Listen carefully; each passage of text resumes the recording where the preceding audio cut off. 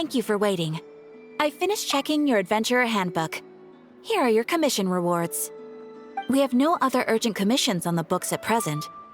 Thank you for all your hard work lately. Perhaps you two could consider taking a vacation. Amazing! Paimon never thought we'd end up having downtime and not cry. Things were pretty hectic when we first got here. Everywhere you looked, it was either the wild hunt causing chaos or the Fatui stirring up trouble. It felt like this whole region was one giant slime in a barrel, ready to go boom at any moment. Sure have. Things were looking pretty dicey, but in the end, we managed to turn it around. Whoa! Paimon just got deja vu! Oh, that's right. It's because we've done this like a million times now. Yes. Are you two aware that the Moon Prayer Night is soon to take place? Oh, yeah! Mama told us that was coming up soon.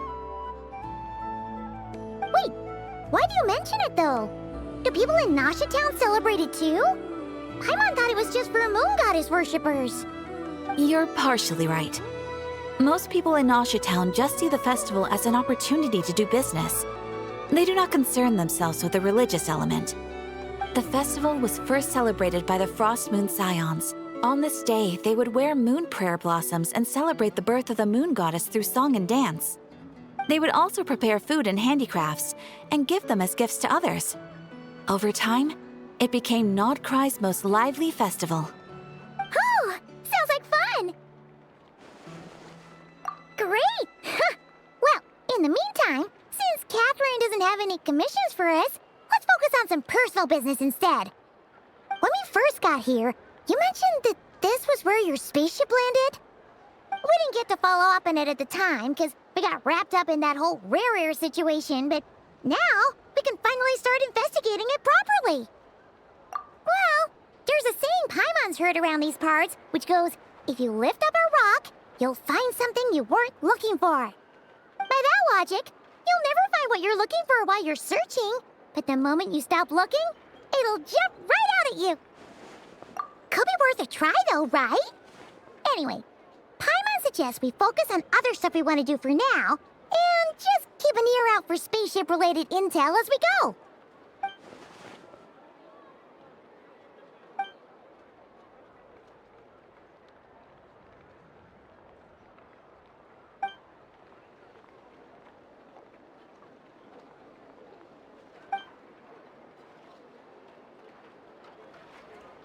What's wrong?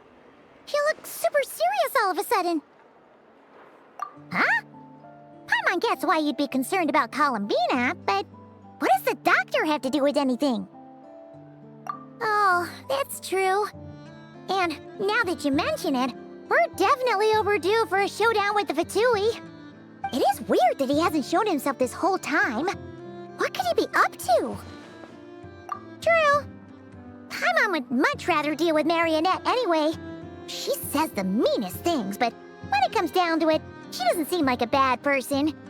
Maybe it's the pressure of being a Fatui, especially as a Harbinger. Does she feel like she's gotta act tough to keep up appearances or something?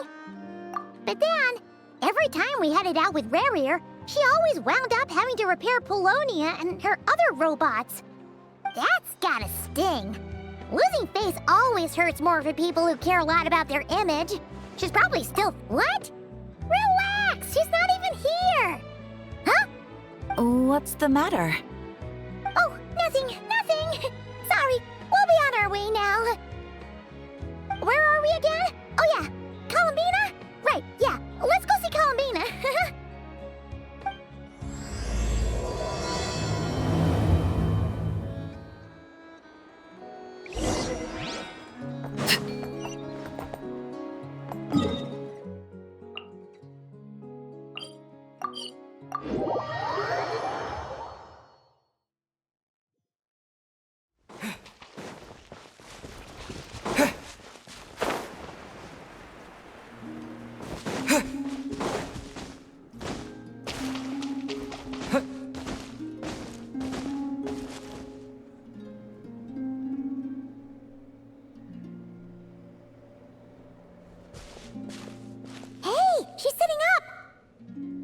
Is me sitting here a rare sight?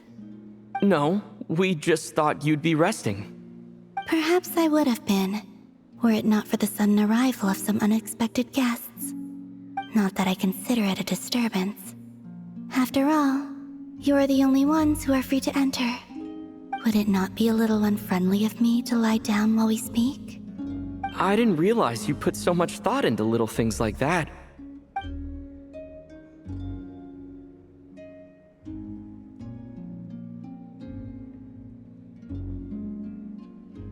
Only sometimes. There have been moments lately where I think about you and your companions. They are warm, mysterious, and cozy memories. Very few of my past memories are anything like that. They say that travelers return home bearing bags full of souvenirs. But my luggage was empty, and I believed it would stay that way. Return home? So, you're still planning on returning to the moon? Yes. This planet continues to reject me, reminding me that I do not belong here. If I remain into that, there will come a day that I disintegrate. And I don't mean reduced to dust or turned into food for the flowers. I mean, I will cease to exist entirely. Alright then. Well, we're sure gonna miss you. But it sounds like we'll have to say goodbye. How do you intend to return? The moon prayer night is soon to arrive. On that day, the moon will be closest to Devat. The Kuvaki in this land will reach its peak at that time. I merely need to grasp the tide, and with relatively little effort. Oh, Paimon gets it! It'll work like a slingshot! You make it sound like she's gonna get blasted up to the moon. If I did that, I suspect I would crash into the false sky. I will be using a much gentler approach. But I do like the analogy. It's fun. You see? She gets Paimon's sense of humor. In the blink of an eye, the time has come to part ways. It does feel that way, doesn't it? Time seems to fly fastest when you are enjoying it. I have always thought of myself as a wanderer on this earth, and it has never expressed any desire to keep me here. Yet, just as I plan to depart, it tugs at my arm. Is this a gesture of affection? Or is the world mocking me? Oh. Were you hoping I can answer that? Yes. You are a traveler, so you must have a lot of experience in this area. Then, what I would say is, enjoy the moment. That's right! Don't overthink it! Happiness is happiness and joy is joy! The point is to enjoy it, not analyze it! I see. Then what I would say is, even though I am very tired right now, I am still happy. I can't tell from the tone of your voice. Oh, really? You don't think I sound happy? I'm just kidding. I could tell you were in a good mood today from the moment we saw you. Ah, a joke. Albeit not a funny one. Anyway, I assume you're here about you-know-what. Give me your hand. Actually, it's not that. There's something else we wanted to discuss with you. Oh. Then, do you still want to give me your hand? Or not? Sure.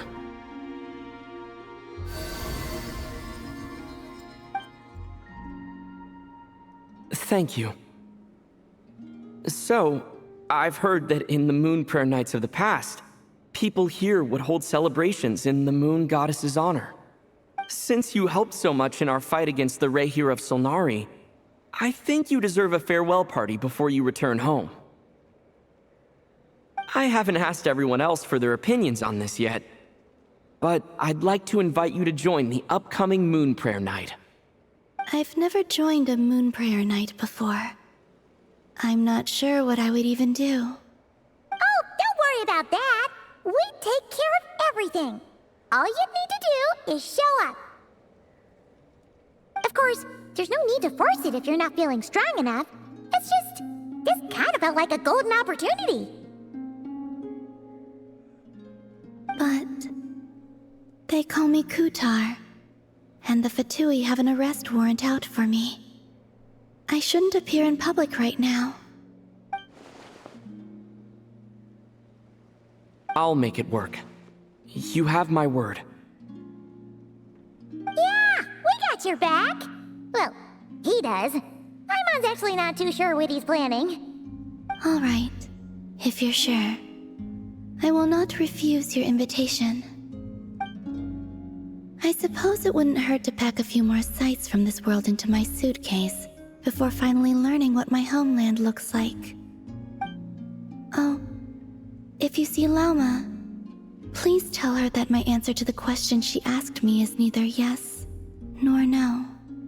Rather, it is, there is no need. That was kind of cryptic, but sure. Guess it's between the two of you. We'll pass along the message. Bye for now.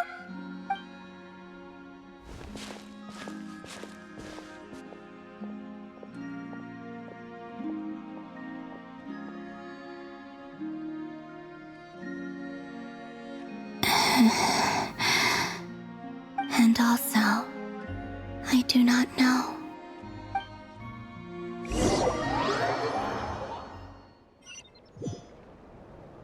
Since she's agreed to join the festival, let's go see who else wants to take part. Lauma's gotta be the person most familiar with the Moon Prayer Night. We should start with her. Also, what exactly is your plan to keep her safe? Not sure yet. I'll figure something out. What? Are you serious? And Paimon even gave you her vote of confidence back there. When did you become so sneaky?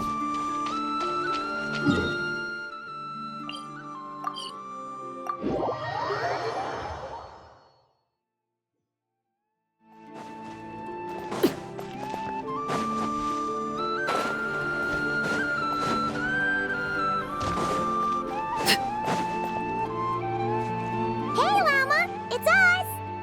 Huh? Varka? What are you doing here? Beats me. I had a bit too much to drink last night, and when I woke up, I was on Hisi Island. Mr. Varka is helping to oversee Nasha Town's preparations for Moon Prayer Night. He is here to go over some details regarding the decorations and custom cloth designs. Right, yeah, that too. What do you mean, that too? Yes, celebrating this festival is a long-held tradition here in Nordkrai. On this day, the crescent moon at the top branches of the verdant crest turns into a full moon, and the moon prayer blossoms bloom with a special radiance. Our people take these to be blessed omens. It's an especially welcome event coming off the back of all that nasty business with Rare. Everyone got put through the ringer recently, and now they're looking to turn their fortunes around. The big shots in town all agree that a big, lively celebration is just what we need to rebuild people's faith in this place. No wonder Catherine said that people weren't so bothered about the religious element. That's right. It's become more of a local custom by this point. The celebrations have little to do with whether the religious stories behind this event are true or not. Even the Frost Moon Scions are eagerly awaiting the coming of Moon Prayer Night, despite now knowing that their past beliefs were founded on a falsehood. That's fair. It's a bit like the Lantern Ride in Liyue. It's a chance for people to enjoy themselves, not debate the existence of the Adepti. Oh, one other thing! We just went to see Columbina. We went ahead and invited her to take part in the festival this time. Hope it's okay. Wait, so... you mean she agreed to it? Huh. That's quite a surprise. Then, I suppose that she intends to return to the moon on that day. Oh, yeah! It's kind of a complicated process, but basically, it's like a slingshot. I understand. In truth, I had a feeling that she might make such a decision. Well, If Kuthar has decided to participate in the festival, we should prepare accordingly. Yeah, exactly. She was saying how it could be risky for her to show her face in public. We were wondering if there was any way we could hide her. Unfortunately, the people who carved the statues did an excellent job of capturing her likeness. It will be very challenging to hide a goddess whose face everyone is so familiar with. Darn! We may have bitten off more than we can chew here. Nah, don't sweat the small stuff. We can handle that. Huh? Are you saying you have a plan? Not as such, no, but the most important thing with a festival is to keep the mood light and your spirits up. You can't go preparing for a festival with those long faces. You'll never convince anyone to enjoy themselves. The Mostetter spirit is strong with this one. As it happens, I agree with Mr. Varka. Let's start by making our appreciation for Kuthar the beating heart of the festive atmosphere. And who knows, once we get the ball rolling, perhaps everything will just fall into place. Hey! Did you catch that? Lama said the thing! Or close enough at least. I'm looking forward to the Moon Prayer Night already. We have a festival in Mondstadt called Windbloom, and you can always tell which couples are celebrating it for their first time by the smiles on their faces. Big, beaming smiles like their whole face is glowing. And I have a feeling we'll get to see that same smile on the Moon Goddess's face at this festival. Not quite the same, surely. Anyway, I'll take care of business in the city, but I'll have to leave the decor up to you and the Frost Moon Scions. No one else can capture that traditional aesthetic quite like you guys. But lastly, there's the final key element that brings the festival to life. Companionship. Before you leave, let me show you something that we've been preparing. Mr. Varka had asked to see it already, so you may as well tag along. Also, I have some further questions about Kuthar's decision.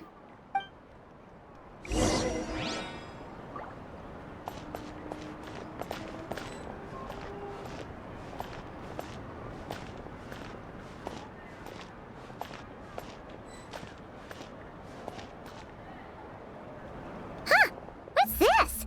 They sure look like they're having fun. I believe so. Kuhenki seem very skilled at playing drums like these, although I'm not sure where they learned it from. Maybe it's an innate talent? In their eyes, they're probably just playing with toys. Wanatar!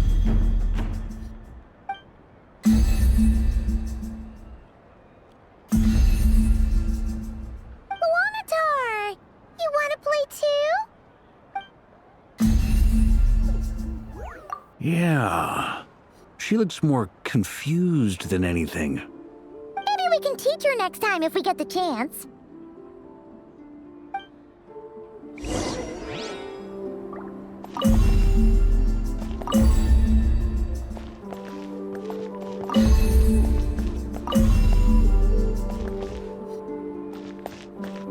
What are these floaty things? Moon veils. We hang them from buildings in the city during the festival. When you look at the sky through them, it creates a lovely misty effect.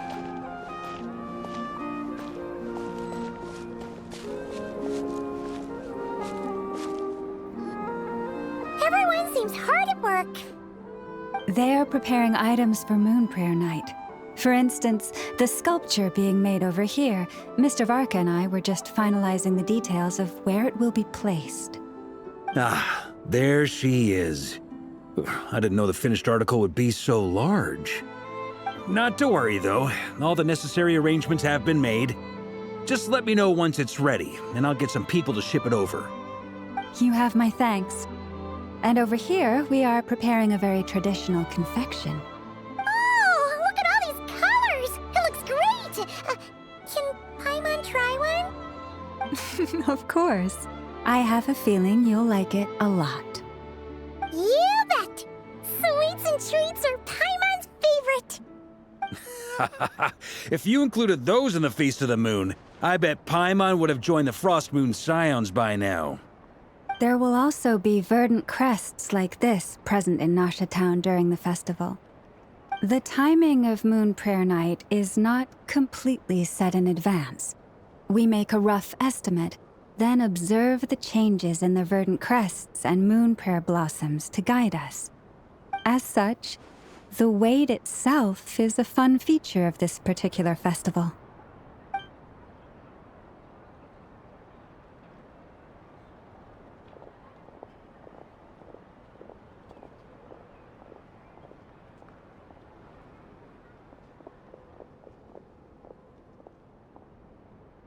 Let's talk here.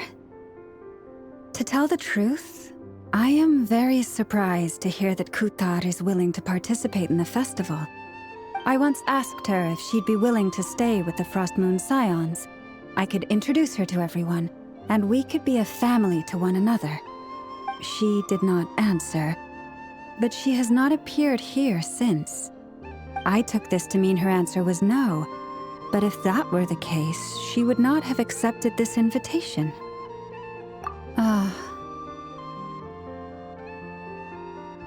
I see. Maybe she is right. Maybe the Frost Moon Scions of today no longer need a moon goddess. But my wish was not for her to come here and be worshipped as a deity. I simply wanted to offer her a place to stay. I'm sure she believes that showing herself here might invite Fatui intervention, and as such, she does not wish to cause us trouble. But what really pains me about all this is that this is her birthplace. She ought to belong here, yet no one has been able to grant her shelter. I think I'm qualified to weigh in here. When someone's about to depart on a long trip, what they need is blessings, not burdens. We should wish her the best, not make the journey harder than it already is. Anyway, she's agreed to attend, hasn't she? All we need to do is simply respect her decision. I see your point. Yes, she will soon depart after all. Our job is to leave her with some happy memories. Besides, who's to say her journey to the moon is a one-way trip? It's not like she can't come back and visit if she wants, right? Paimon agrees wholeheartedly. Festivals are all about having fun, so let's keep it simple. All right, I'm gonna head back to Nasha Town soon. Wanna come with? I'm guessing you have some other folks to visit there. Sure thing, let's go! Bye for now, Wilma! Thank you all. Goodbye.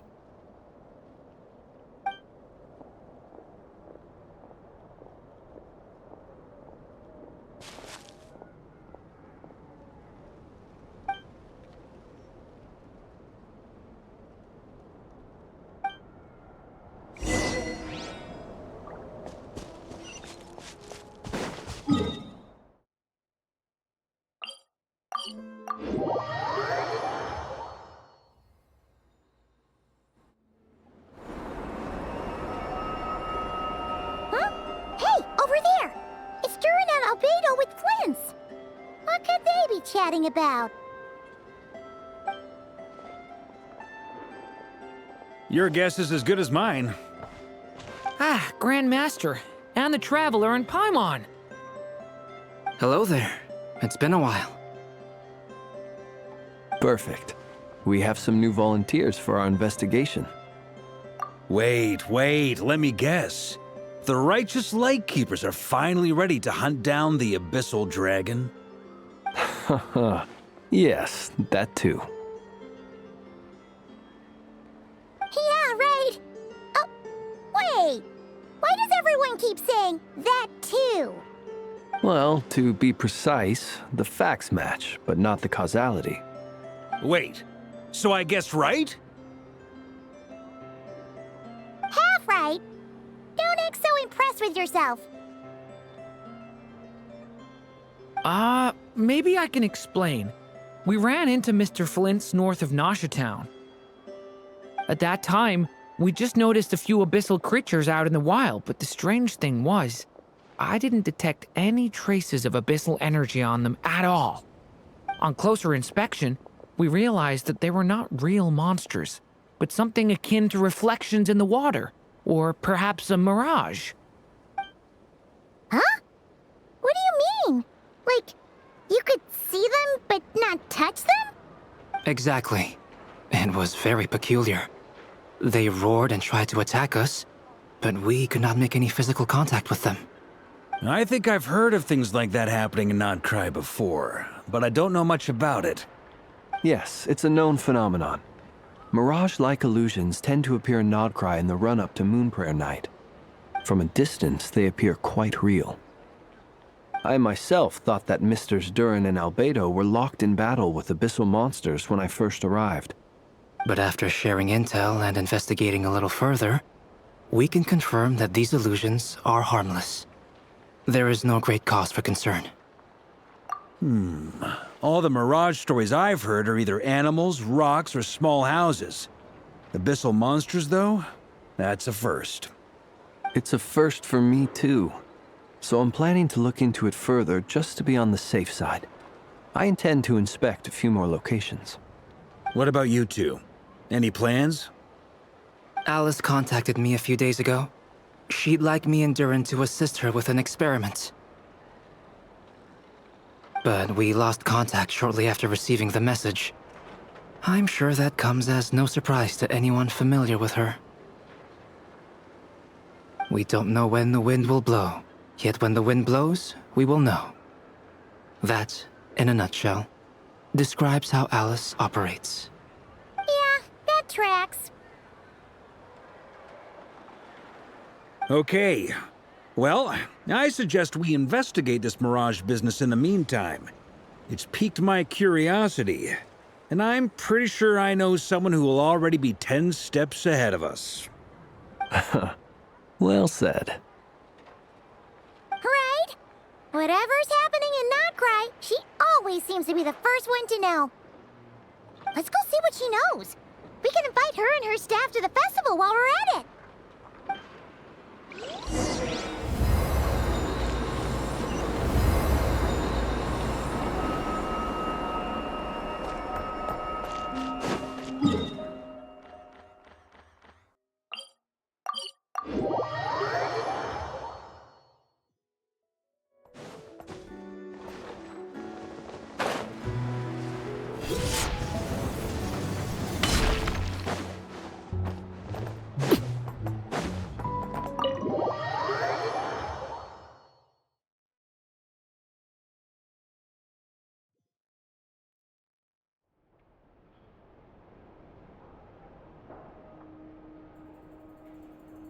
You're right, I have noticed. There's certainly something a little fishy about this situation. Only a little, though. Records indicate that this phenomenon can occur in the days before and following Moonprayer Night. That said, it has always been a rare sight in the past. The odds of encountering these phantoms are similar to looking up in the night sky, happening to see a shooting star, and managing to make a wish before it disappears. But this time, either everyone's getting lucky, or they're appearing far more frequently than usual. Yehoda's out gathering intel as we speak. In the meantime, let me check off some points of interest. First, the Abyss. The ones we saw seem to be abyssal monsters. Indeed. But we have identified one location where many more of them have made an appearance. And not just monsters, but human phantoms, too. Given the scale and nature of the phantoms, it's almost as if someone's last memories are coming to life. Or perhaps the memories of multiple people. Oh. So you mean the phantom monsters are hunting down the phantom humans? Exactly. The phantoms can interact with each other, but we have no means of intervening. In addition, some of the human phantoms would seem to be from the very distant past. This is clear both from the clothing they wear and the stories they tell. They claim to be from Hyperborea, a name which I've heard from Lauma before. If this is true, it means they must be from 6,000 years ago. Did Paimon hear that right? 6,000 years?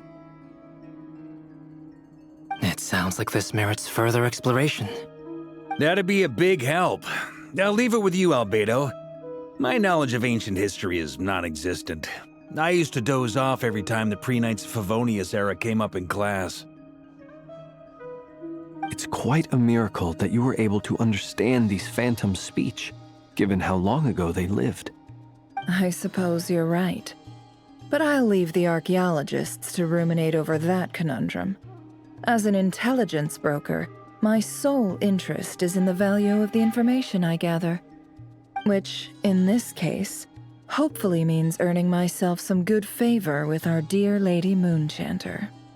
So calculating. Whew, this intel broker logic always catches Paimon by surprise.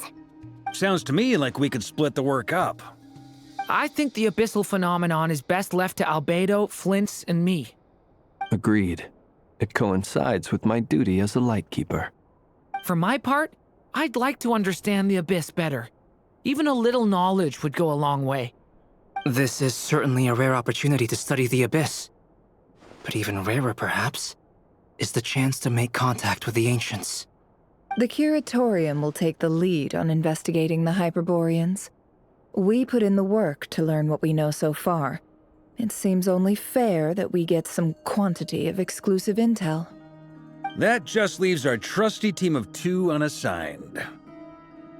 Since you became an honorary knight, of course. This was part of my grand plan all along.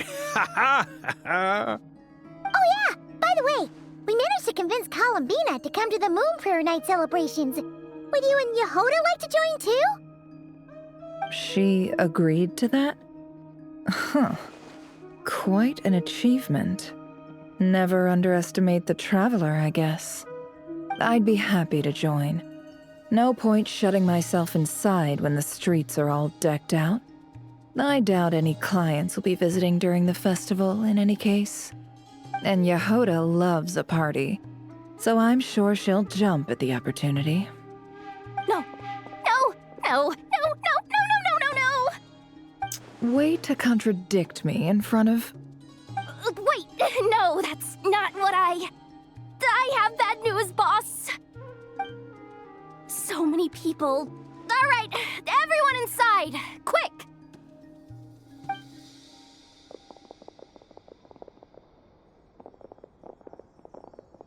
This is gonna sound crazy, but hear me out.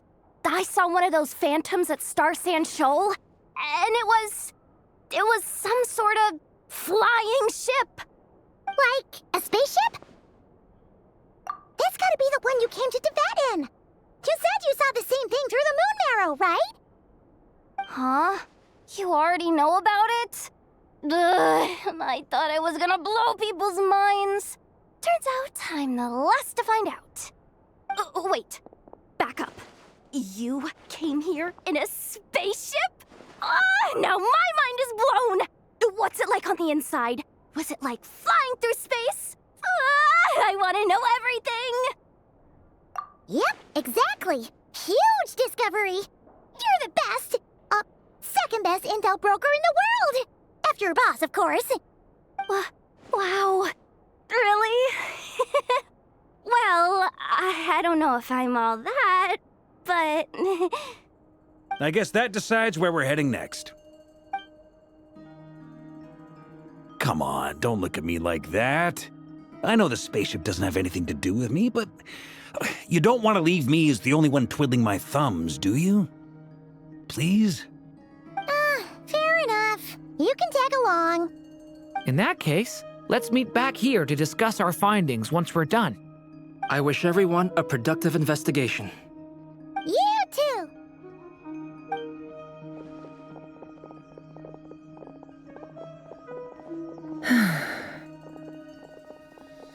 What's up, boss? Aren't we gonna head out? Tell me, Yehoda, When did the curatorium start giving out intel for free? Oh, sorry, boss.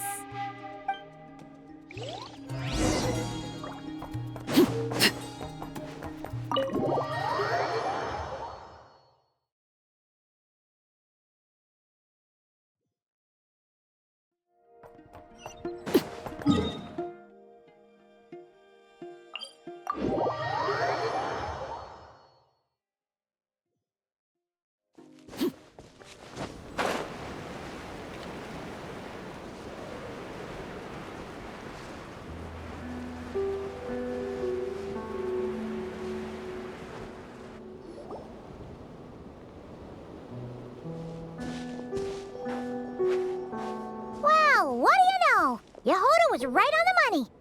This Phantom really is your spaceship. But that's so weird. Why would it show up here? Is it some kind of projection? Or a ghost? Like, maybe it no longer exists. But somehow it left an afterimage? Ah, you're already here. Miss Lauma, what a surprise. I thought you were busy with festival preparations. I was, until one of our people informed me that a strange sight had appeared at Starsand Shoal. No one's ever seen something quite like this before. I thought I should see it for myself. Same here. Oh, so we heard that these things appear around the festival period. Any idea why that is? Unfortunately not. We have very limited information about them, since they can't be interacted with. And no human phantoms have ever made an appearance before now. The most we've been able to deduce is that these sightings appear to be connected to the increase in Kuvaki energy around this time. Yeah, seems like that's all we can do. This is all so confusing. Allow me to lend you a hand.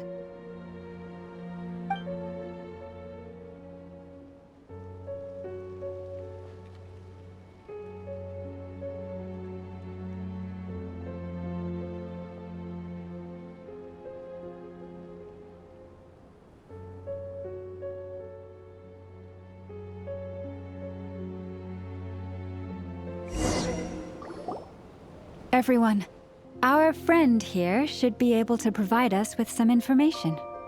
Is that a phantom rhymehorn deer? I've heard about how the Frostmoon Scions live in harmony with the animals and can even communicate with them. That's coming in handy now, for sure. Okay. Yes, I understand. Then how about this?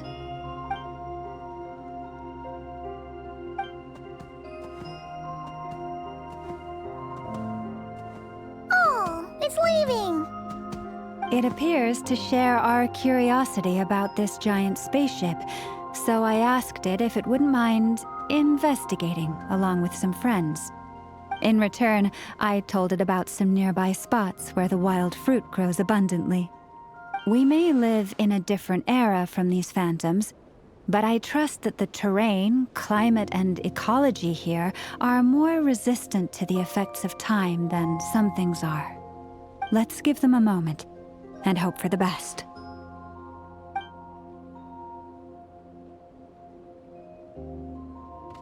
All back together? Must have been a lot of fruit. Indeed. Now let me ask them some questions.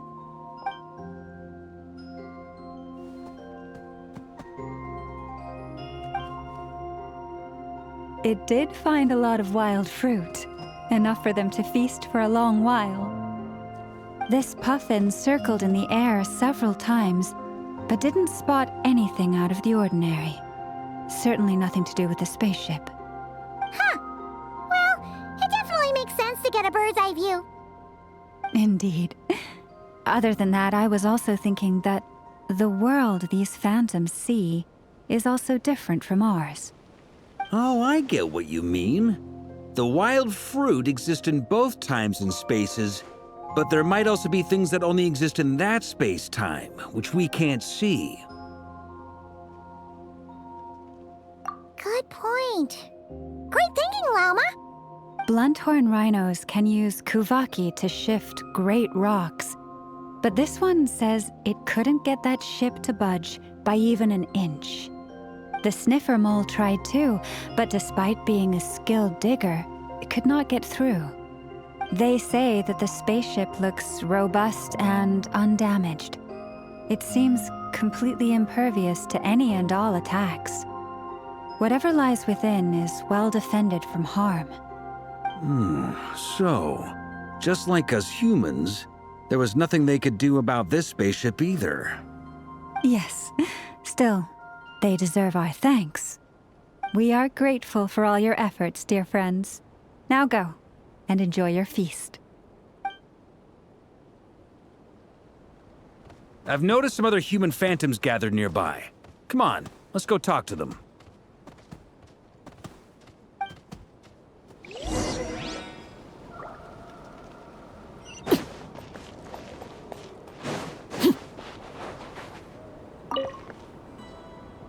What is this thing? I've never seen it move, and there's no way to get inside. Goodness knows. My grandpa says it's been sitting here at least since his grandpa was still alive. What about his grandpa? Did he say anything to your grandpa's grandpa about it? Huh? I don't know. In all likelihood, it was here back then too. Hard to imagine something this huge could move. Guess that means that as far as they're concerned, this ship's been around a long time.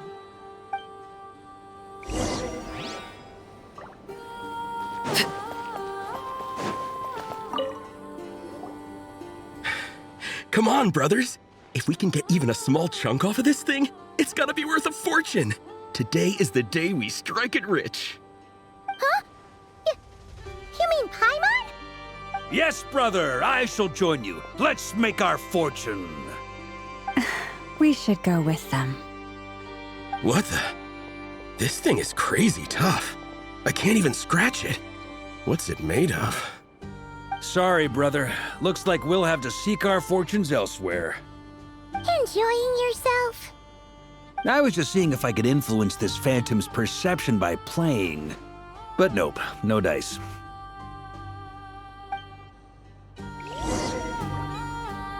I'm sure we're all starting to build up an idea of what's going on here now that we've spoken to some of the people. These phantoms are reenacting real historical events in Nodcry. It's almost like we're in some kind of interactive stage play. We can talk to the actors, but the plot is fixed and we can't influence it. It makes sense. History is set in stone. The objective facts of the past cannot be changed. Paimon totally thought you were just goofing around earlier. But actually, you were doing some serious investigating. Of course I was. Anyway, at this point, I think we're forced to conclude that although the Phantom spaceship is right there in front of us, we aren't going to learn much about it from these people.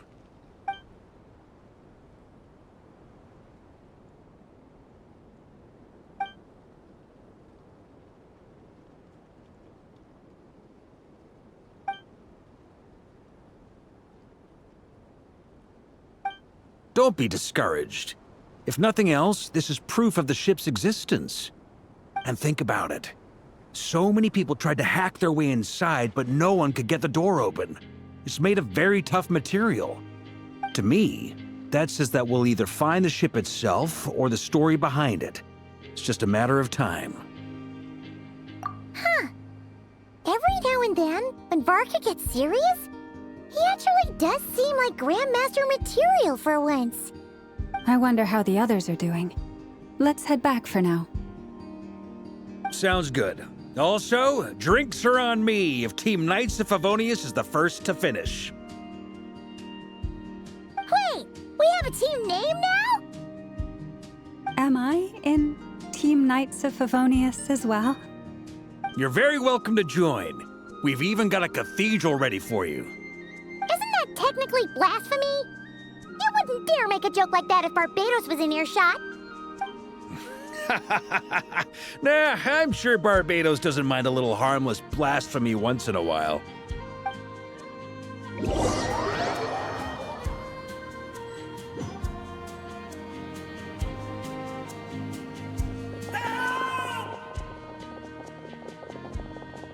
Oh, no! Get away! Oh.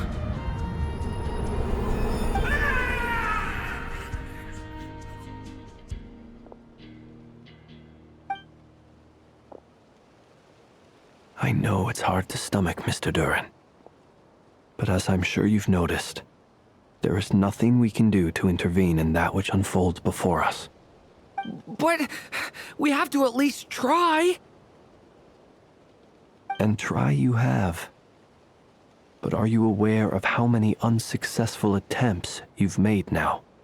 I wasn't keeping count. I'm afraid this is the 39th failure so far. Or the 5th if we're only counting this particular victim. There are no indications that these phantoms may be altered in any way. You seem to have calmed down a little. I'll make us a fire. You should rest and have some water. Feeling any better now, Mr. Duran? May I ask a few questions? Be my guest. What exactly are we witnessing here? What happened to those people? My guess would be that we are seeing Nodcry during the Conrian Cataclysm. Would that be accurate? Conria. That is correct. As you know, once the Abyss senses even the tiniest crack, it floods in and spreads like wildfire. There was a time in the distant past when it permeated all of Nodcry, causing immeasurable harm. The people paid a terrible price to heal this land. Then, 500 years ago, the whole of Teyvat suffered an abyssal disaster. Once more, Nodcry was dealt a devastating blow. I see. In the face of the abyssal onslaught, all were like grains of sand tossed around by a tidal wave. Be they human, fae, or god. The moment you witnessed is but one drop in a whole ocean of catastrophe. All right.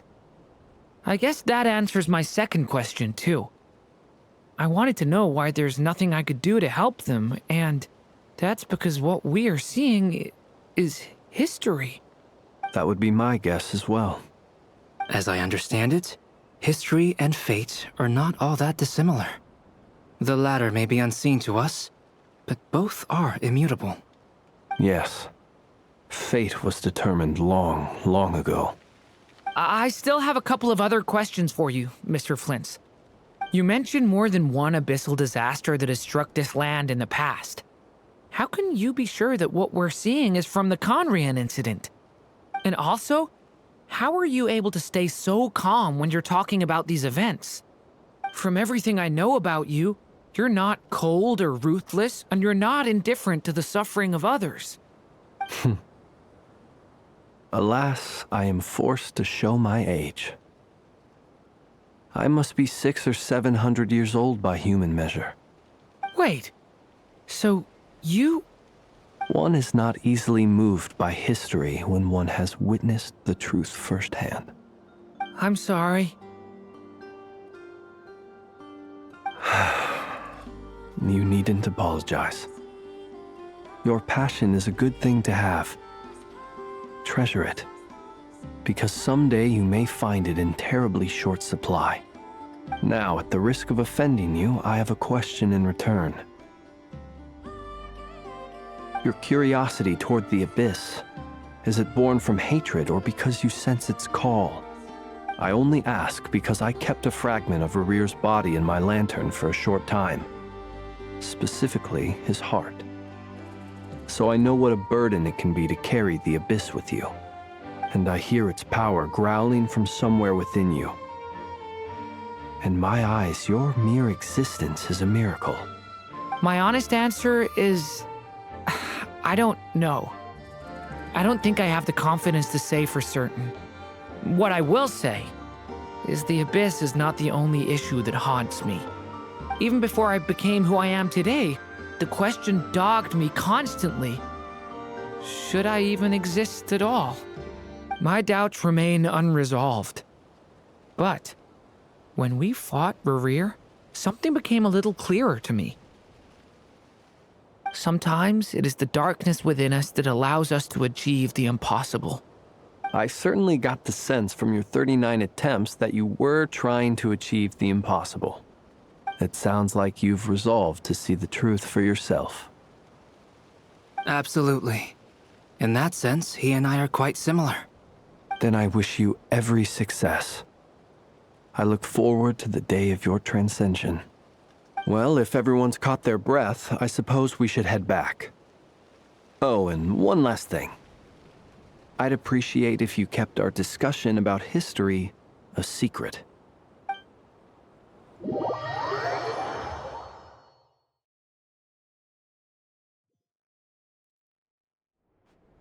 Incredibly, our separate investigations led us all to the same conclusion. Hooray for consensus! Yeah, but we barely learned anything, though.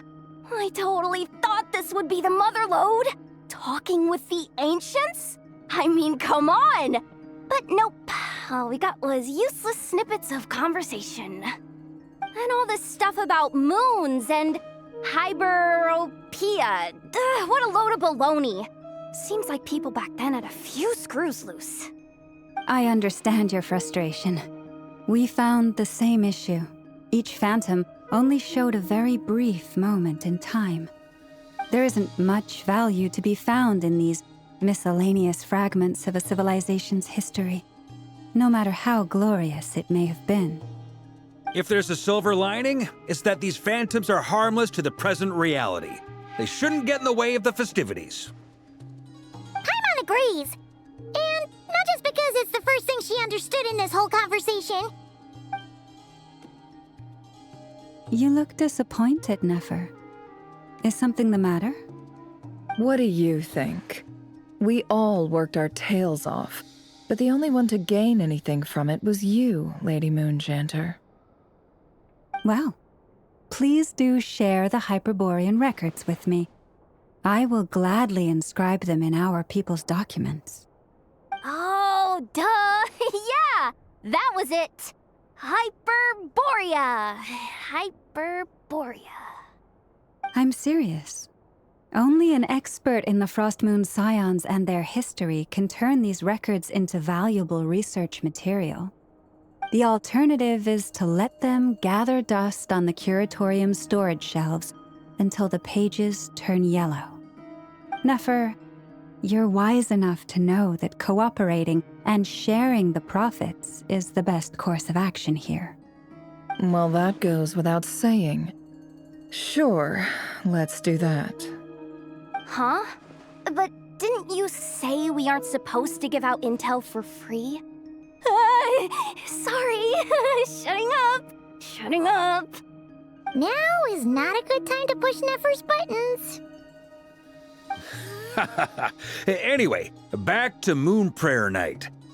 I'm thinking that we should prepare something a little special, aside from the usual decorations and so on. You mean a parting gift? Can't go wrong with food. Although, does food go bad on the moon? Perhaps a lantern would be a better choice. It might be dark up there. It could prove difficult to light a lantern on the moon. Magical stones might serve that purpose better. What about a clockwork mecha model from Fontaine? I've got a whole bunch at home. I use them for fighting practice in my free time. None of these sound like things she would be even remotely interested in. But we don't interact with her enough to know what she likes. Yeah. It would really save us the guesswork if someone could find out what she's into.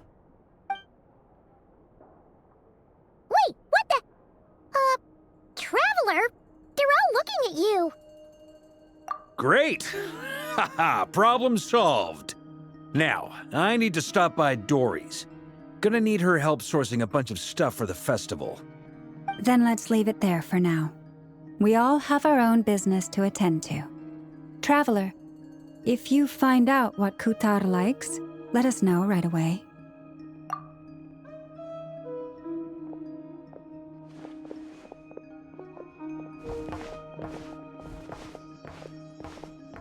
Is something the matter? I'm fine. It's just... I'm still feeling a little rattled after witnessing the horrors of the Abyss. But it's okay. This is something I have to work through. I'll be all right. Thanks for your concern. Well, don't put too much pressure on yourself. If you ever feel like something's wrong, physically or mentally, we're here to talk. Come on. Stop treating me like a kid.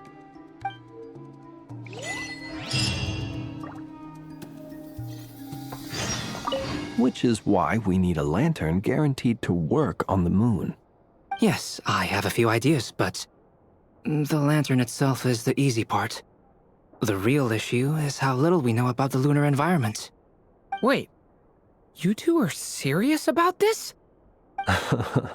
Let's just say I'm intrigued by these shining magical stones that Mr. Albedo has mentioned.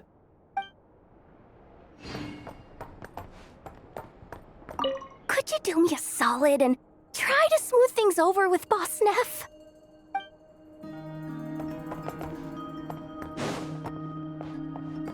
Miss Lauma, would you accompany me into town?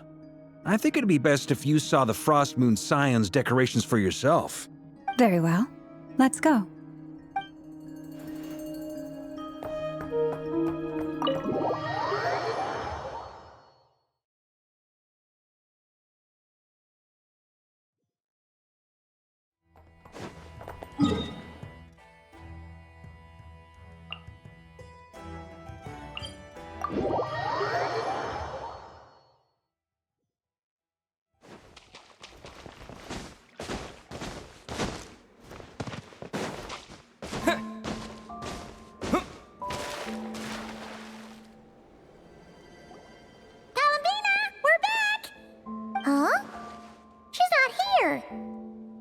Weren't there a few Kuhenki here last time, too?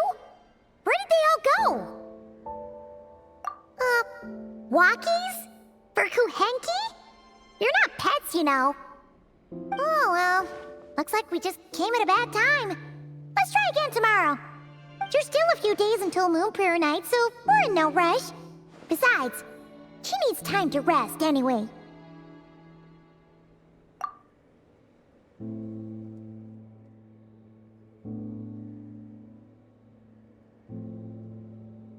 Kalamina! Are you back yet? Oh, how strange. Looks like she still isn't here. Right? It's not like her to spend so much time outside, especially since she's worried about attracting unwanted attention. What about Luonatar? Luonatar, you there? Hey! Do you know where Kalambina went? Sorry, didn't understand. But if you know where she is, could you take us to her? Yeah, that's even stranger. What about him? Oh, that's not good news. They change color when Kalambina gets weaker, right? And they look super pale right now. Good idea. She might know what's happening.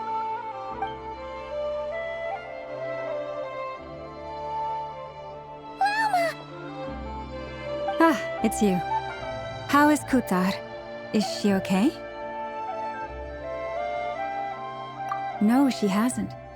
I came here to check on her after I noticed the flowers had changed color. Based on past precedent, she must be very weak right now.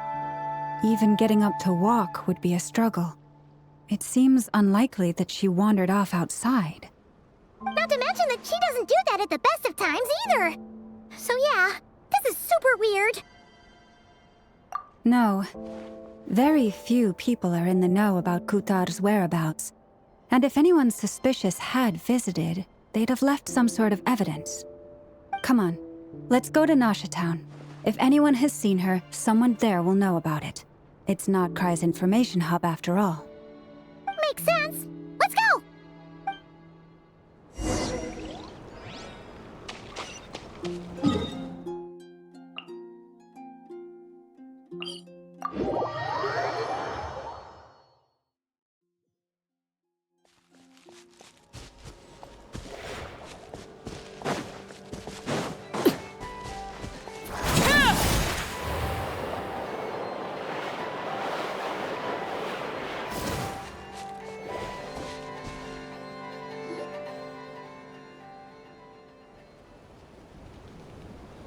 moment. Is it just Paimon, or is this stall kind of suspicious?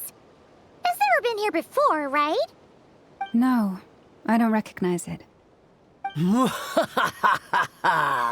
Alas, your free and easy adventure time is over. Now, prepare to face the final boss of Nod Cry. Whoa! Where'd that voice come from? Not sure, but it's definitely hostile. No, not that way. The final boss is right here. The sniffer mole? That's the final boss? Surely not. Also... Okay, the jig is up. I'll stop teasing you. Turn around. I'm right behind you. It seems I've managed to leave quite an indelible impression, even though you've never seen my face. Ah, nothing could make a great mage more pleased with herself.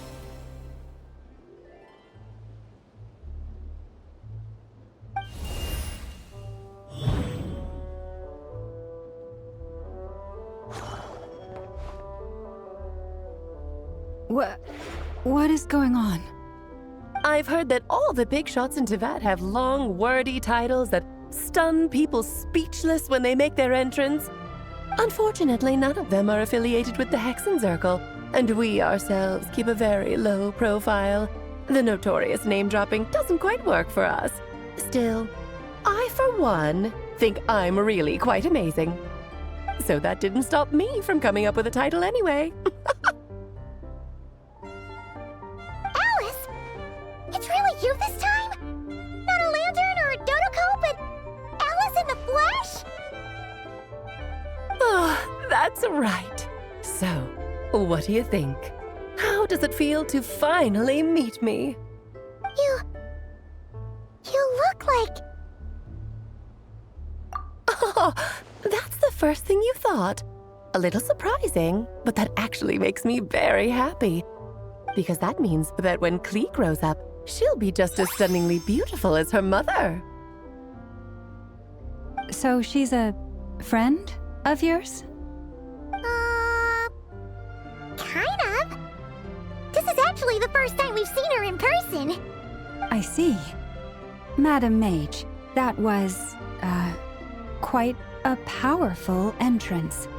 I certainly won't be forgetting it anytime soon. It's okay, Lauma, don't force it. Paimon will do the honors. This is Alice from the Hexenzirkel. She's a friend of ours. And of Arcus, too. That's right. She's a good person, just kinda... unpredictable. Well, what is the human heart if not unpredictable? Hmm? If we could not do as we please, how would we differ from machines? I am Lauma, Moon Chanter of the Frost Moon Scions. It is a pleasure to meet you. Oh, I know. Before you got here, I spent a good, 15 minutes getting up to speed on Nodcry's present situation. In other words, I've read the whole in the last episode part, so we can skip the pleasantries. Fair enough. Well, Miss Alice, I can already tell that you have quite a unique personality. You'll get used to it. Paimon sure is. So anyway, what are you doing in Nodcry, Alice? Oh, I thought I told you already. This time, I'm the final boss. And what a formidable foe I shall be. Powerful, confident, decisive, and good luck finding my weak spot. You will never succeed. Oh, drat! My one weakness, and you found it in an instant. Fate has been dealt a devastating blow. Thus falls the great Dodo King. Why are you playing along with this nonsense? For funsies, of course. What's wrong, Paimon? Are you disappointed in me? Am I a gigantic letdown? No, it's just... you seem like a busy lady. And this is the one time you've shown up in person. Paimon figured it would be for something more high stakes than just goofing around. You're quite right. I'm here in Nodcry because something big happened. Something big enough it caught the attention of the Hexenzirkel. It concerns the 3 moons, Tevat's borders, and of course, the moon goddess you are currently searching for. Kind of. Why don't we discuss this over a pot of tea? My main reason for coming on this trip to Tevat was, of course, to have some fun. But I do technically have a job to do as well, namely, maintaining the stability of Tevat's borders. I'll skip over the complicated parts, but to sum it up, abyssal energies are all that lie beyond Tevat's border. We'd find ourselves in a real pickle if they ever made it through. And the phantoms you've been seeing are a sign that the border has been disturbed. Ah, no wonder they tend to show up around Moon Prayer Night. Is it because the real moon is now so close to us that its power can cross the border? In part, but only a negligible amount passes through. Just enough to influence the verdant crests and so on. And as you've noticed, there has been an unprecedented number of phantoms appearing this year. The influence of the moon beyond the border cannot explain this. No, there is another far greater factor at play. The trilunar syzygy. A trilunar syzygy?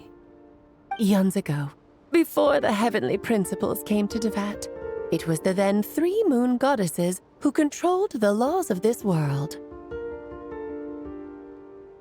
Oh, that's exactly it!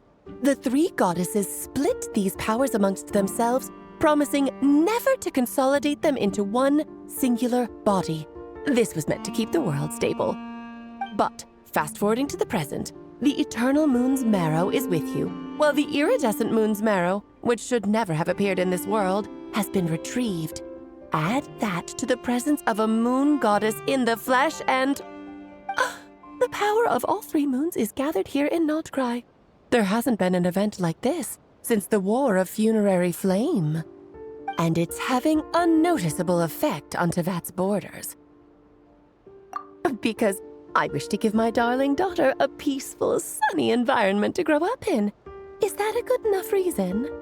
Kinda sounds like you're dodging the question, but it does make sense. Well, that's one reason anyway, and the most important one. The others are a little complicated to explain. For instance, cleaning up after dearest Miss R. Albedo could tell you more about that if you're curious, but right now, I have a more important question to ask you. Why are you collecting the moon marrows? I see. Nicole told me about that legend once. Nicole? You mean Mage Anne? Oh, so you remember. Yes, of course. That was a story about fate, her area of expertise. But back to the story of our dear moon goddess. I'm afraid her intended method of returning to the moon is unlikely to work anymore. What does that mean? She may be missing, but she hasn't gone anywhere. She has disappeared.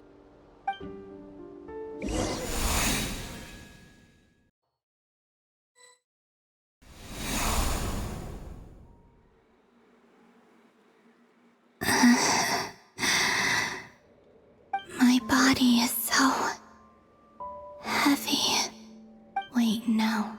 It's my mind that's heavy. My arms and legs are as light as a feather. What's happening to me? I feel drowsy, like I've been asleep for too long. Is it daytime or nighttime? Is the moon out? I think I'll go for a walk.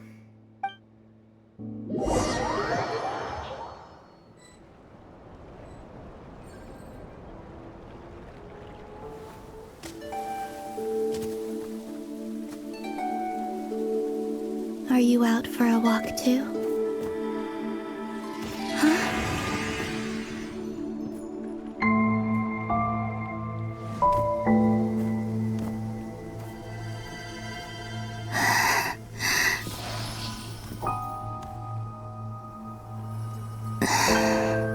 The day has come at last.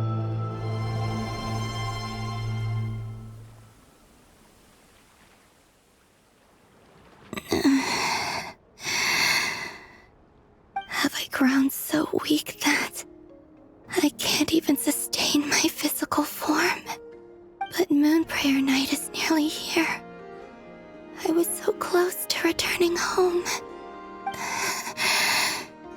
Death is near. Is this how it ends for me? Will I return to the moon after I disappear? Or... I don't want it to end like this. So far, at least, I still exist. Even if not physically, I can still feel. But as my power wanes, I'm sure that too will fade. I suppose I might take one final look at this world. The world where I was born.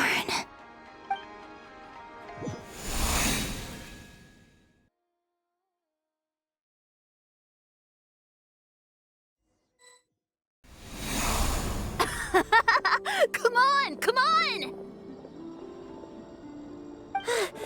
Wait for me! The Frost Moon Enclave. How much it has changed since I was born. These decorations, they're so heavy. It's times like this when you kind of wish men could be priestesses and acolytes. How fascinating. I've never had the chance to be privy to people's private lives in this way. In the past, people would get so solemn and serious the moment I showed my face. Like they were frozen stiff. Karina, Lametti, it's time to eat. Coming! I want to watch them a little longer.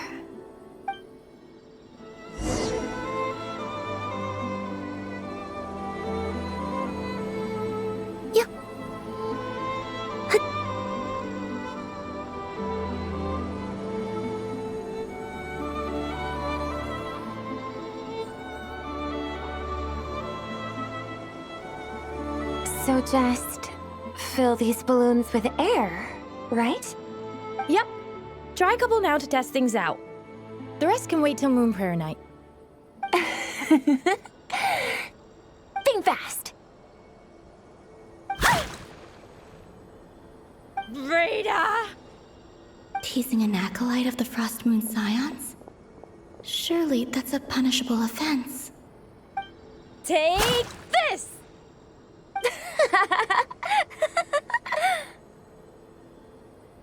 Huh? Alright, enough horsing around. Lady Lauma gave us a task. We should get back to it. The task is just to check that the balloons don't leak, right? Doesn't matter if we fill them with air or water. Yeah. Okay, you got me there. And you got me there. But still, we can't use all the balloons before the festival even starts. We won't use all of them. And as long as Lady Lauma's trusted acolyte doesn't snitch, this can stay as a little secret between friends. A couple more can't do any harm, right? Oh, you menace. Then, think fast! Is pumping a balloon full of water really so much fun?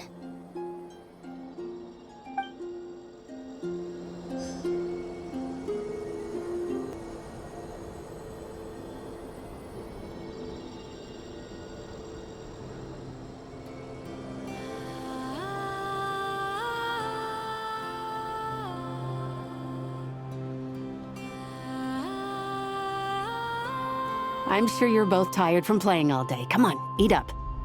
A plain, humble meal.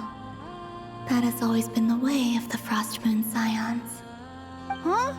How come Lametti got a midsummer berry dessert? Oh, I always get Lockaberry. I don't mind sharing. You can have a bite of mine if I get to have a bite of yours.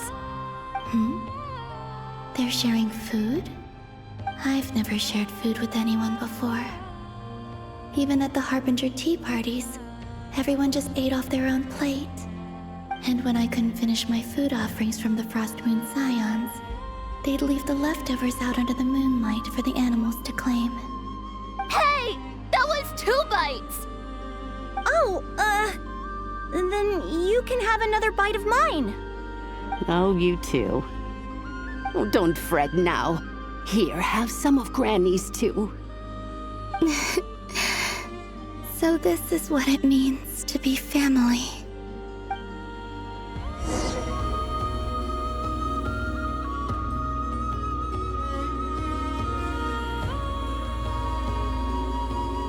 I'm seeing so much that I'd never usually get to see. They'd never act like this when I was around. It's nice, being able to just watch people in peace in these final moments. What a rare opportunity. I think I'll go take a look around Nasha Town, too. Maybe the Traveler will be there.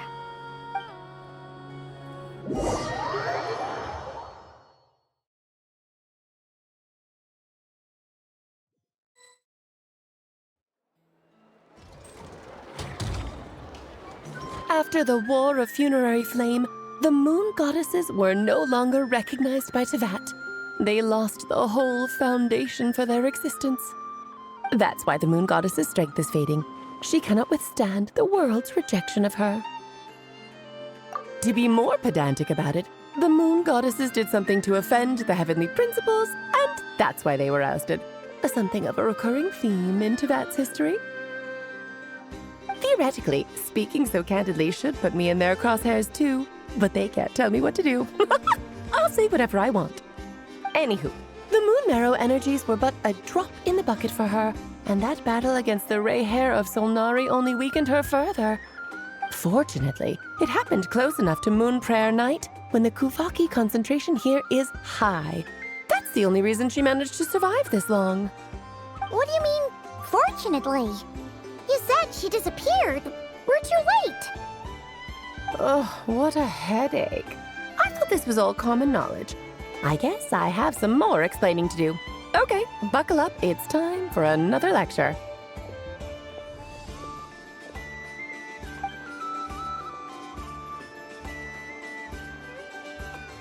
Now, I said earlier that the Moon Goddesses lost the foundation for their existence. The reason for that has to do with the natural order. Basically, the rationale for their existence in Teyvat was lost. The same logic applies to the present Moon Goddess, too. Consider her existence so far. Her comrades in the Fatui called her Damselette. And she was worshipped as Kutar by the Frost Moon Scions. But these connections have now been severed, whether by her hand or yours. So, the rationale that once sustained her existence is now gone. Wait, we did that to her? Oh, well, strictly speaking, yes. But let's not start pointing fingers, shall we? I'll only end up as the big bad villain, and that's not the kind of final boss I want to be. Of course I do. I'm only the greatest mage in the whole entire world. Now, if you wish to find your Moon Goddess, there are 2 problems we need to solve. Firstly, we'll need to strengthen the connection between her and Teyvat, at least enough to sustain her until Moon Prayer Night. Strengthen her connection? But does that mean I'll have to rally all the Frost Moon faithful behind this? I'm afraid a bygone faith and a former home won't be of any help to her now. Do you know her name? Her name?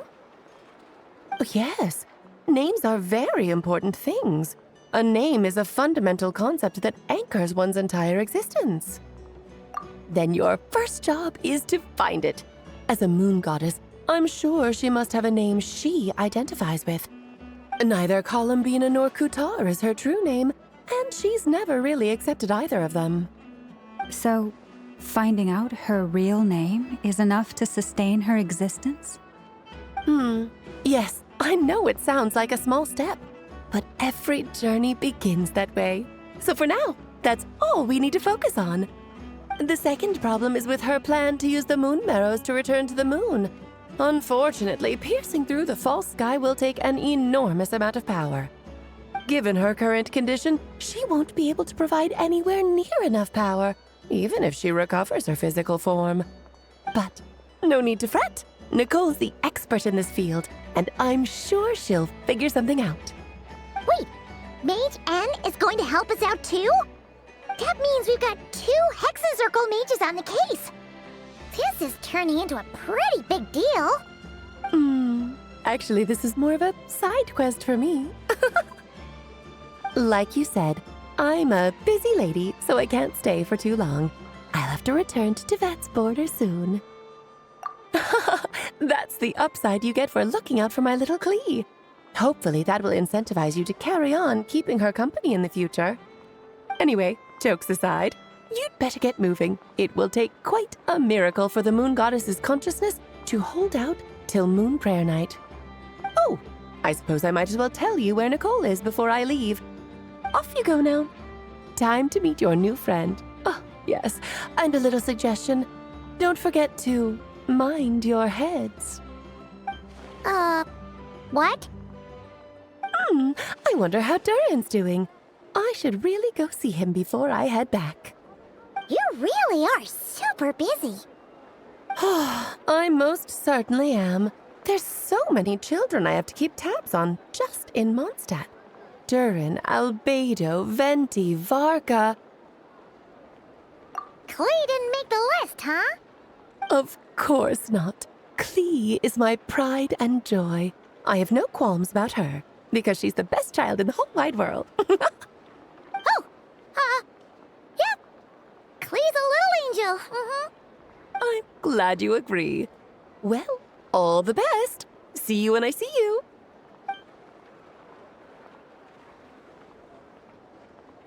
She left in a hurry. Yeah, she didn't pack up her stall. Should we handle it? I must say, I am now very curious about her daughter. Klee, wasn't it? What's she like? That's a long story. Come on, we'll fill you in as we go.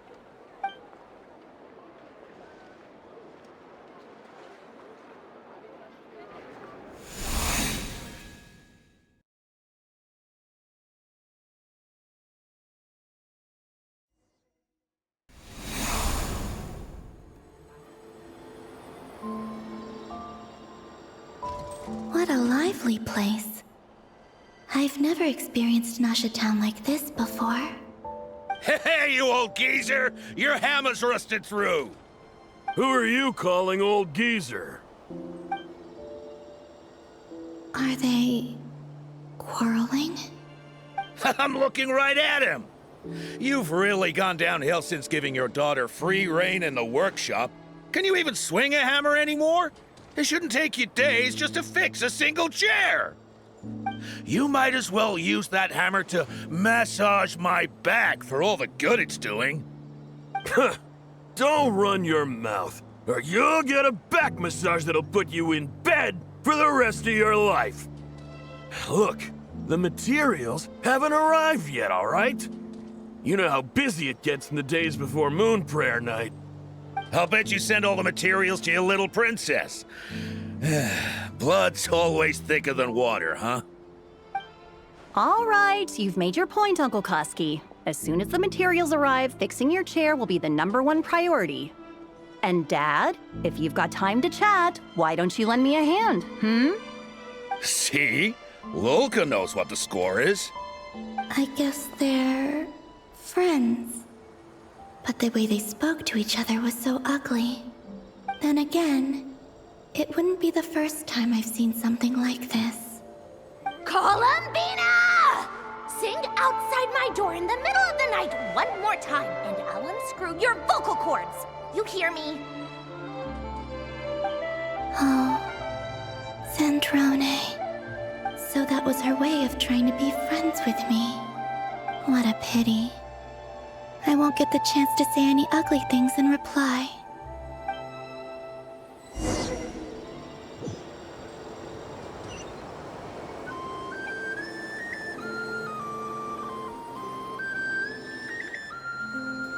Hey, Have you decided what to give her for Moon Prayer Night? I sure have. She's gonna get the surprise of her life when she's least expecting it. Then I'll whip out the ring and pop the question. The surprise of her life. What a fun turn of phrase. Cool, I get the picture. You can spare me the gushy details. Ooh, looks like we have a customer. Hello there, ma'am. Would you like some Moon Prayer Night candy? Huh? Is he talking to me? Can he see me? Here you go.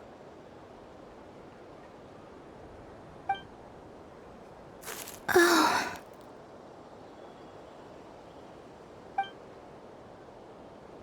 Come back anytime. Right. Now, where were we? I don't know why, but I still held out hope.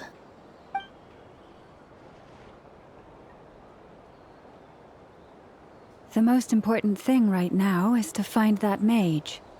This name thing seems super important too, but where do we even start looking? I'd better go pay the Fatui a visit.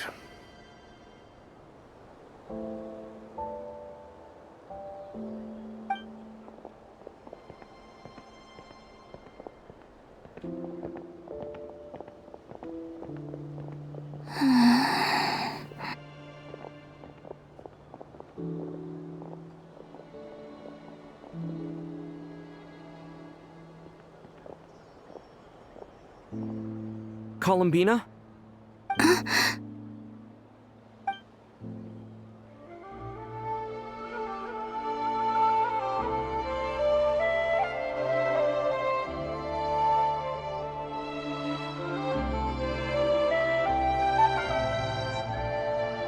Traveler? Let's go! This is no time to be spacing out!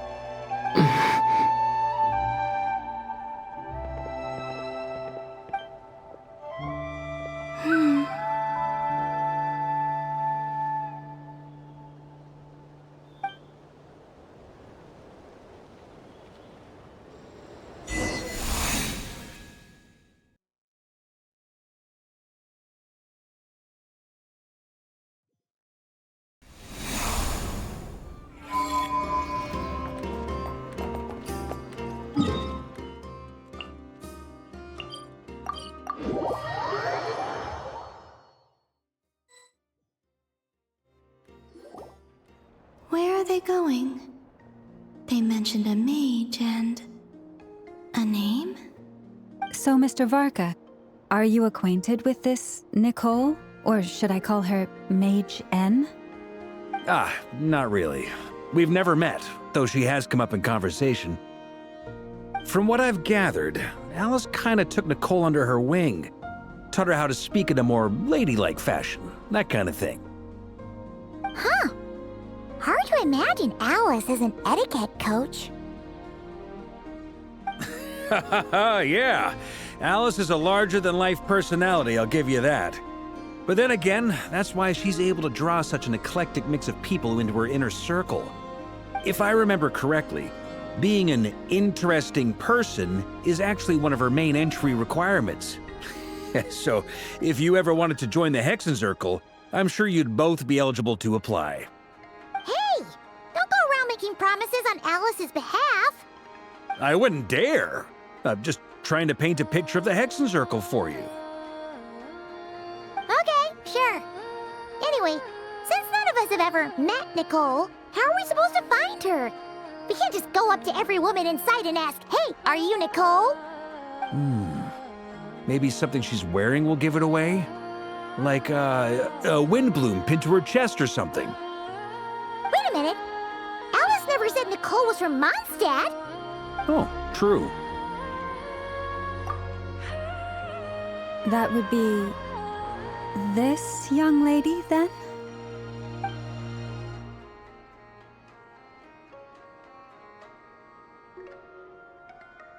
Hey there! Sorry to disturb you, but are you Miss Nicole? Varka, Knight of Boreas of the Knights of Favonius. Alice might have mentioned me before. Mm-mm. Ah! Have we got the wrong person? Sorry. Well, this is awkward. When I shook my head, I meant, no, Alice hasn't mentioned you before. Huh? Where is this voice coming from? My apologies. For certain reasons, I am unable to speak. This is the only way I can communicate with you. It might take some getting used to, but I hope you can understand. Hey, it's fine.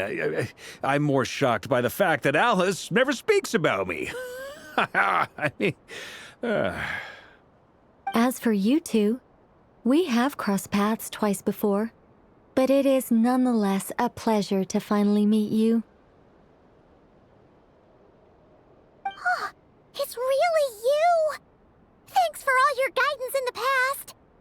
You're quite welcome. This time, things are different. We have reached the unwritten pages of the story. You might say that we stand at the crossroads of fate. Now then, allow me to formally introduce myself. My name is... No, stop! Alice!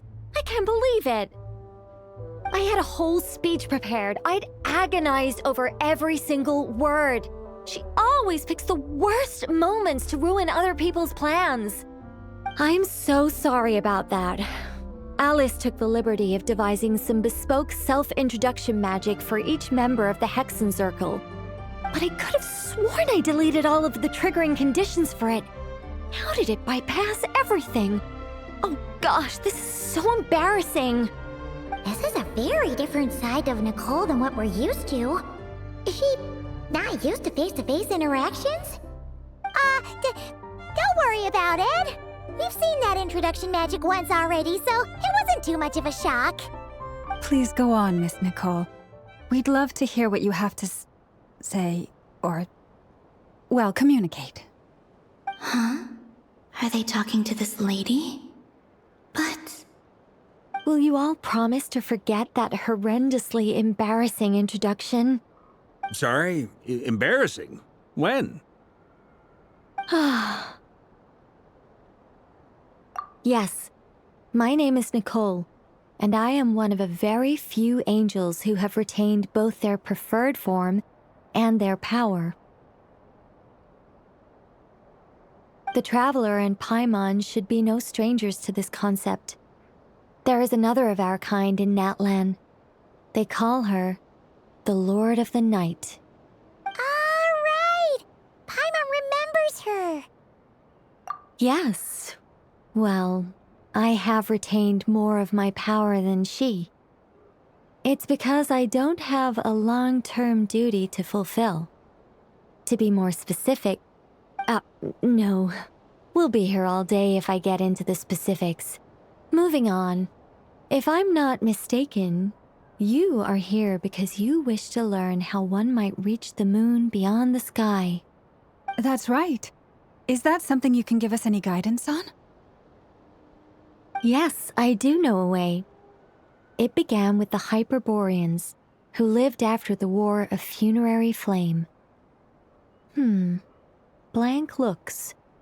Maybe I should start with the background of the war. Or maybe not. It shouldn't be an issue. I'll fill in the gaps for you when we have more time. Anyway, after that war ended, the three moons retreated to beyond the false sky. The Hyperboreans were humans I once aided. They accepted the civilization and creations bestowed upon them by the angels. But despite accepting many blessings of the angels, many among them still held on to their faith in the moons. They were reluctant to accept the new order. Even after the War of Funerary Flame, they sought to contact the moon goddesses beyond the sky and receive their guidance. But all three had passed away by that point. This mage has a unique method of communicating.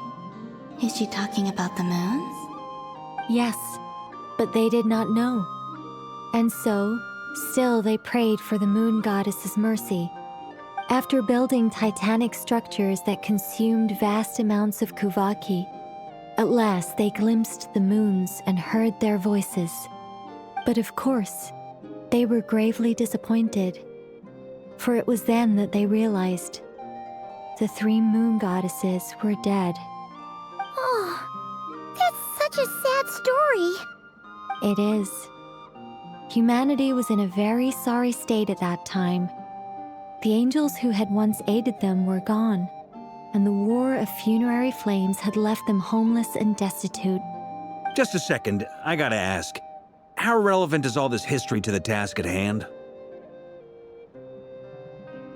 Well, I mean, it's...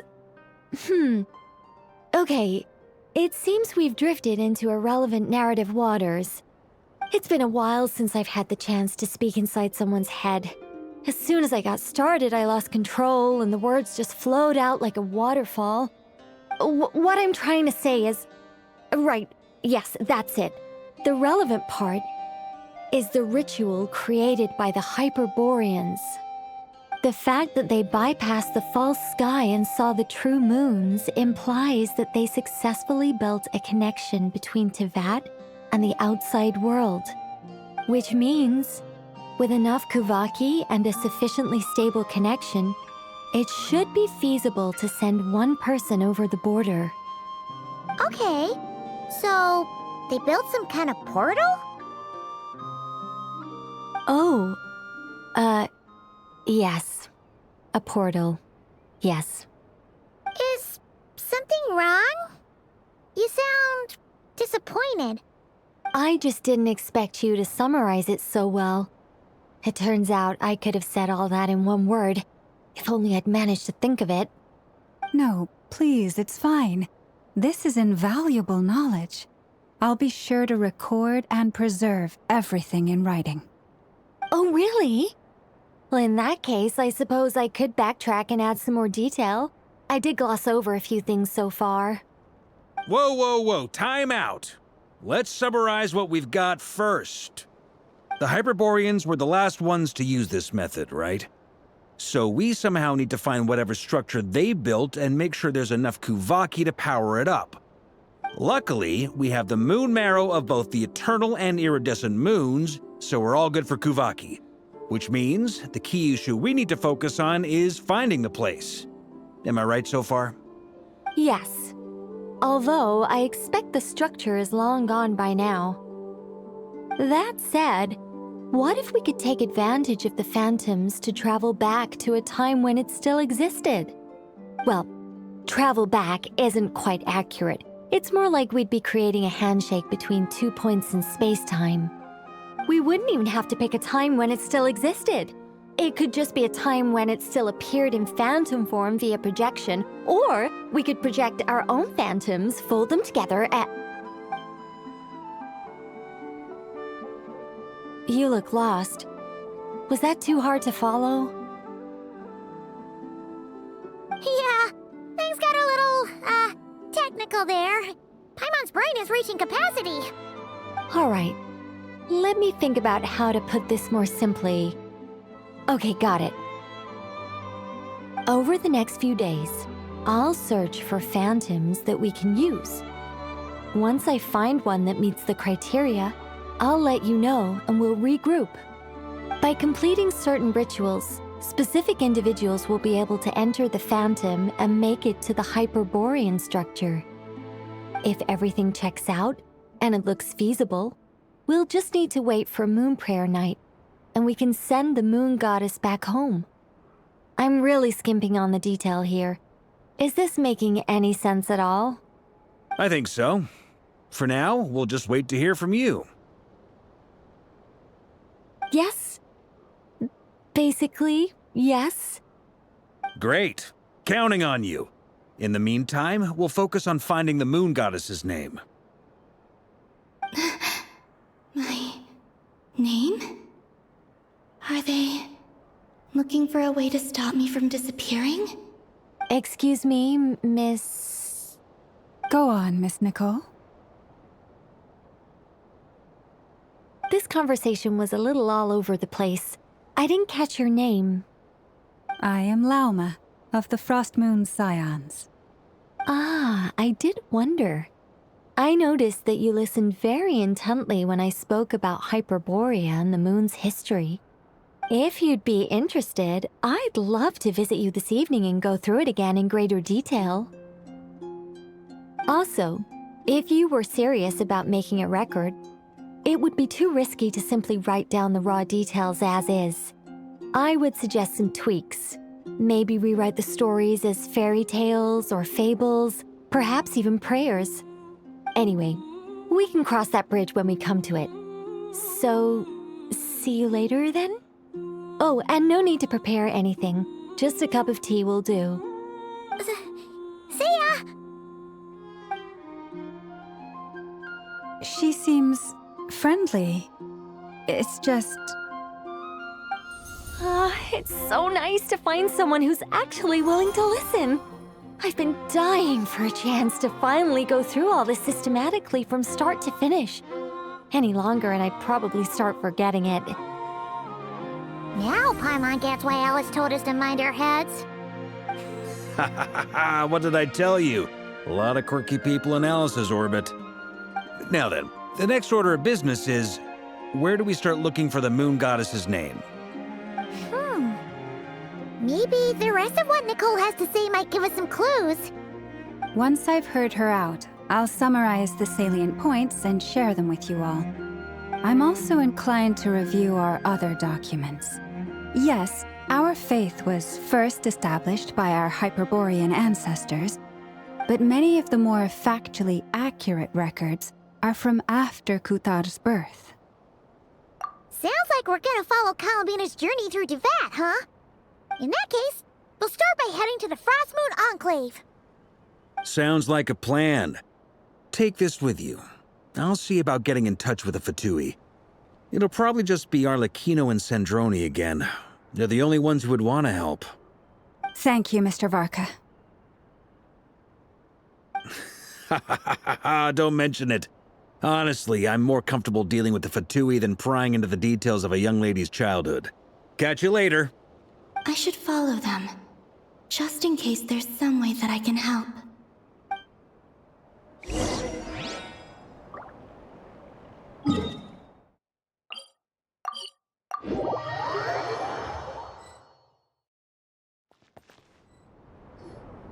A while ago, I took the time to organize all documents in our possession that pertain to Kutar. What you see here is the material I consider reliable. You're saying there's unreliable material too? Yes. Most of the information we have was transmitted through an oral tradition. Inevitably, some of her stories were mythologized and deified over the years through countless retellings. That's why I organized them into reliable and unreliable. There's no sense seeking answers in history unless we can ensure the veracity of the historical record. Makes sense. All right, let's take a look through.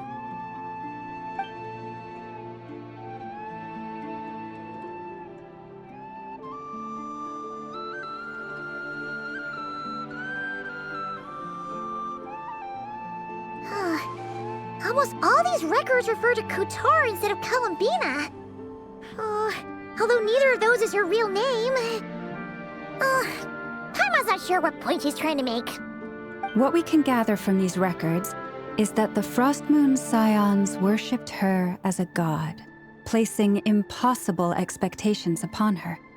I cannot fault them for their earnest faith, but for all their devotion, worshipping her day in, day out changed nothing.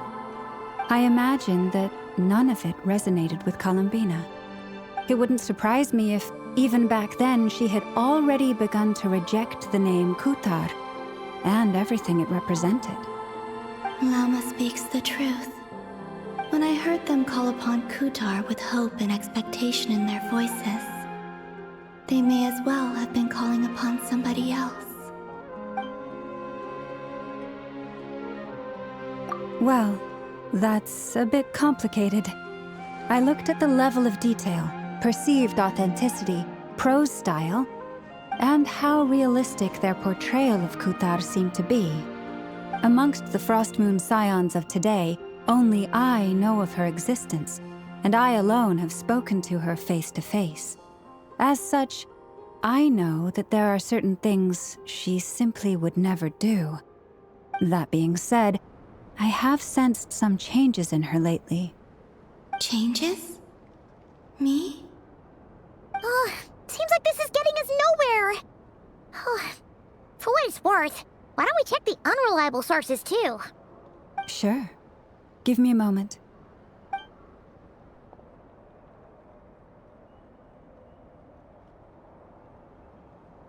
Exerting but a fraction of her divine might, Kutar sheared a great mass from the snow-capped mountain and cast it into the sea, upon whose surface shone the mirror image of the moon. Thus was formed the island of Hisi.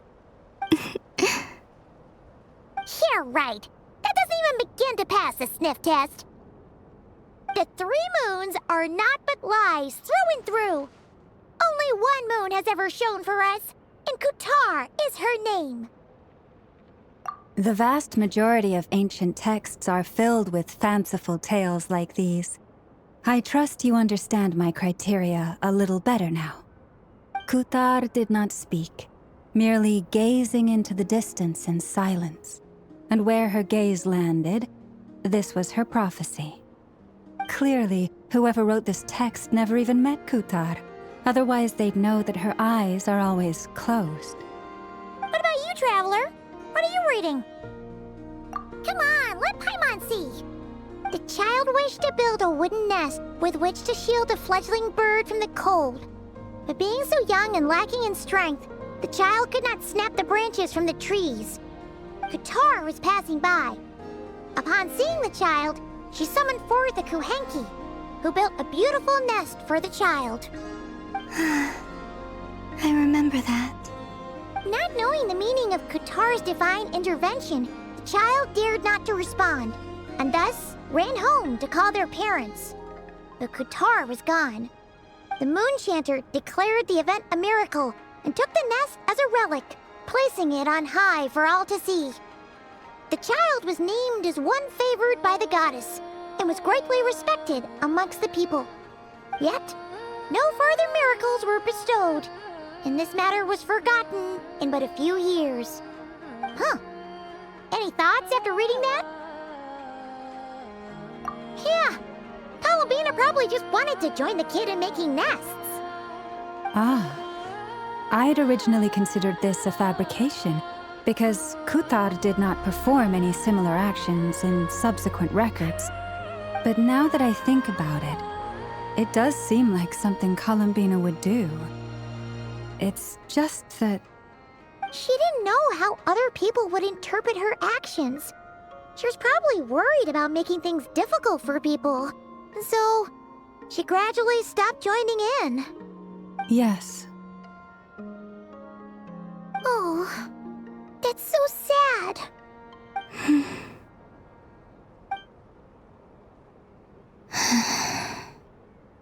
And now, I can make no such gestures of warmth, even if I want to.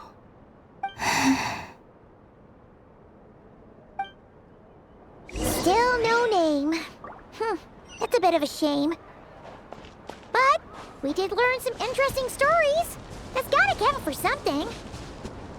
Barca said he was gonna set up a meeting with Arlecchino and Centrone, right? Let's go back to Nasha Town and see how he's doing.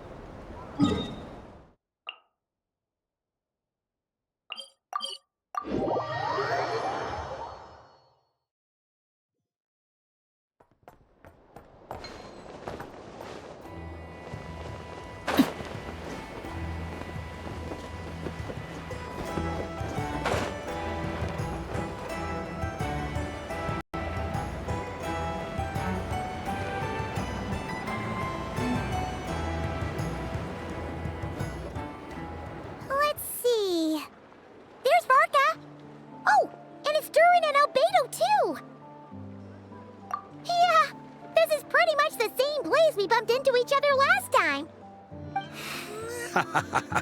I convinced them to stick around a little longer. We were all waiting on people, so I figured having a little company would help pass the time. Ah, so you've been waiting for us? Does this mean that you've already arranged things with the Fatui? Sure does. Now you're back, we can go meet up with them together. How'd your investigation of the Frost Moon Enclave go? Well, we didn't find out Columbina's true name. But apart from that, it went pretty well. Aha, just as well that I didn't tag along then. I'm sure our moon goddess wouldn't want every man and his dog knowing all about her private life. Still, desperate times, desperate measures, I guess. Someone had to do it. So, Varka was waiting on us, but what about you two? Are you waiting for Alice? Oh, no. We already met with her. We discussed that experiment I mentioned to you last time. Oh, and she also handed me this communication device. That's right. I understand she informed you about the relationship between the phantom phenomena and Tevat's borders, yes? She wants me to help her with some more experiments on that front. She said that she'll contact me through this device with more information. Ah, I see. Following instructions and making observations. Pretty common research method. Takes me right back to Albedo's lab. Wait, then who exactly are you meeting? Someone you know. Albedo's met him too. But I don't think Miss Lauma or the Grand Master have been introduced. Introductions are overrated, especially in cases like this. It's you! So, it's not like the Academia has prohibitions against going abroad. Also, I applied for leave. I've been writing to Hat Guy since obtaining a human form. I've already brought him up to speed on everything that's been going on in Nodcry. Hat Guy? Turns out, I actually have heard that name before. Oh? Then why did you react the same way I did? I only knew the name, not the fella. But since we're all here, let's do some introductions for what it's worth. I'm Varka, Grand Master of the Knights of Favonius. Lauma, Moon Chanter of the Frost Moon Scions. And I'm a Driosh from the Vahumana Darshan of the Sumero Academia. Hat Guy. Good to see you again, Mr. Guy. I believe we last saw each other on the boat ride here. Mind you, the only reason I came here is because there's someone I want to look into. Who's that? The Doctor, also known as Dottore, second of the Fatui Harbingers.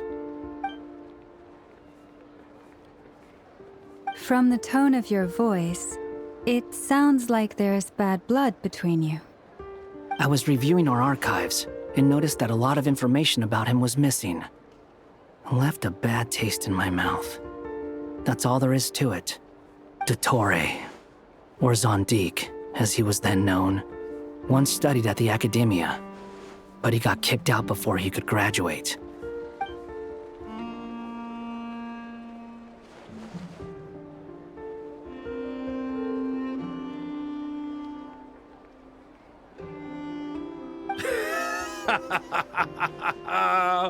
So the Harbinger's #2 man is a college dropout? How embarrassing for them. Last we heard, he was planning something. We actually heard that a few times before, even coming to Nodcry. But we haven't seen a trace of him since we got here. He only appears when something interests him. For all we know, he might have left already. But the fact he did something here at all is worth noting. It'll fill a couple extra lines in his file. Why does it sound less like a file you're writing and more like a criminal record? Anyway, we were just about to meet 2 of the other Harbingers. Want to come along? You might learn a thing or two about him there. Sure. Even though they're Harbingers, well, they're old acquaintances of ours, so, you know, when you talk to them, try to be I got it. The Frost Moon Scion's relations with the Fatui remain tense. Forgive me if I do not attend. In that case, we'll continue assisting Miss Alice with her experiments. Good stuff. Everyone's having a fruitful time. All right, we better get going. I'll lead the way.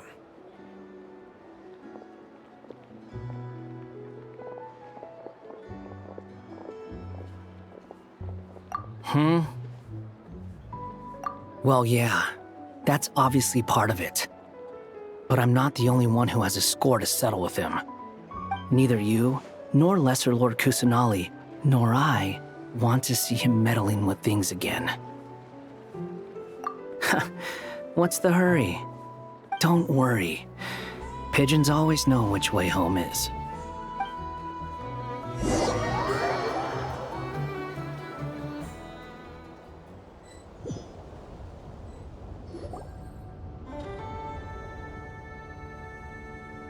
You made it.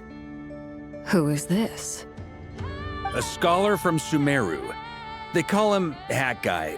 He's an old friend of the Travelers.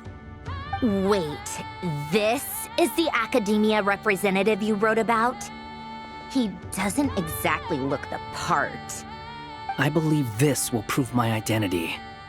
You'll notice it bears the seal of the Sanctuary of Surasthana. Well, what do you know? So it does. All right then. My mistake. It's fine. I expected as much. What? So as I mentioned in my letter, the Academia's got its eyes on Dottore. But this matter remains top secret.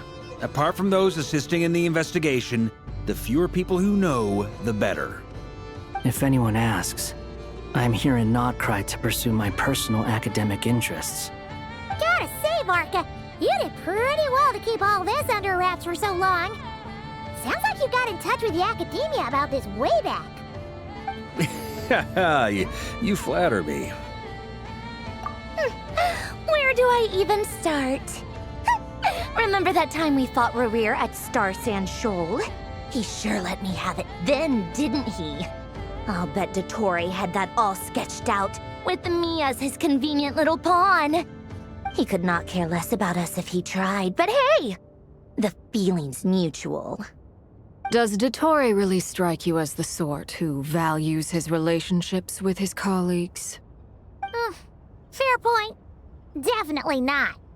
Which is why I always keep my guard up whenever he starts making suspicious moves. To that extent, our motivations align. On top of which, I consider you trustworthy people. Now, back on topic. In the wake of the Reikir of Solnari episode, Sandrone and I grew suspicious about Dottore's complete inaction during the entire affair. So we tried to find out what he'd been up to, but unfortunately to no avail. He never lets anyone in on his plans. The more he cares about something, the more secretive he gets. Indeed. Perhaps he believes that by keeping a low profile, he can avoid trouble. But that trick isn't going to work on his colleagues. Yeah, I mean, he's been researching the ancient moon's remnants. And he's been trying to get his paws on the moon marrows. Only an idiot would believe he doesn't have something more planned. With this in mind, I returned to Snezhnaya and relayed my thoughts to Her Majesty the Tsaritsa, entreating her to have him recalled. That's pretty direct. Did the Tsaritsa agree? Yes. I made it abundantly clear that the Fatui's business in Nodcry is almost concluded, and we do not need 3 Harbingers in this territory. Her Majesty concurred. Accordingly, Dottore has returned at her orders. I imagine he is continuing with experiments, which no one besides he would ever have any interest in. Common sense might mean nothing to him, but he's not stupid. He knows that no good can come from opposing the Tsaritsa. Smarts alone won't get him all the way. He needs the Rooster's resources and Regrator's Mora, both of which the Tsaritsa can strip from him by waggling a finger. But doesn't he have a track record of publicly following orders while going against them in private? He probably has it down to a fine art by now. Wouldn't put it past him. We worked together on a research project once. Only briefly, but it was enough to show me that we're fundamentally different people. He has no interest in doing things methodically, stage by stage. His thoughts jump all over the place, and the moment his curiosity is satisfied, or he gets the results he wants, he disappears. The only similarity we share is that, once we set our minds on doing something, we will see it done, whatever it takes. Well, we definitely saw some of that in your battle with Rerir. You got so competitive. Ugh, do not remind me. Then I believe we all concur. Dottore will not simply give up. Fantastic. Now this is turning into a whole day of unpleasant memories. Ugh. Are you talking about the moon marrow stuff? He also strikes me as the kind of person to disregard experimental regulations, ruin all the equipment, and go way over budget. Then leave the first person he can find to deal with the fallout. Exactly. This one time, he was running some high-temperature experiment and the substance exploded. But does he care? No. He orders his subordinates to open the device so he can observe the results, which causes the gas inside to leak out. That gas was poisonous. If I hadn't been there, who knows how many people might have died. And after all that, he left while I was still cleaning up after his mess. What a waste of time, he said. Waste of time? The nerve! He wasted my time! You've been bottling that up for a while, huh? Hat guy, I must say, you seem awfully familiar with internal Fatui affairs. Especially when it comes to Dottore. Thank you, Lady Harbingers, for providing such valuable information. I have no other questions for now, so I'll be on my way. Wait, what? You're just gonna leave? You're welcome to join if you want.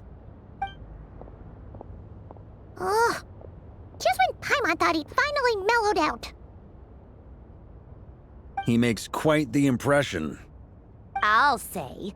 I've met tons of headstrong people, but not many of them would join me in bad-mouthing Dottore. Anyway, back to the main agenda. Barca, you said that Columbina has gone missing? Or rather, disappeared. Yeah. We're working on building a connection between her and this world. The simplest method is to find out her real name. I've actually asked her that question before, but she said she didn't know. Considering our relationship, I doubt she was lying to me. As far as I recall, she was never dispatched by Her Majesty to claim a gnosis or anything like that. The Tsaritsa's plans had long contained a place specifically for her. I always thought that was weird. What could she do that the rest of us couldn't? Knowing what we do now, it's probably something related to Kavaki, right? More than likely. When she first arrived, Columbina would often go to Her Majesty and ask when she could start the task assigned to her. But Her Majesty always gave the same reply. The time has not yet come. So she spent her days in Snezhnaya doing basically nothing. The Tsaritsa has summoned a beautiful blind maiden to be a harbinger, giving her the third seat by virtue only of her enchanting voice. It was a dumb and stupid rumor, but the reality of the situation made it hard to refute. And what happened after that? I imagine she stopped caring. She no longer seemed to care why she had been recruited, and Her Majesty never gave her any missions, so she just continued to sing in the flower garden. For my part, I was busy. So busy, in fact, that watching someone be that idol had me fuming. But still, I got the sense that she had long been used to a life of other people claiming she was needed when she wasn't. I just felt that having a place to stay would cost me something eventually. And so I waited quietly for the day that I would have to pay the price. And on the other end of that spectrum, you had me. Someone once told me that I had the lousiest work and the toughest luck. That's a good way of putting it. I forget who said it, but those words have always stuck with me.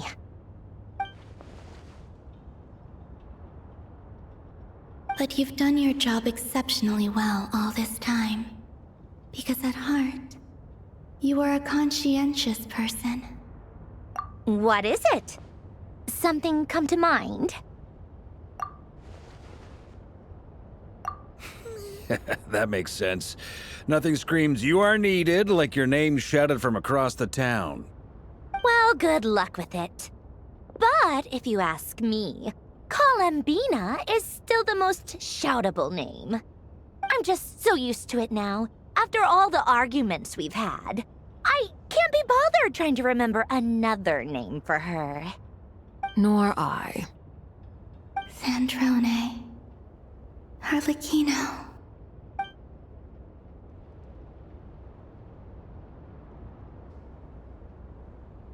Huh! It's a Sealy! Does that mean Nicole has news for us? Ladies, I thank you for your hospitality. If the chance ever comes up, I definitely owe you both a drink sometime. I'm sure it will. You can make your own way out. Heck, you've been here enough times, you probably know your way around better than I do. Okay!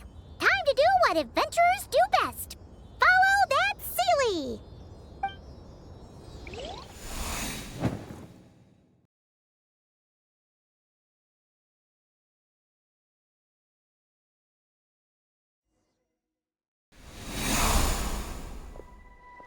Here you are.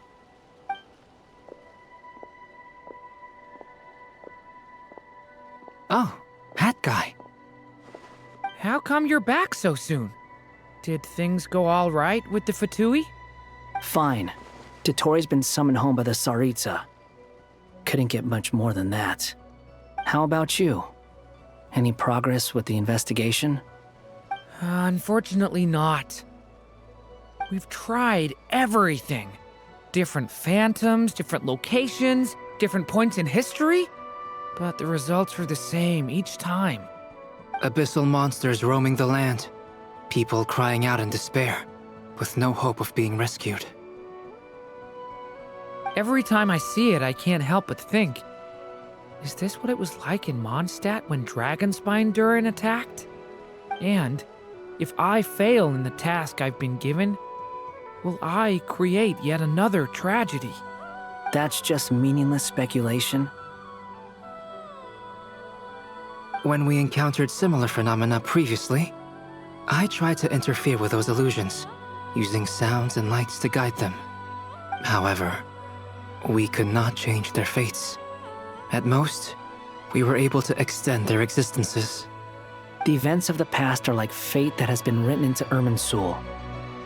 There isn't a living thing in Teyvat that can escape its past. But Miss Alice instructed us to try to find ways to change the outcome that these phantoms face. It's an impossible task.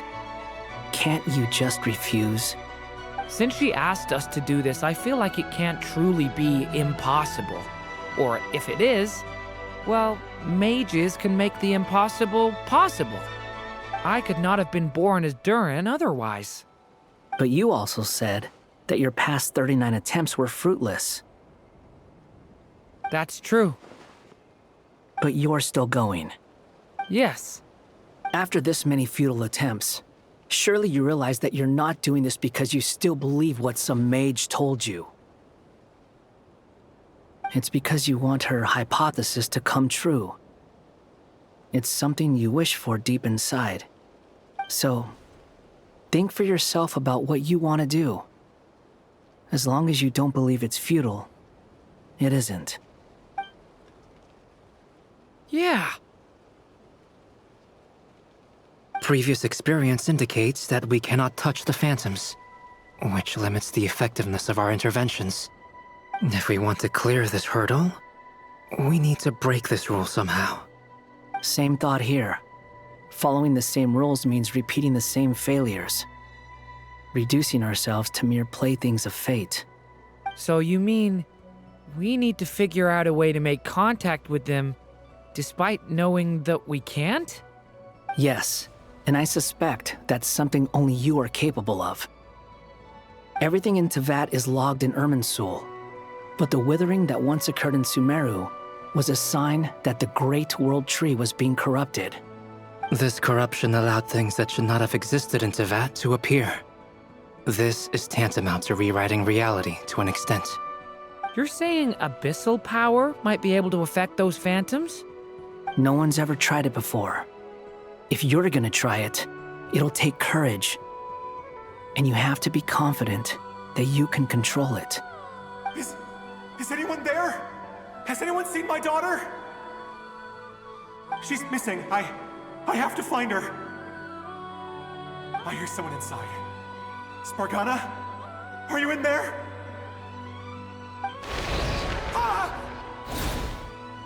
If I can use my abyssal powers to warn him that there is danger here, maybe it'll change his decision.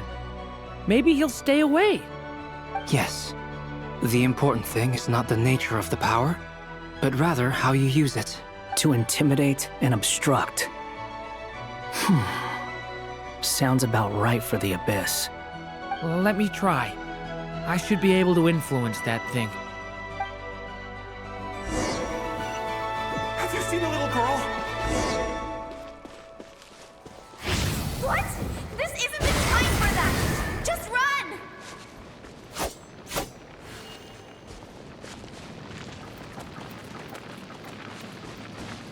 I hear someone inside. Spargana? Are you in there? Where are all these monsters coming? What is this? Looks dangerous. I should get out of here.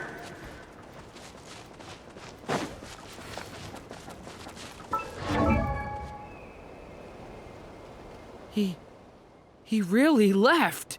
Ha! We did it! Don't celebrate too soon. Follow him. See what he does next.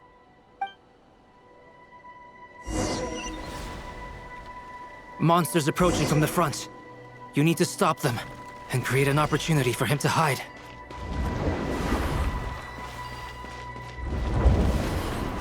No! There's monsters ahead!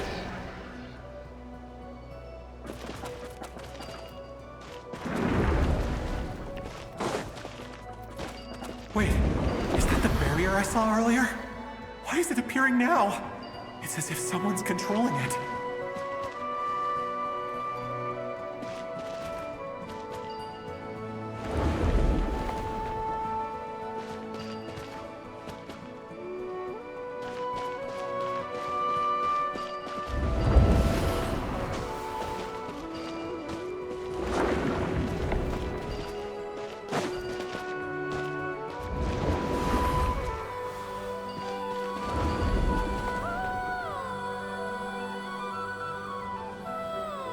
The monsters are gone.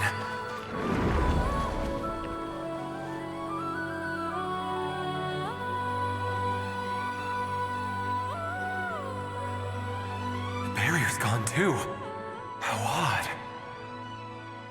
Anyway, I guess I'll keep going. Quickly, let's keep up.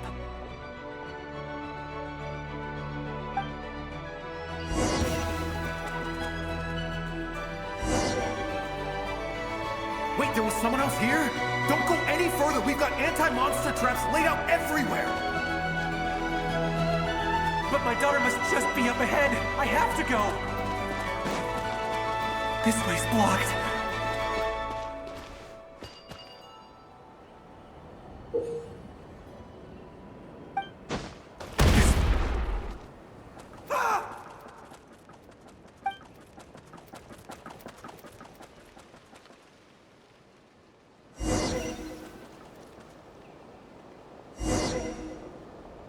Wait, there was someone else here? Don't go any further. We've got anti-monster traps laid out everywhere. But my daughter must just be up ahead. I have to go. This way's blocked.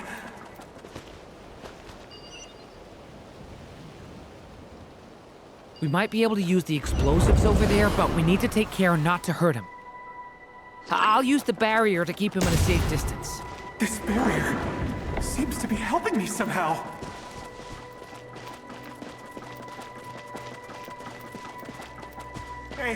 Hey, wake up! Oh, no good. Gotta keep moving ahead.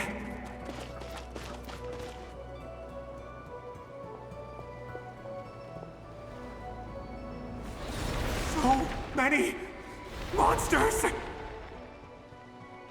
There's still a chance, Durin. Use the traps.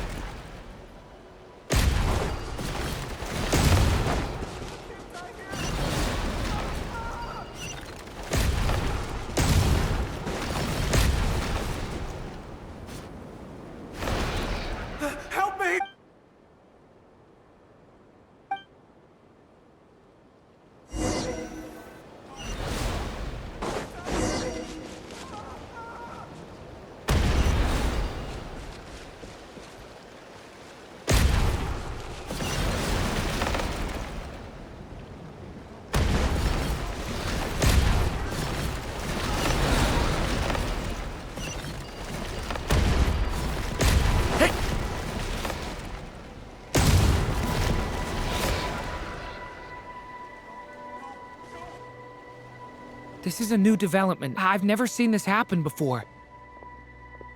We might just be able to save this person.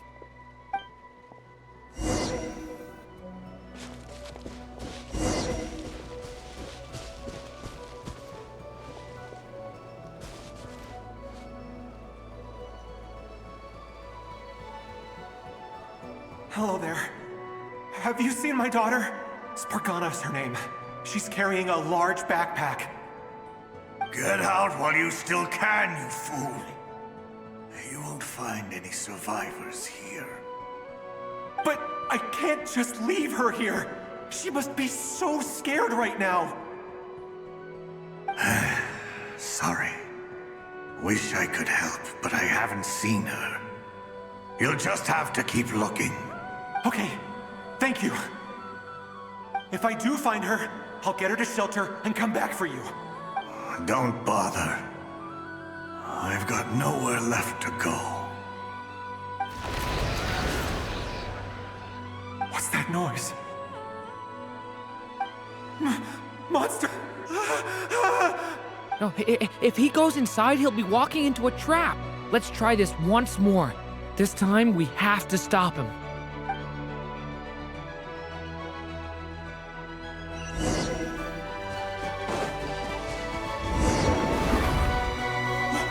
Why?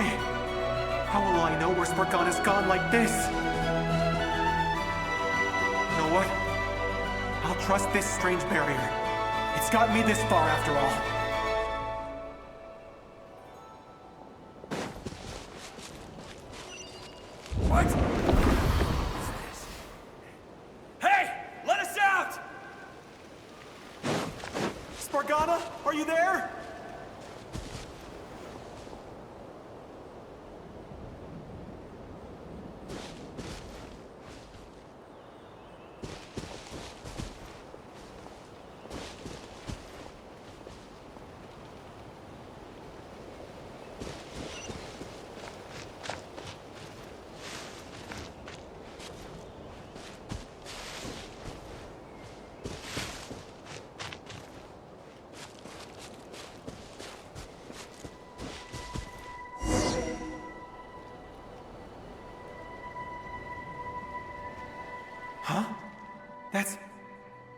like one of my daughter's books! Oh, thank you. Thank you! Yes, it's one of hers for sure. That's her name on it right there. She left her backpack here. Durin, just like last time. Use the explosives.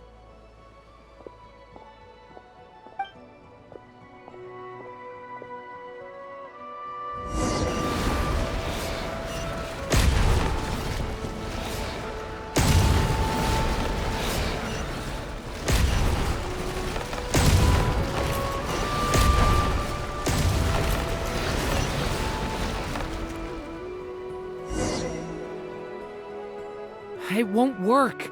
There's not enough left. If he makes it in, he'll die.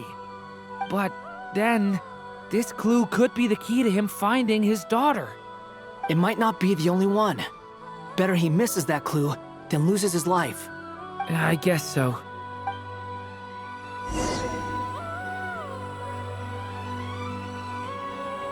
Stop him, Durin. We can't let him get any further in. That's my daughter's book! She's passed this way! Why? Why won't you let me go in? I've searched and searched and searched just for this! But how will... I no longer have anywhere else to go.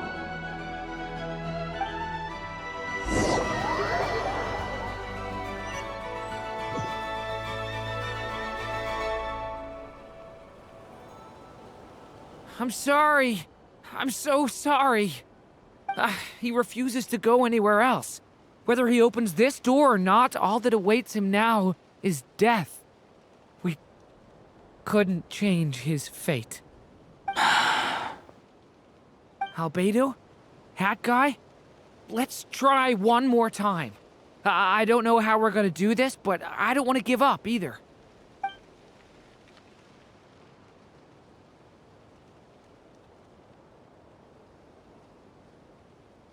Why am I here? What's going on? All these scenes running through my head. Where are they from? Huh? What's going on? His reactions have changed. How many times have I... What's happening to me? Huh? Wait. Who are you? You can see us now? I feel like I always could, but that I only just realized you were there. I'm sorry, I don't know how to describe what I'm feeling. But you were the ones guiding me using that marked barrier, right? I haven't done anything yet, but those monsters, those deaths, they feel like memories. Like things I really did experience. I won't find my daughter. In fact, I'll ultimately die trying to find her. Isn't that right? Well, no, it isn't. Yes, it is. Even so, we're trying to find a way out of this. You've not seen my daughter either, have you? It seems she really isn't here.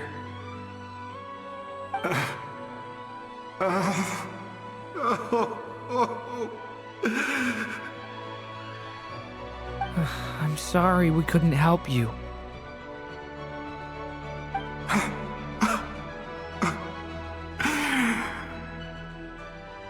I'm just tired. Maybe this is destiny. Maybe it doesn't matter how hard I search. How long do I have left? Experience says 15 to 20 minutes. 15 to 20. Thank you for all your help. Let's rest a while. You look exhausted too. Now's not the time for you to start pitying us. It's not pity. I'm just realizing that I've only got 10 or so minutes left. You know?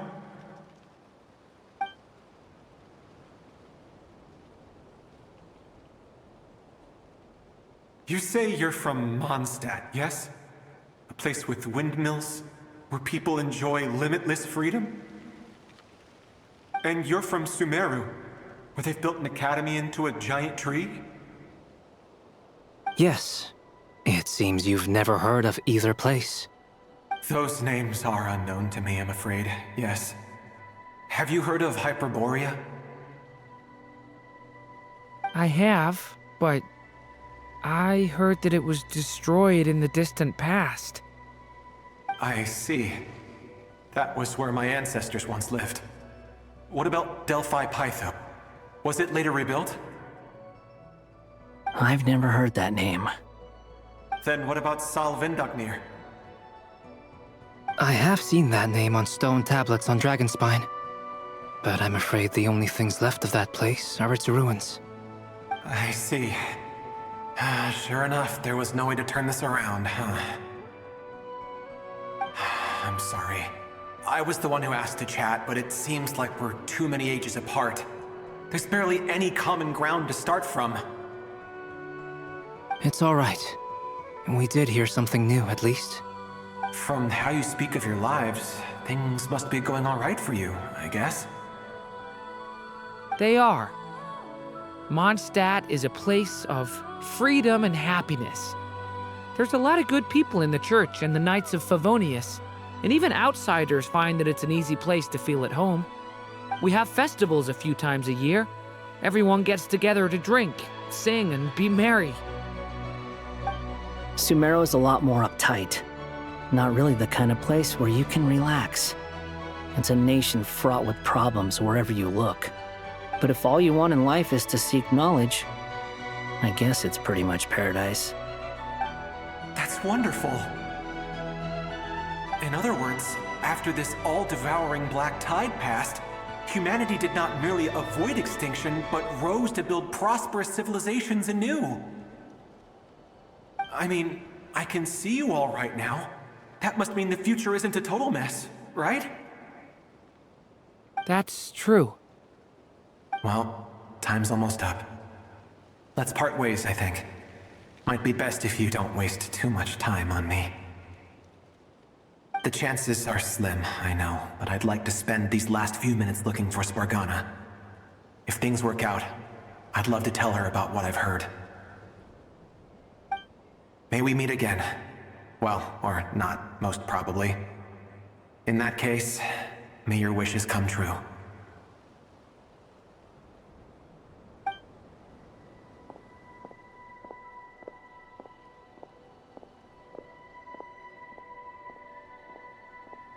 He's gone. In a few minutes, he will meet the end that was his to begin with. The ending of this tale did not change, but I believe that we've just made the most progress we have yet. May your wishes come true. If only it were so simple. Hat Guy, could I ask you a question? You've never talked about your past. It seems complicated, and it weighs heavily on you, too. Would you be willing to tell me about it? I mean, sometimes it's better to get things out in the open. Take that guy we try to help, for instance. At least he said goodbye with a smile, right? I know about Albedo's past. Our experiences are very similar, and he created me. As for you, you're my first friend, and you've witnessed every step I've taken. But by comparison, I know nothing about you. Either way, I mean, we're still best friends. But if I knew more about you, I might understand your thoughts a bit better. I've told you about myself. I'm a student at the academia. And what did you do before that? Prepared for the entrance exam? All right.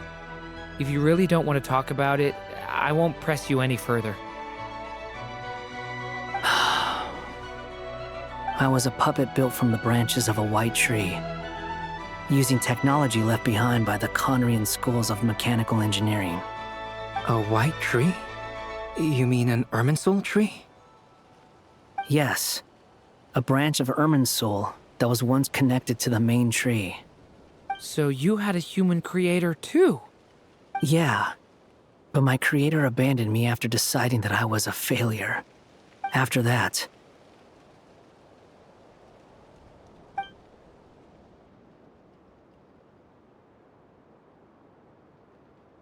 Durin. Resisting the influence of the Abyss, suppressing the urge to destroy, trying to do the right thing.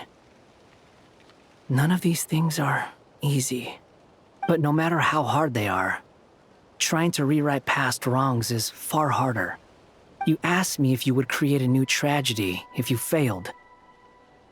I told you there was no point speculating about that. But the real answer is, yes, you absolutely will. That guy. But at least you've got people here to help steer you away from the wrong path. So, just keep aiming towards the light. I will. I promise. All right, break time's over. Hello? Durin speaking. Hello, friends, it's me! What have you been up to, I'm detecting some unmistakable fluctuations here at the border. The amplitude isn't particularly high, but they're completely different signals from the ones before, and the scale is comparable to those I've detected previously. Alice, we were unable to save that person. However, he appears to have retained a portion of the memories gained through that cycle, and was able to hold a conversation with us. I see. Well, that is rather odd indeed. It definitely merits further attention. Could I trouble you to keep trying the same approach? I need to gather some more data. Counting on you. I should probably have Nicole come and check this out as well.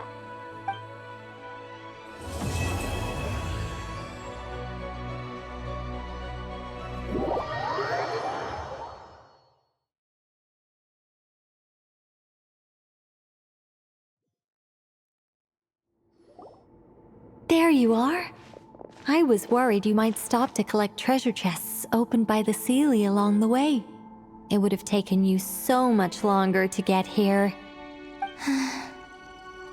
Another conversation I cannot hear. I am delighted to see that you understand what takes priority, and that your adventurer's instinct has not swayed your resolve. Really, I must applaud you for it. You should know. Paimon's head. Okay, I'll try and keep it short. My senses are telling me that this is where we shall find the entrance to the ruins. Oh, cool! Well, what are we waiting for? Let's open it up and see! Patience. This was a sanctuary of great importance to the Hyperboreans. A special process is required to open the gate. Oh! Like the place that housed the Eternal Moon's Marrow? Okay, so what's the plan? Need us to do anything? And just the short version, if you can. Ah. Alright then. I was planning to start with some background on the invention of these techniques. Are you sure you don't want to hear it? It's quite informative. Remember what you were saying about priorities? Fine. Simply put, we need 3 human representatives to successfully undergo a process of Kuvaki resonance. Think of it as a test from the 3 moon goddesses to see if the entrants are qualified, with the most recognizable qualification being Kuvaki. Pretty sure Lauma would ace that test. Oh, wait. But we need 3 people. I also have no doubt that the Moon Chanter would be qualified. But we would need 2 other people with the same constitution. Therefore, the most feasible method is not so much to follow the rules, but to figure out how the test functions and find a workaround. I've done some research, and it turns out the mechanism is rather crude. We'll simply need humans to stand before it who have sufficient Kuvaki energy within them. I'm with you so far. How do we get the Kuvaki in them? The easiest way would be transfusion. Take some Kuvaki from Nodcry's soil, put it into the bloodstream, and get it circulating in the body. So we're going to cheat on the test? Precisely. There are other methods, but this is the simplest one. Cheating the system is much easier than trying to hide from it. Huh? Ah! Sorry? Does the idea of cheating upset you, Miss Lauma? No, that's not it. I suddenly had an idea. Ooh, what is it? It's about Moon Prayer Night. I figured out a way for Kuthar to join in the festivities. Huh? But as Paimon said, we need to have our priorities straight. Let's get back to the test. I'll follow up with Nefer on the festival arrangements. Oh, okay. Anyway, is this really the best method we have? A Kuvaki transfusion sounds dangerous, no matter how you slice it. If you think that's dangerous, wait till you hear the other methods. I'd be more than happy to go through them if you'd like. There are several. No need, we're good. Let's go with this one. Very well. Kuvaki transfusion it is. Now, I should mention that the risks can be greater or lower depending on individual compatibility. It would be rash to simply infuse the Kuvaki and hope for the best. If the body rejects it, the reaction can be quite severe. The symptoms are similar to another condition that some people living here suffer from, known as congenital Kuvaki sensitivity. So, before we execute our plan, I will perform a simple test of my own to see who is compatible and who is not. Once that is done, we will have to complete the resonance process as rapidly as possible. The participants must remain stationary while the Kuvaki circulates and bonds with them, and they mustn't eat or drink anything. What? No eating or drinking? That's some hardcore fasting. They'll all be monks by the time they're through. 3 days. Oh, that's so long! And we still need to find 2 more people who are not just compatible, but also willing to volunteer. Fasting? What are they talking about? Really? Don't you want to think this through? Haha, count me in too. 3 days without food? I can handle that. Miss Nicole has made it clear that this is the easiest way. The way I see it, there's nothing else to discuss. It's time to step up. Yeah, you're right. In that case, Paimon volunteers to be captain of logistics. She'll keep the fires lit and grab some spare clothes to keep you comfortable. Then we'll start with you first, Traveler. Please step forward.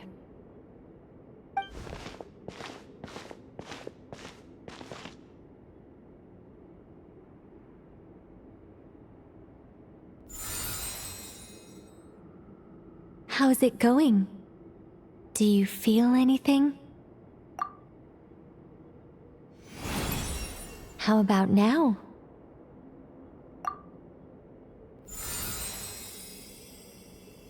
And now?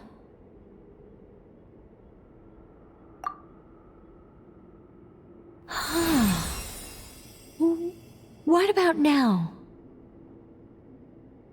You guys, it's not a competition, you know. All right, I'm officially impressed.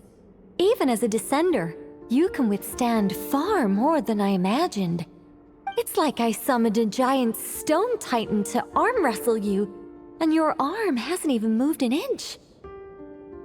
In my last attempt, I infused 5 times the amount of Kuvaki required. Yes, safe to say, compatibility won't be an issue for you. You're eligible to join. You're next, Mr. Varka. Sure, here goes nothing. All right, I'll start where we left off. 5 times the required Kuvaki dose. Whoa, whoa, whoa, hey, wait a minute. How's it going? Ooh, no, not great. I kind of want to puke. Feels like I've been drinking too much. A few bottles of wine, then a big stein of Dark Horse. with some hard liquor from Liyue mixed in. You think this is funny? I just lost to a young lady in an arm wrestling contest. I'm never gonna live that down. My apologies. I'll lower the concentration and try again. Oh. How's it going now? I'm not as dizzy as last time, but I can still feel it pulsing around. In that case, you wouldn't be an ideal choice, Mr. Varka. Let's try someone else. Okay. Let's go ask some of our other friends then.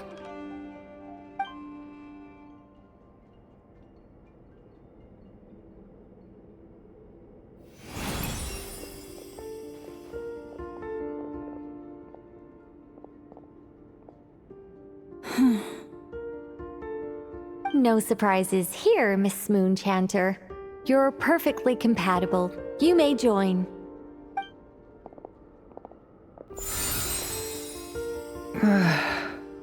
I'm getting a slight headache. Shame. You were so close. Whoa! I'm itching all over! Allergic reaction. We can't have that. Huh? Well, are you gonna start a what? The Hexen Circle is an organization that cares for and protects children. We will not have them do dangerous things. Not even tests.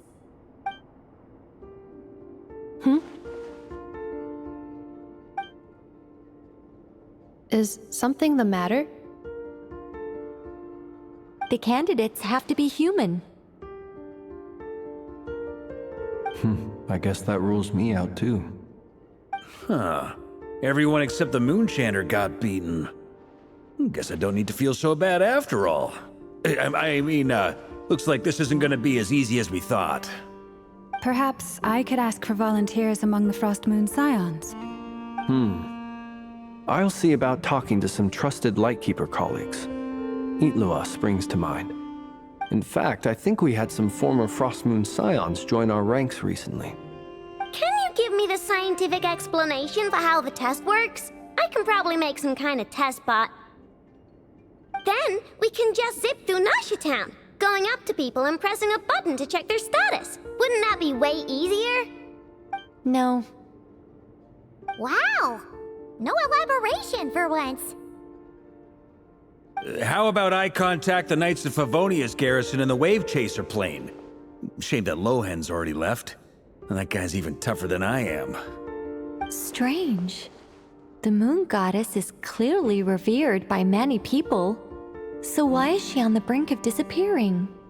She mentioned that the world has rejected her from the very beginning. And when we fought the Rakier of Solnari, it seemed like she exhausted her power for our sake. Also, I'm not sure revered is the right word for how people feel about her. Gratitude, certainly. For my part, anyway. It's basic reciprocity. She helped us, so she deserves our help in return. Yeah. Even though she looked like she didn't care, she still saved a ton of people, including me. A review of the relevant data leads me to conclude that Miss Columbina is a good person. Yep, you bet! They really think so? I'm super surprised that Columbina isn't her actual name, though. I think it really suits her. It's light and graceful and... yeah, just a really pretty name. I know, right?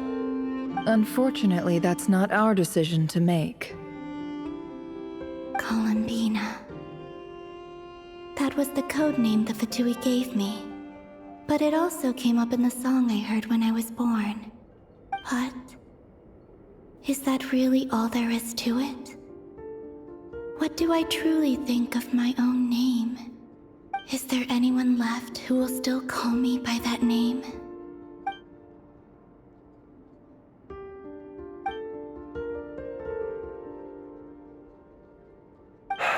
Moon Prayer Night is getting closer by the day. We're running out of time. We need to look for other candidates. Then allow me to try. Huh? What are you doing here?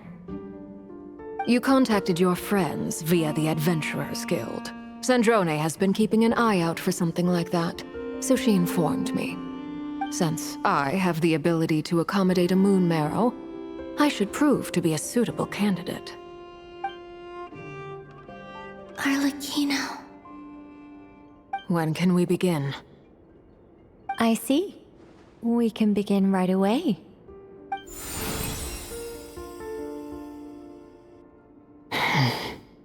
How was it? Did you feel any discomfort? Not at all. Then it seems we shan't need to look for additional candidates after all. Great! Cool. Alright, like Paimon said, the rest of us can take turns making sure the three of them stay warm and comfy. Then, my job is to take care of the caretakers. I will ensure everyone receives food and accommodation. I'm ready as well.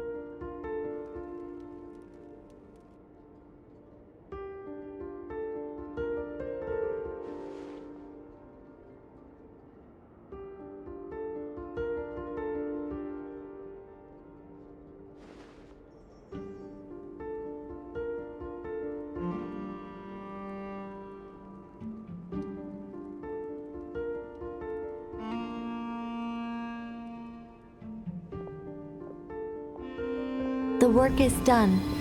The sacred scroll shut. The stars grow dim, the people silent. The white sun sets, the silver moon rises. O path to the temple, appear now before us.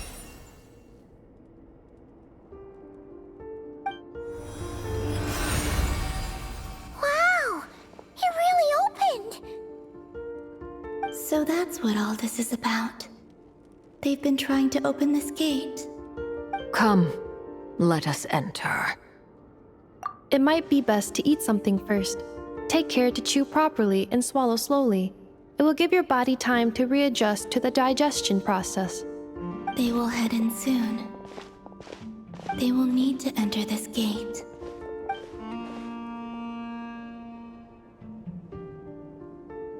Huh? I cannot pass through. Is it because I have no physical body? It has been 3 days. My strength has all but completely faded.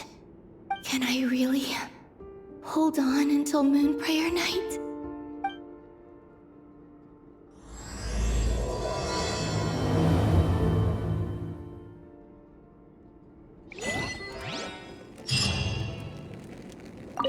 I have confirmed that you are all in good health. With that, my work is now complete. Congratulations are in order. It's good to know you're all well. Puts me at ease.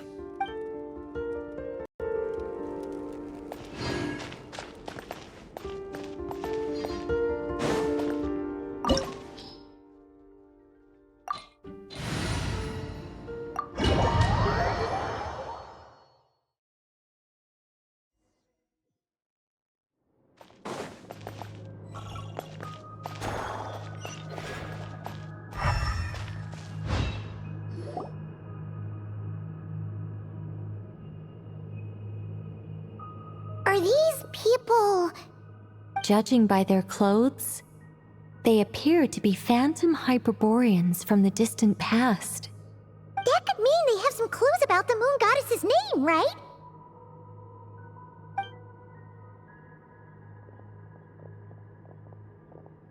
Hey there! Could you tell us what the moon goddess's name is? Sorry. That's probably a weird question, huh? How do we explain this? The moons are long gone, and their goddesses are dead. Their names no longer mean anything. When a new moon goddess is born, we will surely know her name. We have used every last resource at our disposal. All that remains is to wait, patiently and quietly.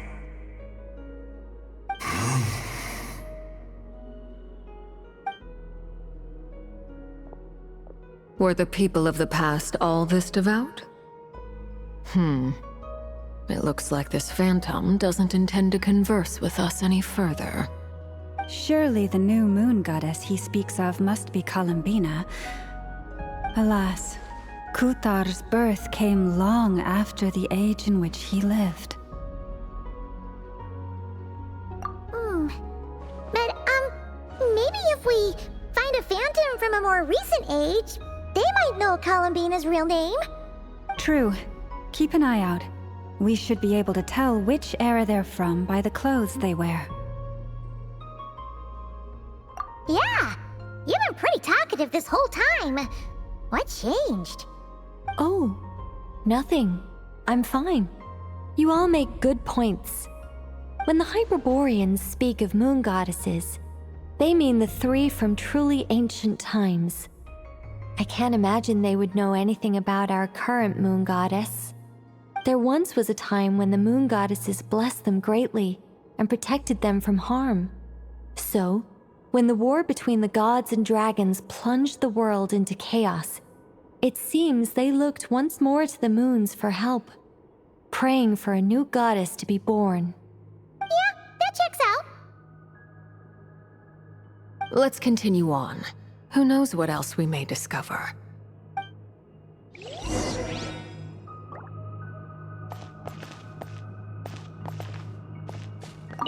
The moons have left for now, but they would not abandon us forever.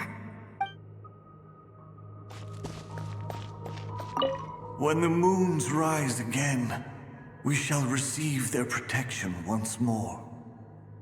Even in the darkest hour, there is always a way out.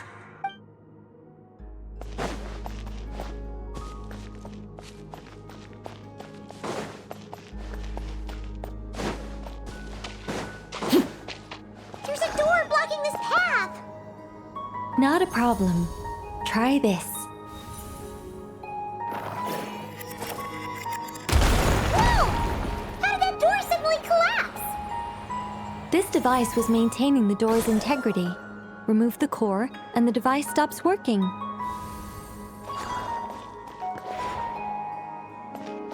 Is this our destination? Impressive.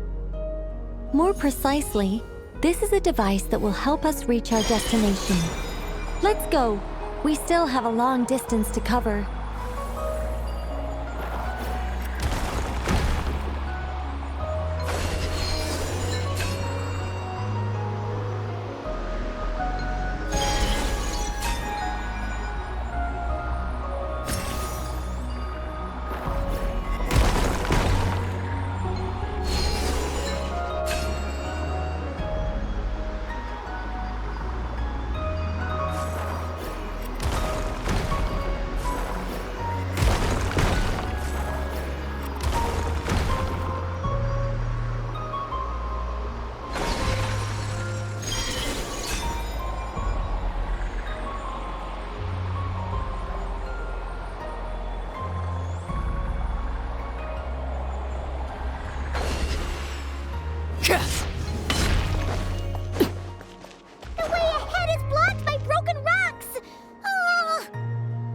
Let's try that device again. Remember the door from earlier?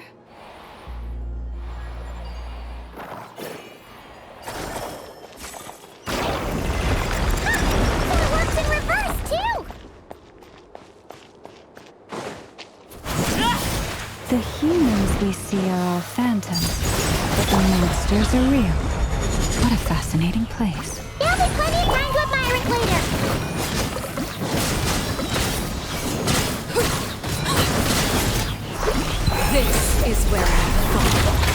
laid bare. Stabilize!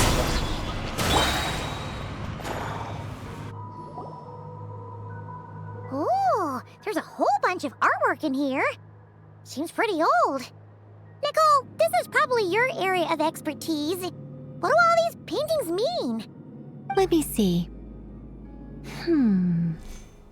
To understand these murals requires some knowledge of the history surrounding the War of Funerary Flame. I shared a little of this with Lauma before. Yes, I think I follow. The dispute between the Moon Sisters, the transformation by Nibelung. Oh no, it's no trouble. I'd be delighted to share the tale again.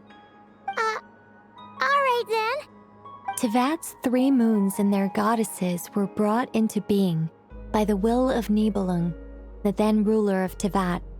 But when the heavenly principles came, they changed the world completely, down to its very foundations. The moon goddesses were nowhere near strong enough to challenge this entity. But the heavenly principles did not view them as heretical entities that had to be removed. Essentially, the 3 moons existed to keep this planet alive and operational, which did not directly conflict with the heavenly principles' aims. Nevertheless, the inherent precariousness of this arrangement would soon be revealed. Nibelung returned, yes. He did, and thus began the War of Funerary Flame, a battle for dominance between Nibelung and the heavenly principles. Discord would soon emerge between the 3 Moon Sisters. One would voice the opinion that they should follow Nibelung, for it was he who first hung the moons in the sky. Another would argue that taking sides in the conflict would only bring the world closer to ruin. There was no telling where it would lead, especially since their creator had returned, bearing the perilous power of the abyss. Nibelung would eventually discover their disloyalty. He had all 3 imprisoned before transforming the moons into weapons with which to fight against the heavenly principles. What? Weapons? Yes. The very moons that had once defended the planet became instruments of death and destruction, striking terror into the hearts of all living things. And although the heavenly principles and the 3 Moon Sisters had once been at peace, it now seemed that the moons posed an unacceptable threat to Tevat. It is possible that the heavenly principles did not know of the goddess's imprisonment. If so, the weaponization of the moons would surely have been viewed as an intentional breach of the peace agreement. Regardless of who knew what, when, the heavenly principles shattered 2 moons and flung the other beyond the skies. Whether the goddesses managed to escape Nibelung's captivity after his fall, nobody knows. But this much is certain. From that day on, the moons no longer belonged to Tevat. The rejection slowly drained their power until eventually they passed away. So that's the full story. You say the moons ceased belonging to Tevat from then on. Why then would Columbina be born here? That is perhaps due to the lingering connection between the Frost Moon, which was not shattered, and this world. You could see it as the 3 sisters' dying wish. They never desired war. All they ever wished for was to protect this land. I see. If the final fate of the 3 goddesses is as you say, then Columbina faces the same grave danger. Our investigation has yet to bear fruit. We must hurry. Yeah, you're right. Let's keep going.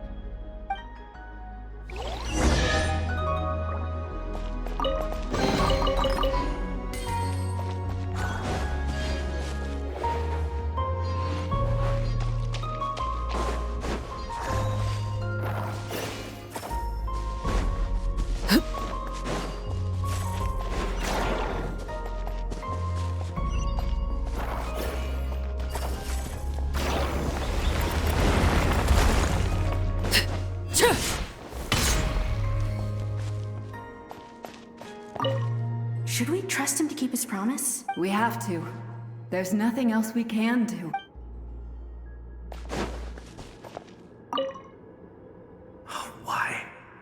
do the creators of this world no longer show mercy upon their people? Remember his words.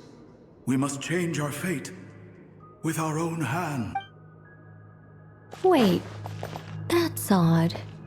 Who is he? Is something wrong? No, not really. It's just that over 30 possibilities emerged in my head, so I can't be sure who he is. It's been too long.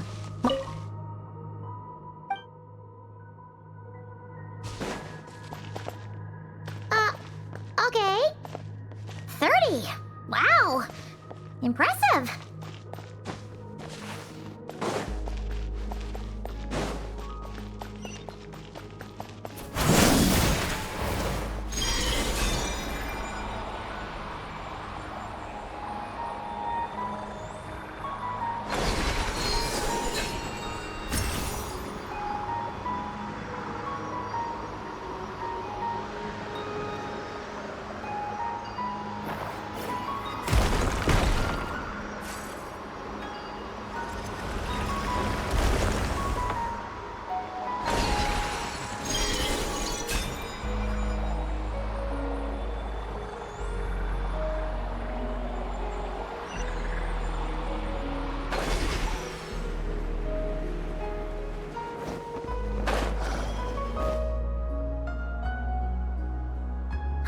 We're finally here! Guessing we'll need to activate this thing? Indeed. I was a little worried about that at first, but as we got closer, I sensed that the Kuvaki within it flows unimpeded. It should be functioning normally. The only issue is how to activate it. It's looking a little worse for wear. What about the cores from some of the other devices we've seen? Can we repair it using those? In all likelihood, yes. I imagine that would have been the Hyperborean's backup plan. Let's look for some cores.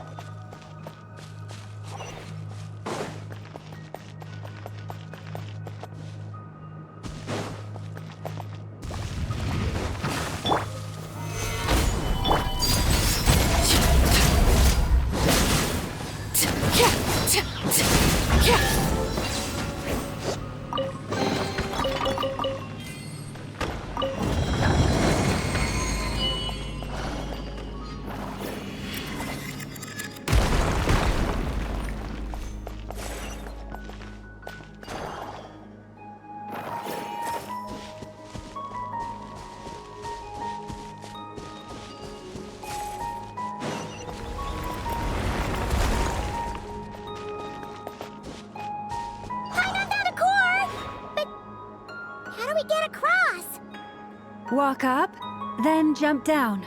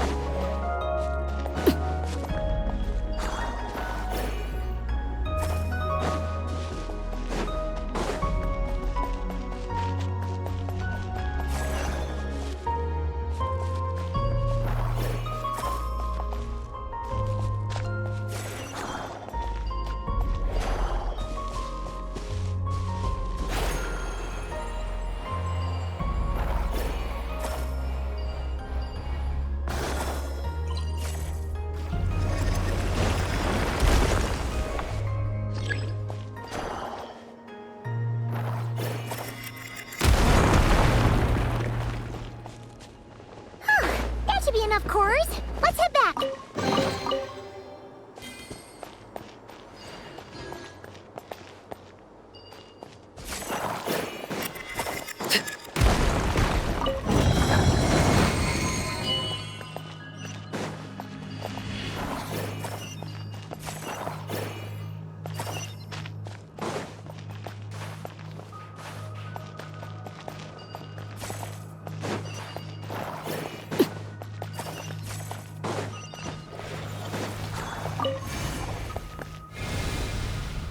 The device is up and running. It's hard to believe that the ancients were capable of constructing such things. Paimon's our destination! It's right up ahead! Yes, let's go.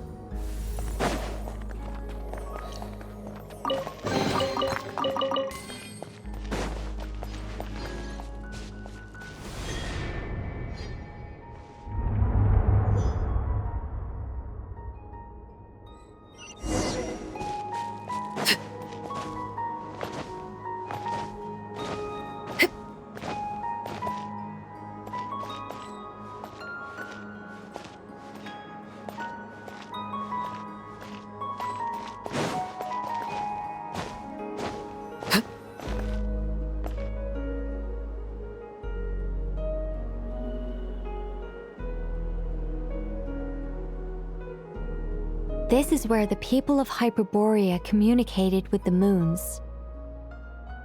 We need only place the moon marrow upon this platform on Moon Prayer Night, and we shall be able to open a portal to the moon and send our moon goddess back home.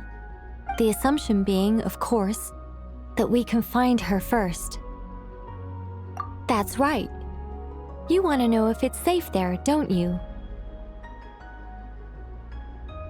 And yet, she has no choice but to return.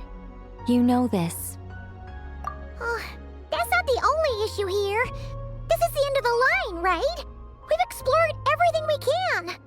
And despite looking at historical artwork and talking to people from Hyperborean times, we're still no closer to learning Columbina's name. If it's not too much trouble, could you tell me exactly what Alice said to you about finding her name? Oh, sure. What she said was... Then your first job is to find it. As a moon goddess, I'm sure she must have a name she identifies with. Neither Columbina nor Kutar is her true name, and she's never really accepted either of them. Is it not also possible that she has never had a true name? Not at any point in history? That would be a hard pill to swallow. But at this point, we may have to accept that that is the truth. No one knows how she came into being, and she certainly doesn't have parents in any sense that we're aware of. Perhaps she was never granted a name at all. But does that mean there's no way to get Columbina back? She's just gonna disappear and there's nothing we can do about it? Huh? Wait, why all this pessimism? Was it the way I phrased this question? You all seem to be taking this in completely the wrong way. Well, just because she's never had a real name in the past doesn't mean she can't have one now. What? Think about what Alice said again.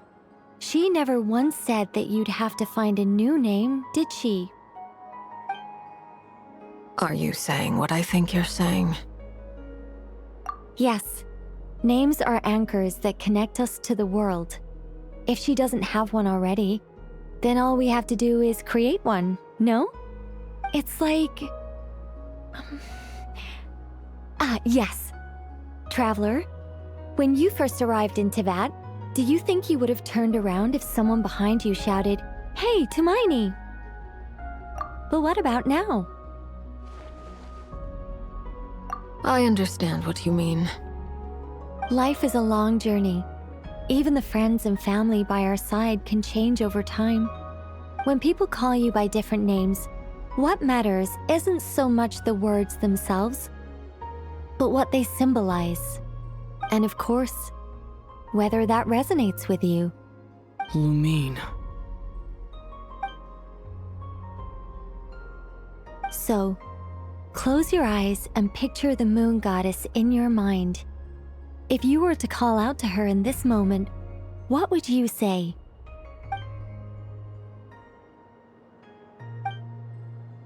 Columbina. Columbina. Paimon would call her Columbina too. Well, she has long forsaken everything that Kuthar represents.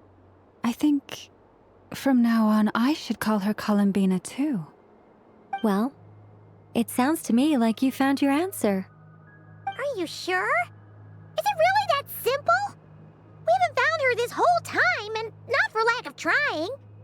For a journey like this, the process is every bit as important as the outcome. Had you not searched far and wide, rejecting every other answer you were offered? How could you have come to an answer you felt was finally correct? Oh, it all makes sense now. This has Alice's fingerprints all over it. Are you suggesting that Mage knew from the start that Columbina never had a real name to begin with? I can't say for sure.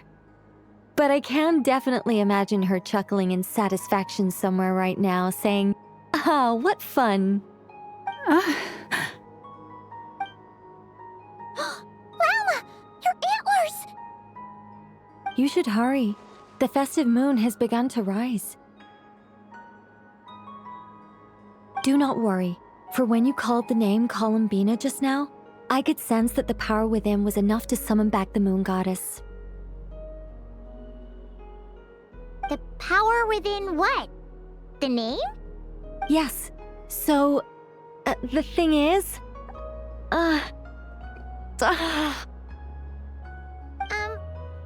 What's wrong now? This is so annoying. I really want to explain how that whole thing works. Starting from the founding principles of Tevat and... Oh, I could talk about this for hours. But... Deep breaths, Nicole. Deep breaths. You're an angel. A sober, sensible, solemn angel who has her priorities straight. Okay then. Sorry for asking. Clearly a bad call on Paimon's part. Anyway, you all need to hurry. Last thing, remember how it felt when you called out that name. Then it is agreed. By the name Columbina, we shall find her. Then we'll throw her the best Moon Pair Night party ever! And at last, we will send her home.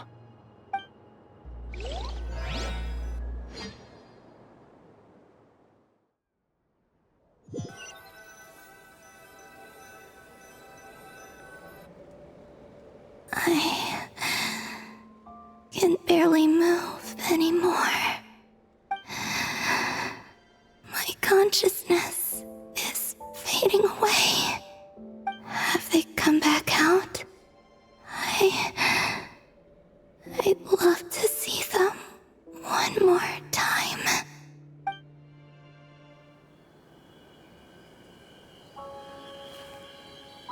They didn't make it.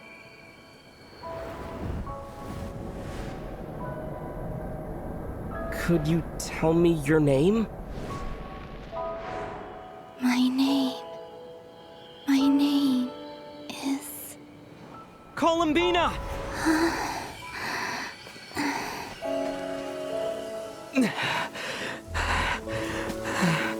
Columbina! Are you here? Columbina! That's the name you gave when we first met. And it's what I've called you ever since. Columbina. It's a fine name. I have many fond memories of Columbina, and so do all of your friends.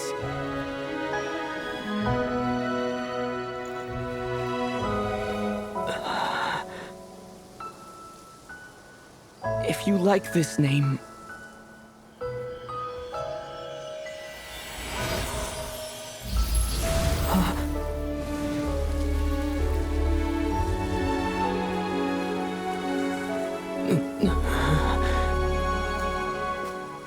looking for me? I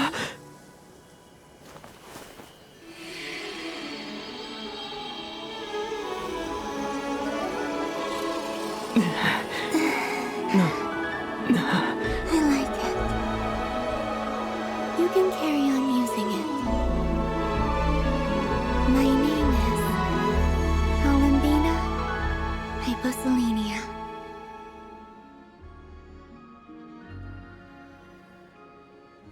Columbina Hyposelenia. That's a wonderful name. I never thought that Columbina would become my real name. But after I met you and my other friends, the things that this name stood for slowly began to change. It went from being a Fatui code name to something my friends call me.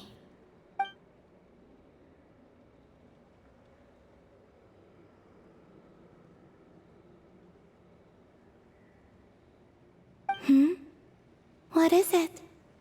Why aren't you saying anything? I'm just so happy for you. Thank you. So, where's everyone else? We can go and meet them very soon. Everyone went to different places to try calling your name. Great. I'd like to thank them as well. Everyone's done so much for me. Searching for my name, entering those ancient ruins. Huh? Wait, so you were... Yes, I was there. Not physically, but my consciousness was still holding on. I followed you the whole way. Starting from when? You turned around and called out my name while you were in Nasha Town. Do you remember?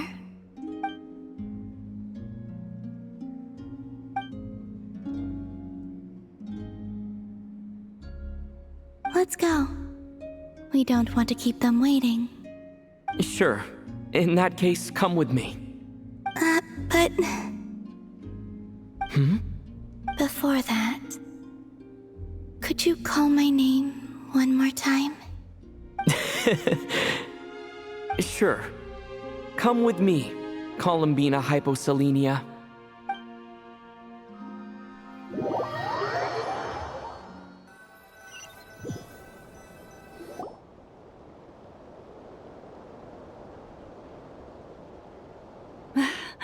Columbina! Oh, this truly is wonderful. Llama, I can't breathe. Ha ha! Just in time for Moon Prayer Night. It's good to have you back, Miss Columbina. Yeah, we were worried sick. Thank you, my friends.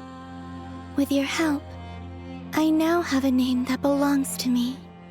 Columbina Hyposelenia. Where's the second half from? You added it yourself?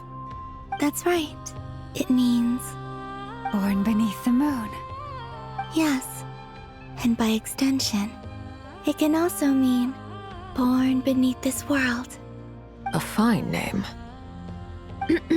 Now, as much as it pains me to interrupt this beautiful reunion, I feel obliged to remind you that the Moon Prayer Night celebrations in Nasha Town have already begun. Don't you want to enjoy the festivities? There's so much to see and do. And some of the ambient lighting and entertainments were sponsored by the kind souls in the Hexen Circle. Nicole? Why have you turned into Dodoko? So you're Miss Nicole. Thank you for helping us, and for helping me find my name. It's nice to finally hear your voice. You're quite welcome. Guiding lost people to hidden treasure is what we Seelie do. And if you ask me, spiritual treasures are far more precious than material ones. Chests are all well and good, but this was what it's all about. Ah, so satisfying. Anyway, I had to go help Alice. It seems like she ran into some trouble. That's why I couldn't be here in person. But don't worry, we're with you in spirit. We'll be celebrating right along with you. Keep an eye out for the Hexen Circle's festive stalls in Nasha Town. I think you'll like what we came up with. Alice said she even managed to rope B in this time. The Frost Moon Scions have also prepared various attractions. I believe Aino, Nefer, and their crew are setting things up as we speak. On that note, Nefer, about that request I made. It's all in hand. Yehoda is on site to ensure that everything goes off without a hitch. Wonderful. In that case, Traveler? Huh? Come on, Columbina. It's time to celebrate the best moon prayer night ever.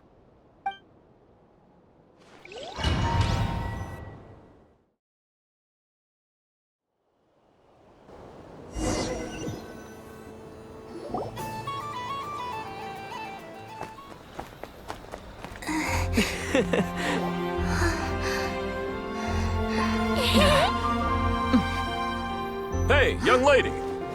Would you like some Moon Prayer Night candy? Happy Moon Prayer Night. Oh, yeah. I almost forgot to say. Welcome home, Moon Goddess.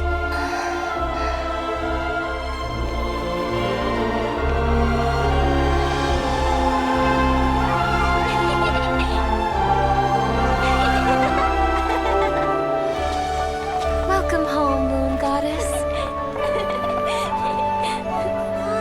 Welcome home, Moon Goddess. Welcome home, Moon Goddess. Turning Nasha Town into her home is a festive gift. A rather brilliant idea. Perhaps this is what Notcry, Columbina's home, should have been like all along.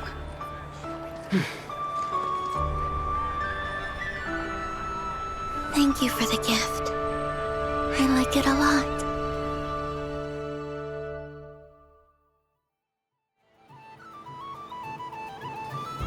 This feels like the surprise of my life. I do. I never imagined I'd ever get to enjoy Moon Prayer Night with everyone so freely.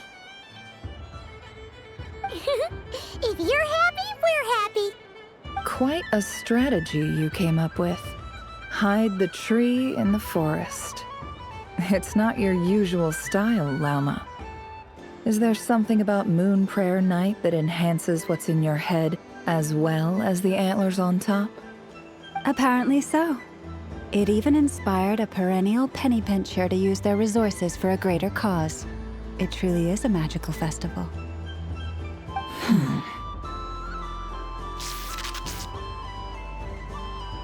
I see it now. This bickering is actually a sign of a strong relationship. Huh? What's everyone doing here? Oh, Miss Columbina, you're back. Yes, I'm fine now. Thanks for your concern. How's your progress with Alice's assignment? Very well indeed. I've never heard her sound so excited. Not like this. This time, her excitement seems more serious. Seems like she's had a major breakthrough. She said she'll contact us once she knows more. In the meantime, we're free to relax and have some fun. Enjoy the time off while it lasts. I have a feeling that our next task won't be so simple.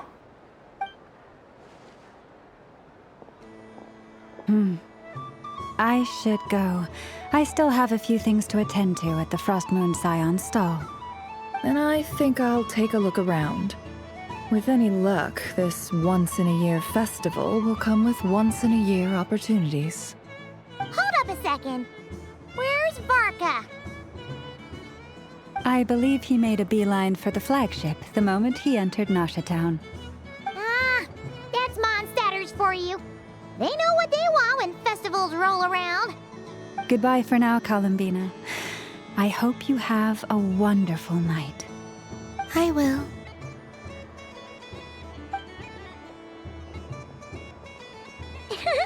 Well, in that case, don't just stand there. Get out there and have some fun. You'll definitely get a warm welcome at every stall. Oh, also, take this map with you. It's a guide to the festival.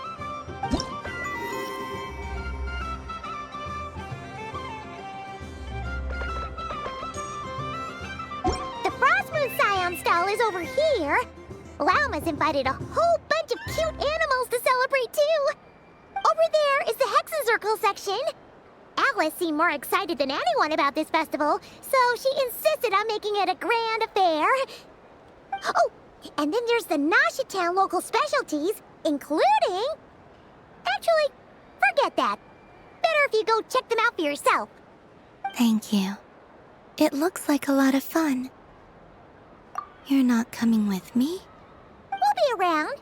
But don't you want to browse by yourself for a bit first?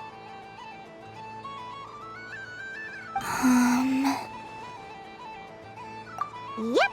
If you find something you like and want to try it out together, just give us a shout. We'll be right with you. Otherwise, just relax and enjoy yourself.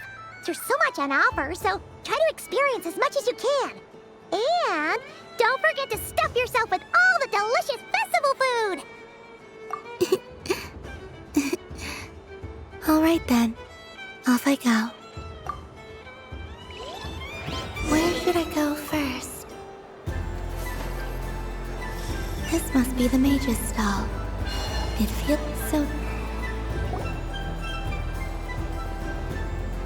Dodoco's Whirligig! Come check out Dodoco's Whirligig! Ah, welcome home, Moon Goddess. Might I ask what this is? Ah, it's a very special amusement sponsored by the great mage herself. Ride on a soft and furry Dodoco and embark on an unforgettable adventure. I say that, but I'm just following a script here. Who is this mage, anyway? And what the heck is a Dodoco? I'd like to ride. No problem. But, are you by yourself? Is that not okay? Oh, no, it's fine. It's just that each Dodoco can accommodate 2 passengers. Would you like to bring a friend along? My friends... That should do it.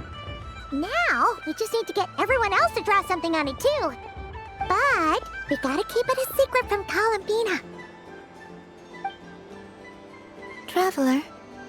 Ah! I want to go on that ride. Will you join me? Let's go then.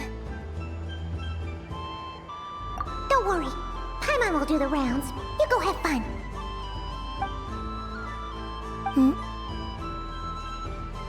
All right. I think we have to wait in line over there. Please take your seats. For safety reasons, you mustn't try to leave the ride before it comes to a complete stop. All right, you're all set. I wish you both a wonderful journey.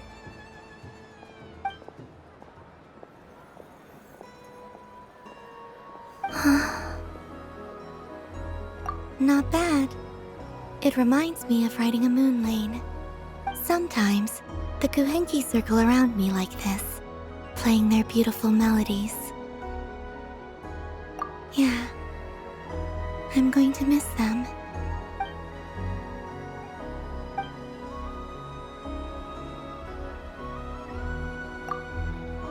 It does. I've felt scared in the past, too. But this is a little different. You know something? I got to see a lot of fascinating things during my disappearance. I saw how the Frost Moon Scions act around their families. So different than how they used to act in my presence. And I also saw how they interact with their friends. It made me curious at first.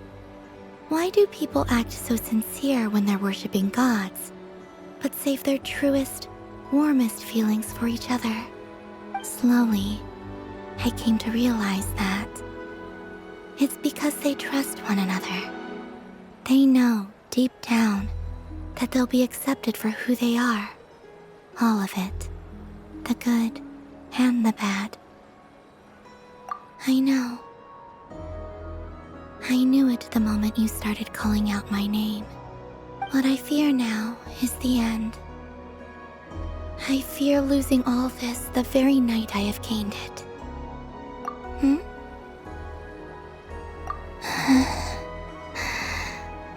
Thank you for this conversation. Thank you for listening to me. Don't worry. This fear I have, and the unknown that awaits me, they cannot hurt me. Not when I possess a treasure far greater. I just want you to remember this version of me, the real me, on this final night together. Dear passengers, Dodoco's awesome adventure has come to a close. Please leave in an orderly fashion, and we look forward to seeing you again in the future. Don't want the journey to end, huh? Don't worry, you two. There's always another adventure waiting just around the corner.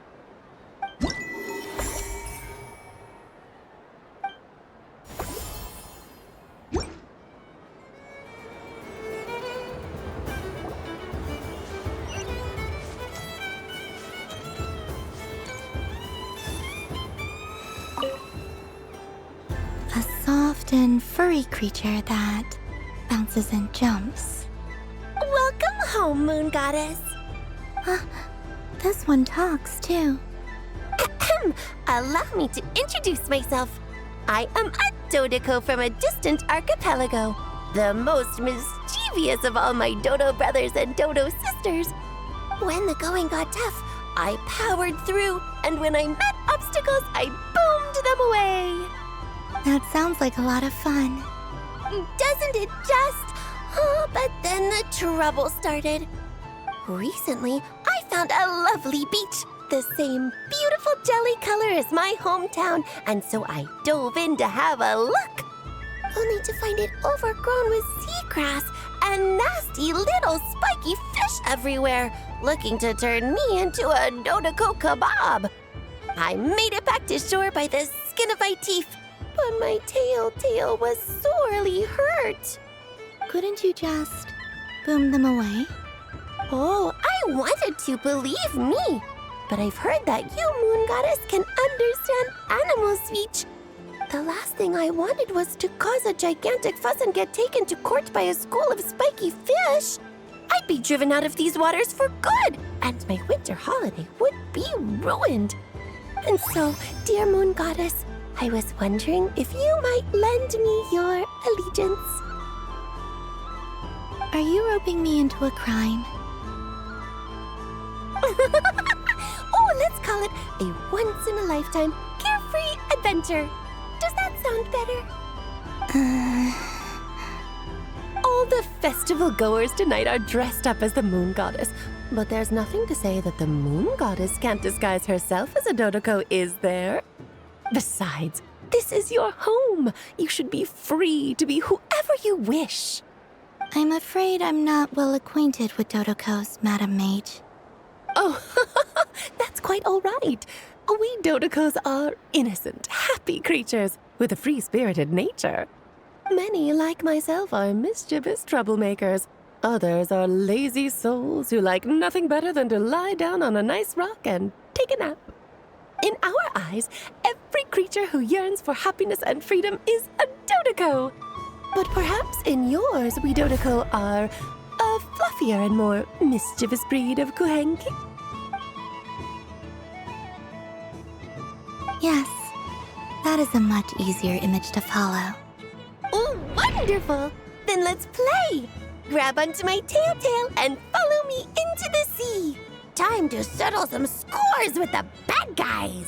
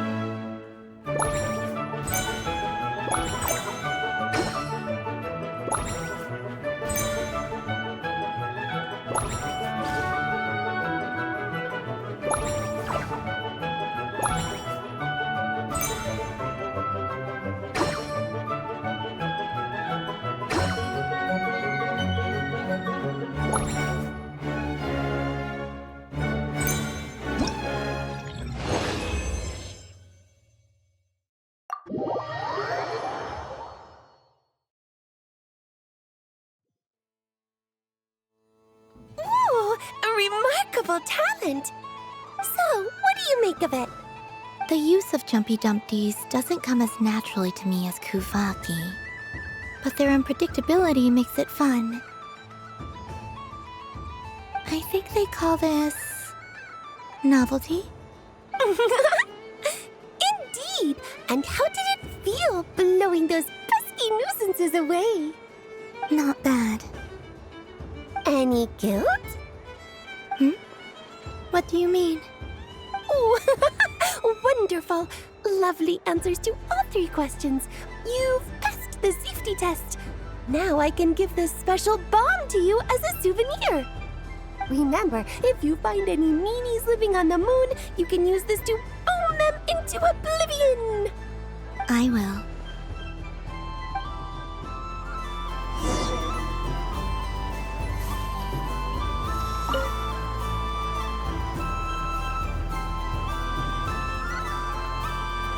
I wouldn't say it's unfair, exactly. I mean, your voice goes right into people's heads.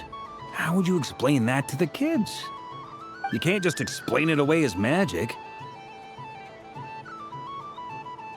Is something the matter? Ah, Miss Columbina! No, nothing you need to worry yourself about. Ah, impeccable timing. Stick around for a second, Miss Columbina. I need your input on something. This self-proclaimed Knight of Justice has yet to give me a satisfactory answer. I, for one, would like to hear your verdict on the matter. Hey, now, I left the flagship just to help you out, Miss Nicole. What's going on? So Alice and I are both using long-range remote control spells that work on similar principles, allowing us to attend this festive fair in Dodoko form. Sorry, let me backtrack a little. While similar, there are some key differences. Alice, being a great mage, wanted her Dodoko to reflect something of her own charm and mystique. So she adjusted the way its tail moves when it spins around. An entirely gratuitous move, in my opinion. I hardly see how anyone is going to notice that. If anything, I'd say that anyone who stares intently enough at a Dodoko's tail to notice such a small detail is someone we ought to be highly concerned about. I only say this to emphasize that my question has nothing to do with tails. Now that we're clear on that, why is Alice's Dodoko permitted to interact directly with the children celebrating Moon Prayer Night, while mine is not? Your voice speaks directly into people's minds. See? Exactly what I said.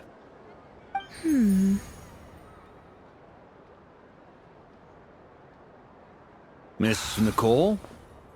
Ugh, I can't stand it.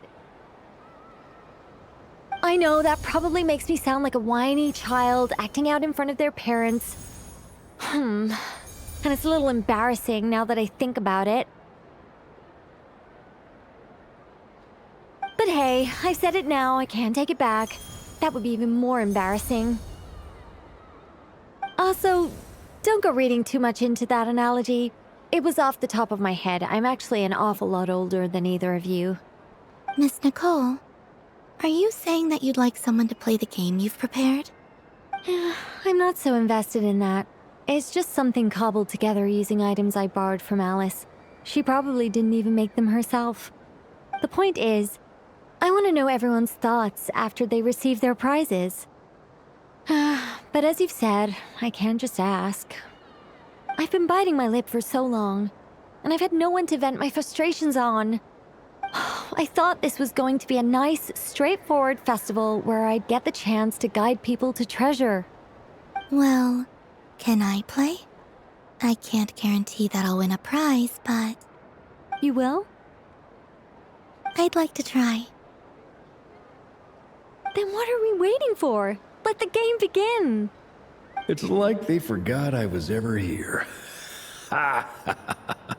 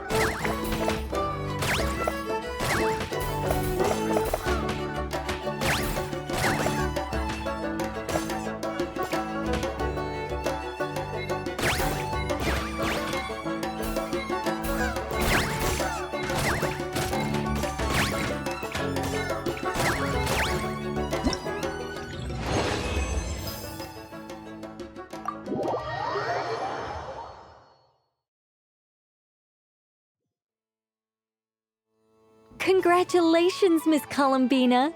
With your great wisdom, you have overcome every obstacle in your path and conquered the great challenge posed to you by fate. Fate? Well, something to that effect.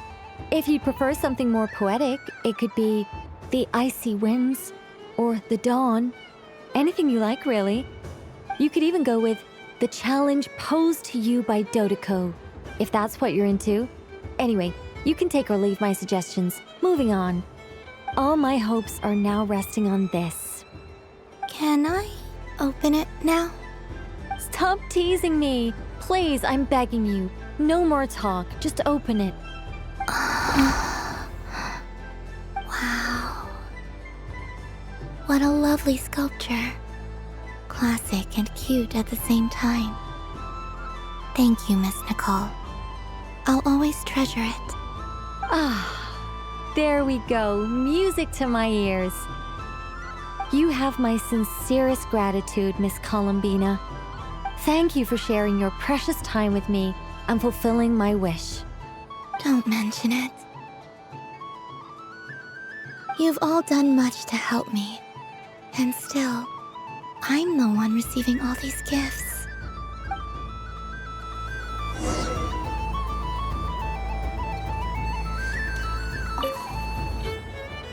Welcome home, Moon Goddess. Oh, you're the genuine article. Alice was right. This Moon Prayer Night was worth watching after all. Another one that talks. Greetings. Pleased to make your acquaintance. I am the Hexenzirkel member they call B. Barbeloth Trismegistus. Columbina Hyposelenia. Pleased to meet you too. Hyposelenia. A fine name indeed. Now then, Miss Columbina, do you wish to hear a mage's divination? Divination? The Frost Moon Scions used to ask me what would happen in the future. Is this like that? From the perspective of the one seeking answers, perhaps. As you look to your journey ahead, if you seek to understand the unknown, resolve your doubts, and soothe the confusion in your heart, divination could be for you. The unknowns on my journey. Of course, if one wishes to peer into fate, then hydromancy is the more precise option. But that is a complex affair, and to relegate that majestic art to the status of a festive amusement would seem somewhat uncouth. Besides, it is sometimes better to not know fate with great certainty. Hence, I shall use the suitably festive Luna Arcana to tell your fortune instead.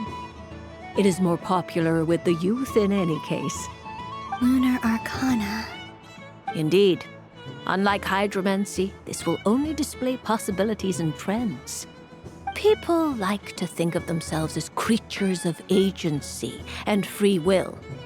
Peering too far and too clearly into the future is detrimental to both body and soul. I'd like to give it a try. Of course you may. Come then, take a seat, Miss Columbina. Before we begin, are there any specific questions you would like to ask? Let's stick to general possibilities and trends, like you suggested. Ah, very well. Then I shall use the basic Lunar Arcana deck. Now, try to relax. Cast your mind upon the things you have experienced and the things you are soon to experience. I will shuffle the deck. Would you like to cut the cards yourself? You do it. No problem. Now then, to make things easier for the seeker, that is to say, you, I shall decipher the cards from your perspective.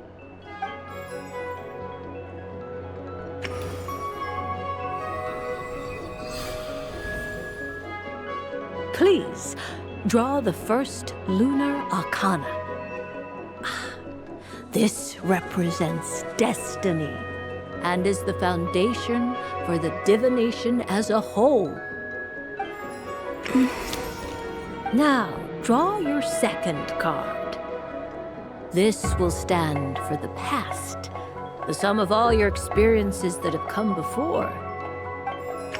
And now the third Arcana. This is the present, your interpretation of the current moment. Finally, the last card. This shall speak of the future, which... Oh. Kuvaki Pulse? Fascinating. I've never encountered this before in my role as a diviner. Something has exerted an influence upon this card, causing it to leave its designated position. What do you make of this, Miss Columbina? Perhaps this is the guiding hand of fate in action. Of course, if you wish, you can choose to deny the validity of this card and draw the future for yourself. No, it's fine. Let's go with this one. A bold decision. I must say I'm looking forward to the results. Well then, let us flip the Lunar Arcana in sequence and see what emerges. Sure.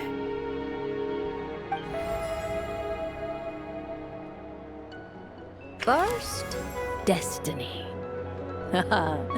No surprises here. The card that represents yours is the moon. The moon. Indeed. The moon can represent the truth at some times, but deception at others. False peace, destructive calamity, and the world-changing power that lies within. When the moon is placed on the destiny tile, it indicates that your destiny is not what it may appear on the surface. Instead, it may yet have a hidden side. It symbolizes a journey through the fog, fraught with uncertainty and deception, where one must face inner challenges head-on. I don't understand. Patience, my dear. This is but the first card, which serves as a basis for the interpretations that follow. Our divination will only grow clearer from here on out. Now then, Flip the second card, the one that speaks for the past. The Hermit, but inverted. Inverted? Yes. The Hermit symbolizes solitude, introspection, and the pursuit of truth. When inverted, it represents isolation, truth out of reach, and a path that leads one astray.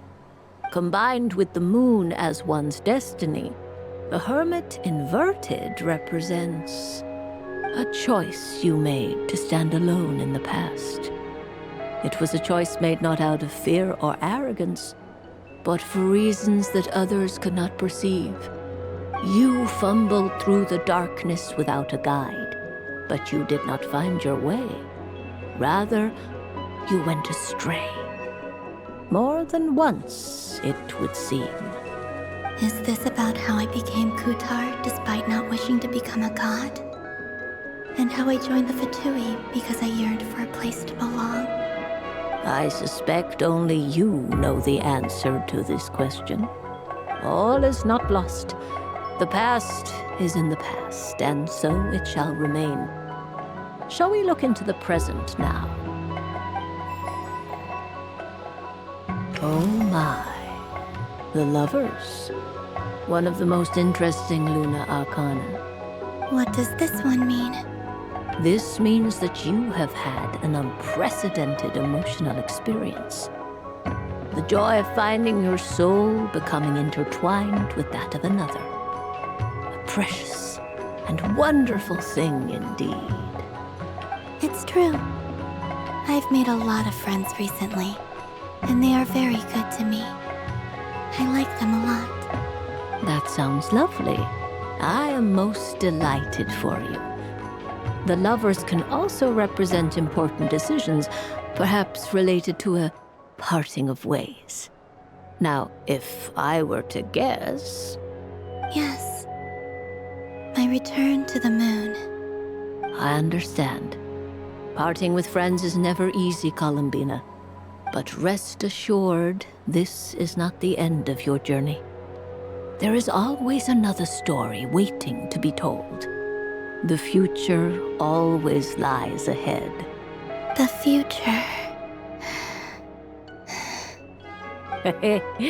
Well now, it's finally time to flip this most mysterious of cards.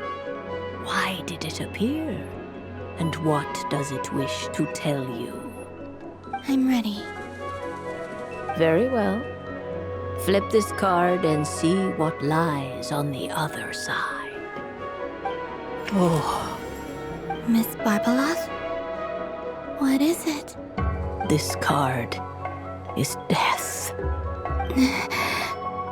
That doesn't sound very good. It depends on how we interpret it. It is true that it can represent an agonizing death, a complete and utter end, but at the same time, it can also represent rebirth. Do not forget that your destiny card is the moon. That lends your future many different potential meanings. If death spells the end, is it unavoidable? As I have said, divination can only display general trends. It is a rough guide, but it does not show predetermined outcomes. Allow me to summarize it for you. In the past, you may have lost your way, but now you have gained new connections and new strength. You now face an important decision, one that may bring about a great change in what is yet to be. This change might, in turn, be the end of all things, or their beginning. But remember, everything is subject to change because of the moon present in your destiny. You must see the truth clearly and face your innermost thoughts. The truth. My innermost thoughts. Thank you, Miss Barbeloth. Don't mention it. Some people dislike divinations. for fear of glimpsing an ending to their story that they wish was not so. But I can see that you're different. The result of this divination will not sway your decision. This is a rare quality, and one that diviners always hope to see in the seeker. We are here merely to guide, not to exert undue influence. I understand. Go then and illuminate your future, Miss Columbina. The moonlight that shines from you now is most captivating.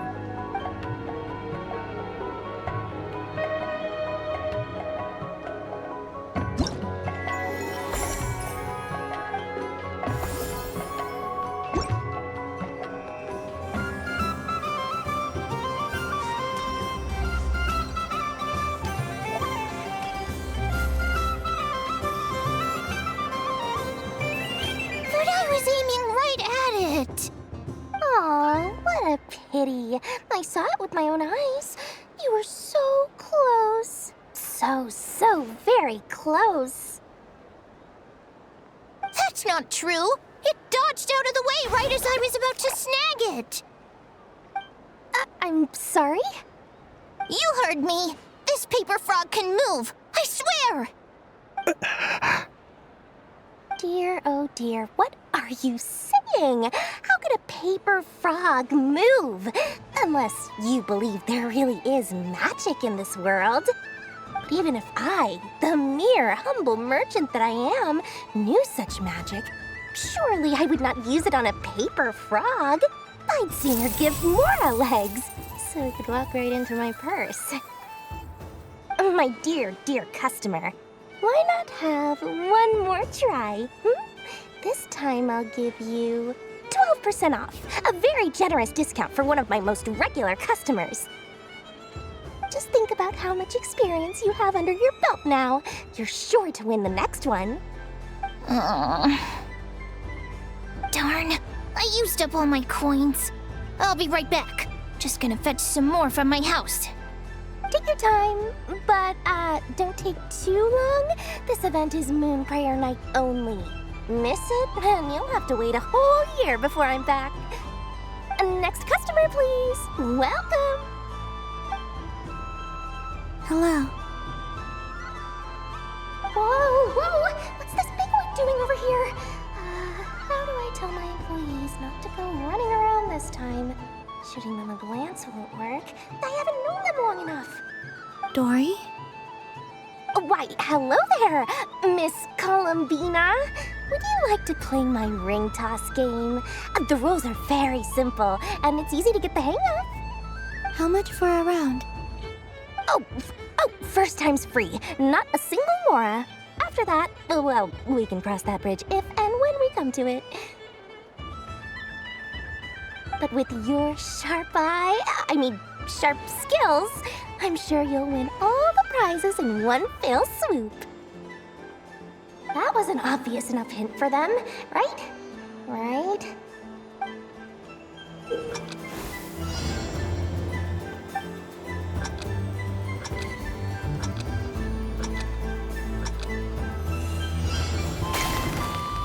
Here comes the ring! Oh, peanuts.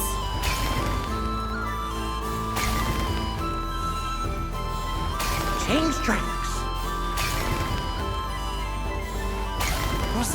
Roselle, should we move or not? Just a tiny bit. All right, then I'll... Oh, sugar plums! No.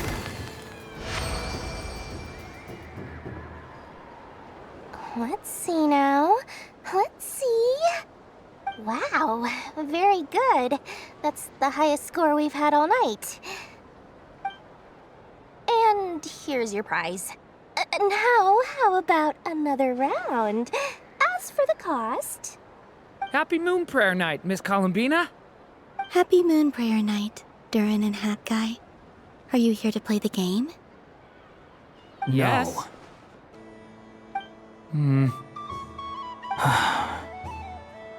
You said we were just coming here to say hello. I did, but then I recognized a few more people as I got closer. Do my eyes deceive me? Is that... It's our little dragon. He's all grown up. Someone's popular. Well now, since you came all this way, why don't you try out this lovely game we have going?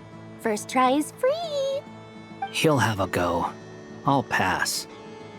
It's only one free try per customer. You can't give your try to him. I'm aware. How has Elder Almond been lately? He's in great shape. He goes for a run in the forest every morning to stay fit and healthy. He tried to go boat racing with Firecracker a while back, but he couldn't even make it onto the Lotus Leaf. Firecracker was in fits of laughter. How about you, little dragon? Can you still fly? Yes, I can. But you've become less chatty. Has growing up been tough on you? We call that maturity. You know, the thing people sing about. The knight wields a sword of stone to defend those hearts that are made of gold. Stone is very heavy. That's what keeps him from talking too much. That's awesome! I want to be a knight when I grow up too. Ring, here I come!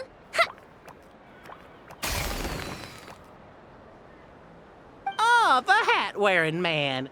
I never thought I'd see you again. You seem more determined than when I saw you last on the train. If you say so. Oh, I do say so. The people you once helped see it clearly.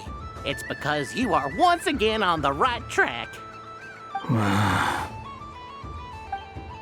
May the engine in our hearts propel us to the station of our dreams. I can move! I can move now, Roselle! What are you doing, running into the rings like that? You got them all so quickly! I have never seen anything like this in all my travels! Is this guy actually an old friend of theirs? But how? They're origami animals and clockwork people from a fairy tale! Getting to know them would be quite an arduous task, unless they share a hometown?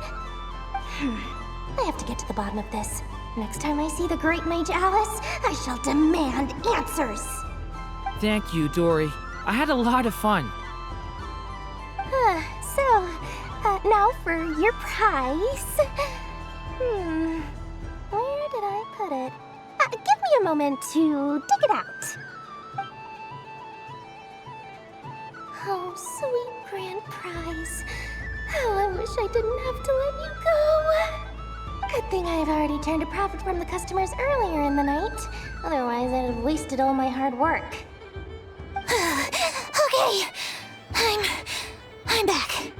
What? I leave for 2 seconds and someone's already claimed the grand prize?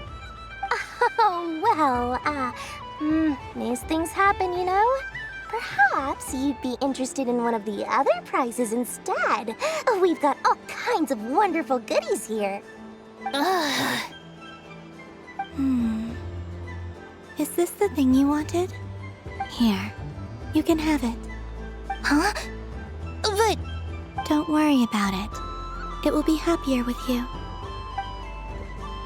Oh, thanks so much, miss. Moon Goddess. Oh, goodness gracious, Columbina. Give me strength. How am I supposed to make any more money from this child at this rate? Daddy, look! That's the game I was telling you about! Forget it. She is the Moon Goddess after all. I'll think of some other way to swing this. Maybe I can try to hook this new kid. Huh? Oh, someone already won the grand prize. You can take mine if you want. What? Why? Why are all these bleeding hearts coming here to ruin my business? Happy Moon Prayer Night, everyone. Happy Moon Prayer Night.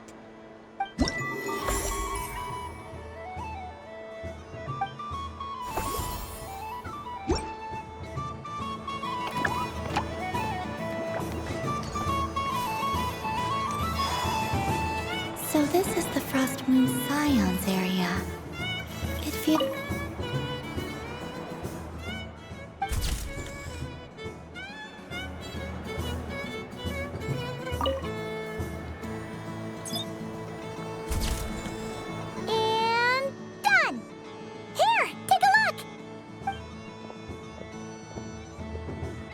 think it looks quite funny. Well, Paimon thinks it's super cute. It looks like a silly chic badger and a rhyme-horn deer that's about to fall asleep. Maybe I'll stand on the chic badger's side instead. It looks like we've attracted the attention of quite a few animals. Let's make room for them.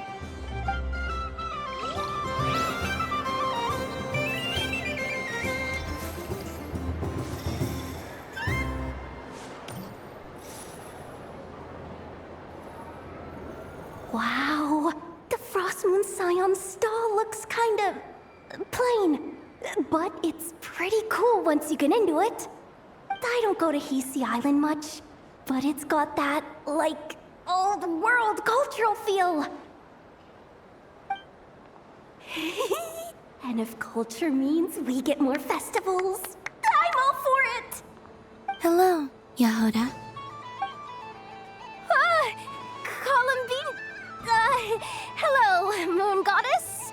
That was too close. I almost gave the game away in front of the staff. Oh, wait, what's the deal with her shoes? They don't make a sound when she walks. I could do with a pair of those. Do you like balloons too? Balloons? Oh, you mean those? What's so fun about balloons? I'm not a kid anymore. They're probably more up Aino's alley. Yes. The animals seem very curious about these strange flying objects. I was drawn here by their voices. I recently learned a fun new game you can play with balloons, so I decided to come and give it a try. A new game?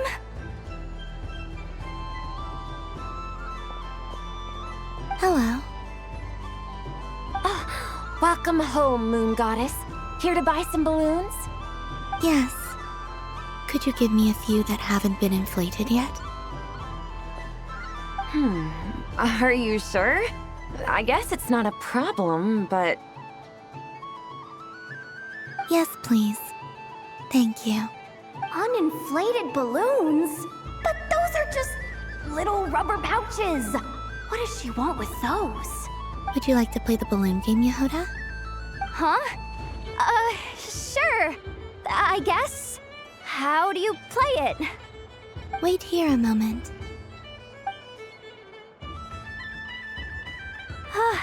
Oh.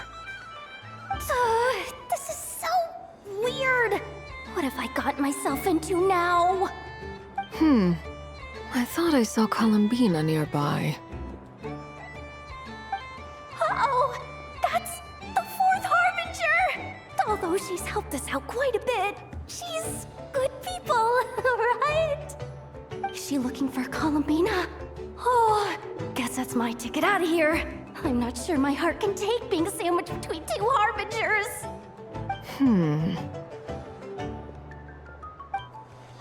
Which stall is she checking out?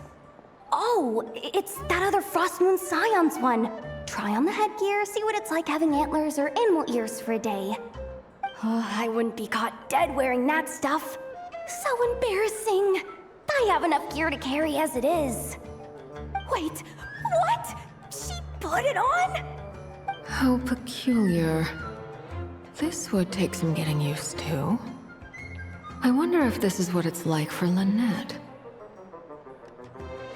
It really suits you, ma'am. What is this?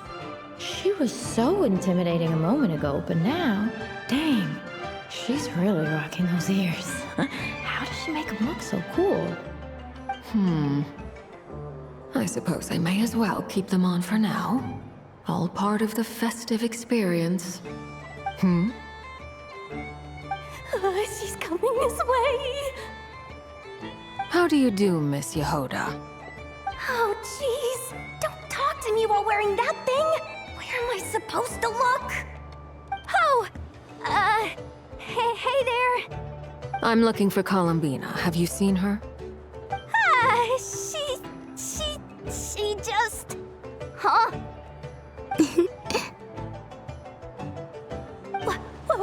Wait, is that what she meant by balloon game? Yeah.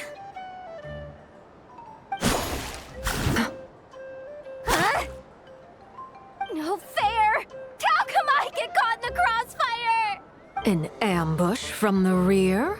Is this a declaration of war, Columbina? Would you like to play too, Arlecchino? Seriously? Are they gonna start some beef right here, right now? Gladly. That said, I believe there is another who would like to join. Boss Nev! Thank goodness! You've gotta get me out of here! Things are kicking off big time! Hello there. I'd like 10... no, make that 20 balloons, please. Uninflated. What? Miss Moon Goddess, I hope you're prepared to pay the price for assaulting my employee. Welcome to the game, Nefer. Just to be clear, let's keep this a fair fight, okay? No strange powers, please and thank you. Naturally. Don't just stand there, Yehoda. Aren't you going to team up with me? Huh? Do I have to? Of course. Don't forget, the Curatorium has a reputation to uphold. I knew something like this was gonna happen.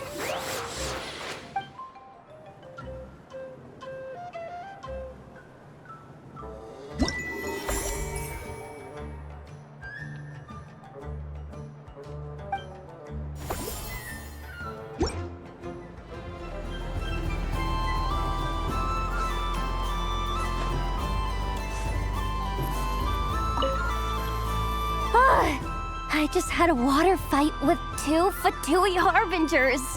Pretty scary, but also surprisingly fun.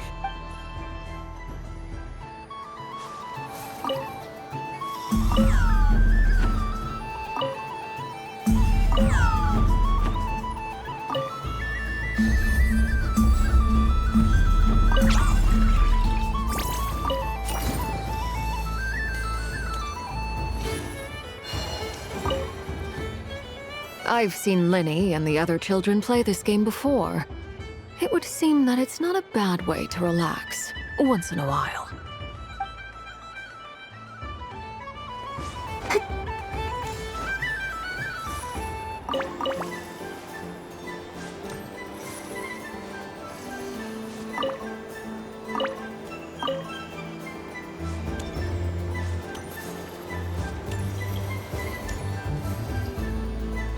Sunny days!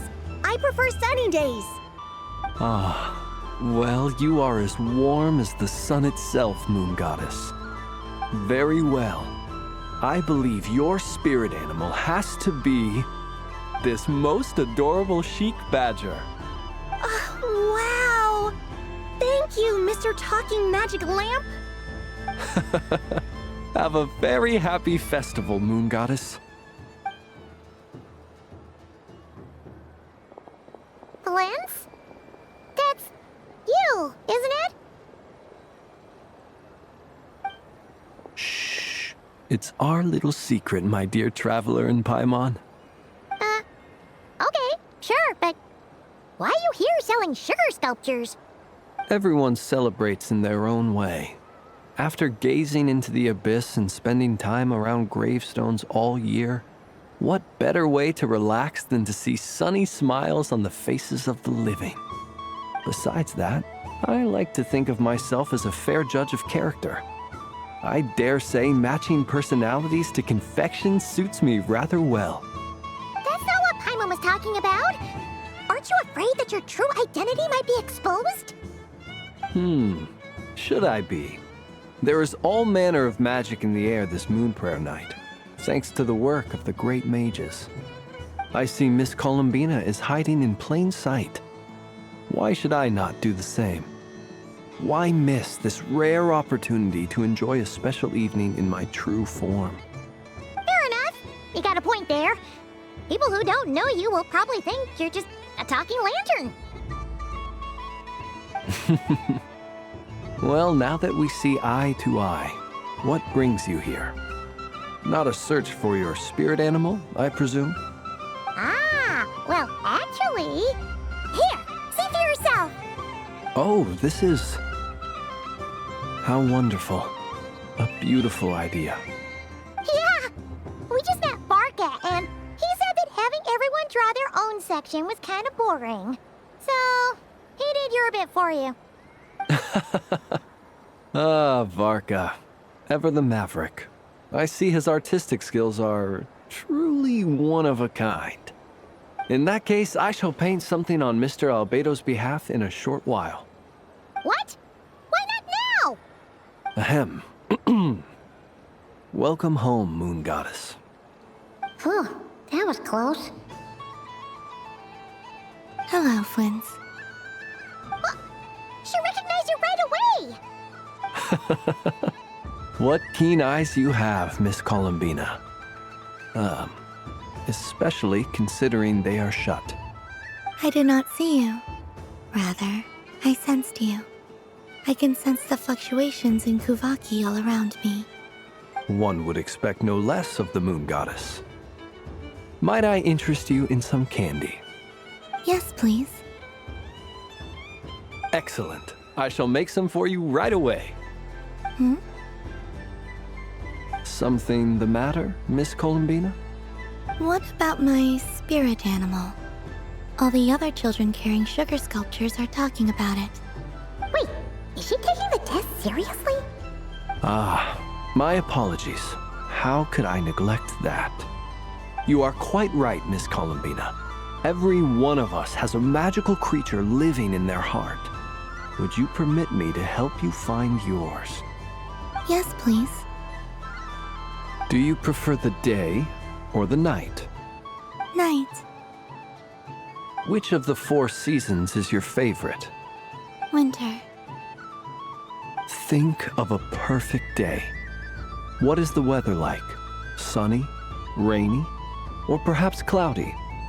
Rainy in the morning, sunny at night. What kind of answer is that? Forests, lakes, and open seas. Which do you prefer of these? I like them all. Imagine you opened your very own shop. What would you sell there? Moonlight, I think. Wow! Paimon would totally shop there. It wouldn't cost anything. You'd just need to visit. Aha! I believe I know what your spirit animal is. Here, for you. Oh, it's a Kohenki! Indeed. A free-spirited being with a deep love for all things here in Nodcry, who selflessly lends her aid to as many people as she can reach. It is the perfect fit for you, Miss Columbina. Thank you. It would be my honor. But you shall have to forgive me. We have known each other for quite some time. I doubt there is any answer I could give that would come as a surprise to you. So instead, would you accept this sugar sculpture as a token of our friendship? It's a lantern. Hey, why don't you two go enjoy your candy over there? Paimon wants to try out this spirit animal thing too. Right, Flints? Come on, play ball. I got this drawing done. But I want to hear Paimon's answers.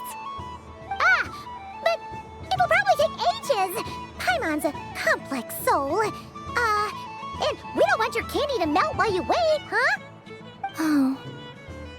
Okay then.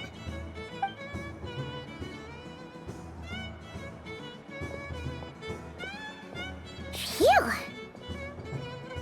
Nice excuse, Lady Paimon. That was some quick thinking. Yeah, no thanks to you. A little help next time.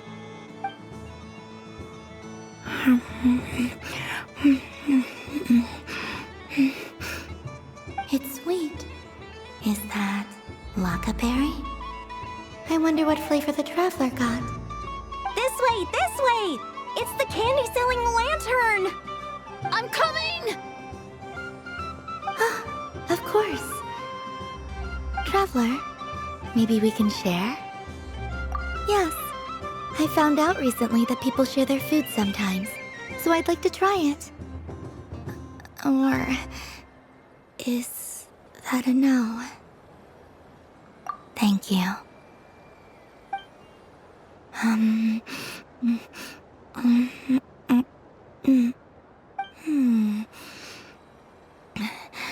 Yours is a little more sour than mine. Here, you try it. Are you sure? Amazing. My sugar sculpture has shrunk, yet my heart is filled with feelings of sweetness. I will remember this feeling. Sure.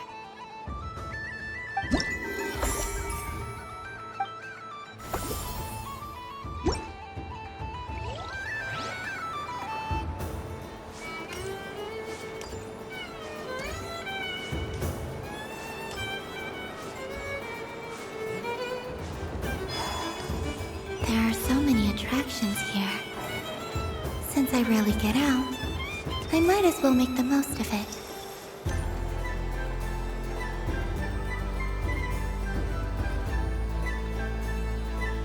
Well, well, look who it is. I heard someone went and disappeared on us the moment we let her out of our sight. They looked all over for you. Frankly, I didn't think you'd be back for Moon Prayer Night. Were you worried about me, Sandrone? You would like that, wouldn't you? Do you even hear what you're saying?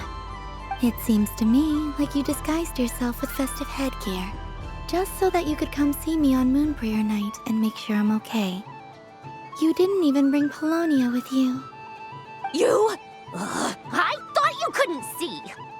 I cannot. But I sense the confusion of those around us rippling through the Kuvaki currents. Based on what I know about you, let me guess what you're wearing. Is it cat ears? Shut up! I'm only here to protect the Fatui's interest in this territory. Running into you was pure bad luck. Really? But you were the one who asked Arlecchino to help everyone find my name.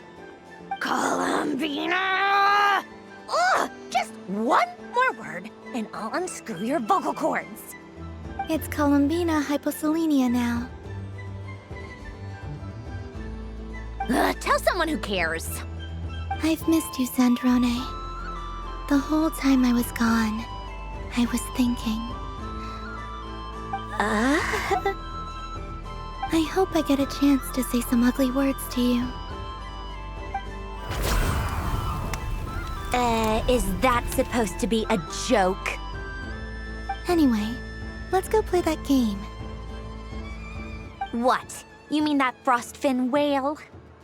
Yes. It's some kind of game where you get bitten if you step on the wrong tooth. Seems like fun. Who in their right mind would wanna... Because you're not a scaredy cat. Fine! You wanna play? Let's play. Don't complain when I kick your sorry butt. Lovely. You old geezer! I'm gonna beat the pants off you! Just you watch! I almost forgot. Sandrone? What is it now? You'd better not lose, or I'm going to beat your head in. What? Allow me to demonstrate since I'm feeling so nice. You just step on the teeth, like this.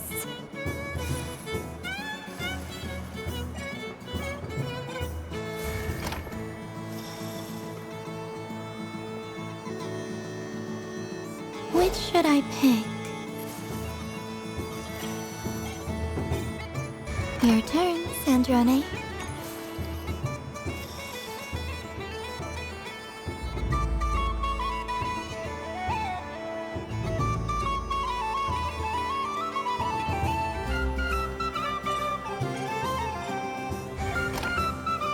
Don't come crying to me if you get bitten.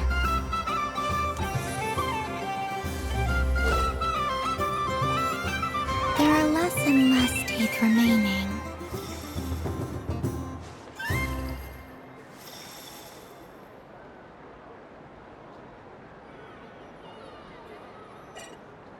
Huh? What's that noise?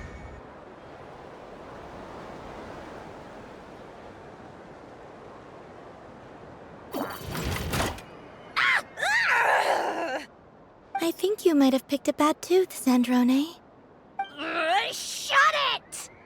Do you need any help? It seems like you're stuck.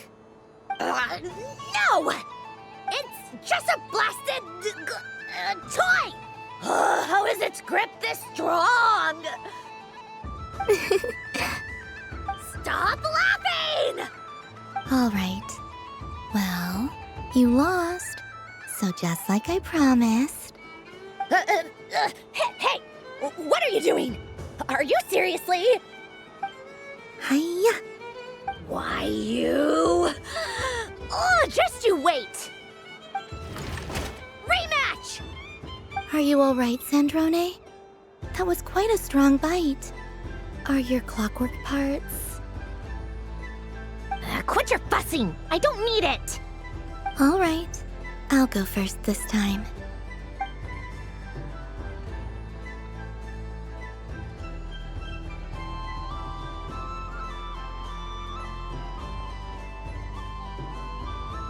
I see it now.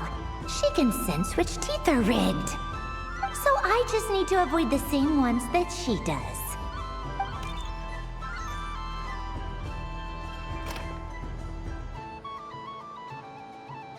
This one.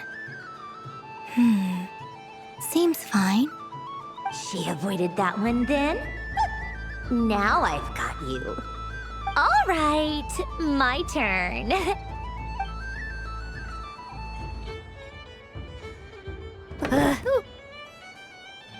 What? Looks like you lost again, Sandrone. Wait! There's more than one bad tooth! Bonk.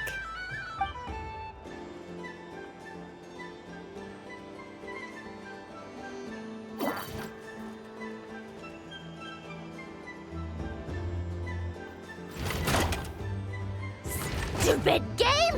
What idiot came up with this? Are you all right, Sandrone? You said some nasty things just now. Oh, I'm peachy. Should I let you bonk me on the head as well? Ah, forget it! Come on, bonk away. It can be your consolation prize for losing so badly. I told you, forget it! Gah, you've always been so annoying. Singing right outside my door, inviting yourself to my tea parties, going AWOL. And now you're off to the moon or something. Of all my days with the Fatui, the times I spent with you, Arlecchino, and Rosaline, they were my favorite. I will not forget them. Just as I shall not forget this moment. We'll always be friends, no matter where we are, right? Who'd want to be your...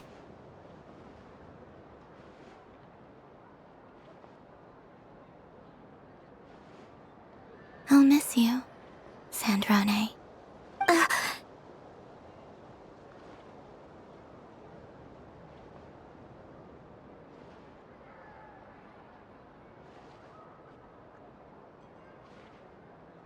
Goodbye, Sandrone.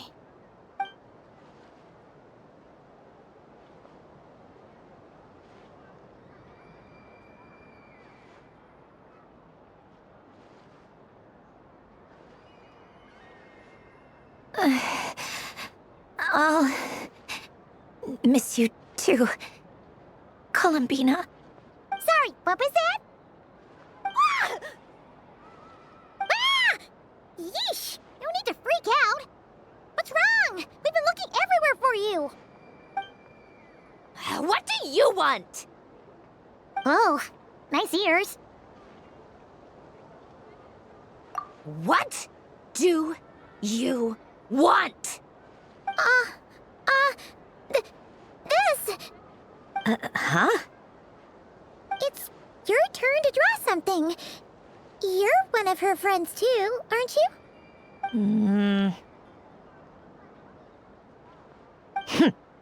Doesn't know how lucky she is. Sorry? Nothing. I'm done. Take it. Oh. thing. Last time we spoke, you mentioned you were interested in the Narcissan Kreuz Ordo's research, remember? There were too many people when we last met, so we didn't get the chance to do this. What are you talking about?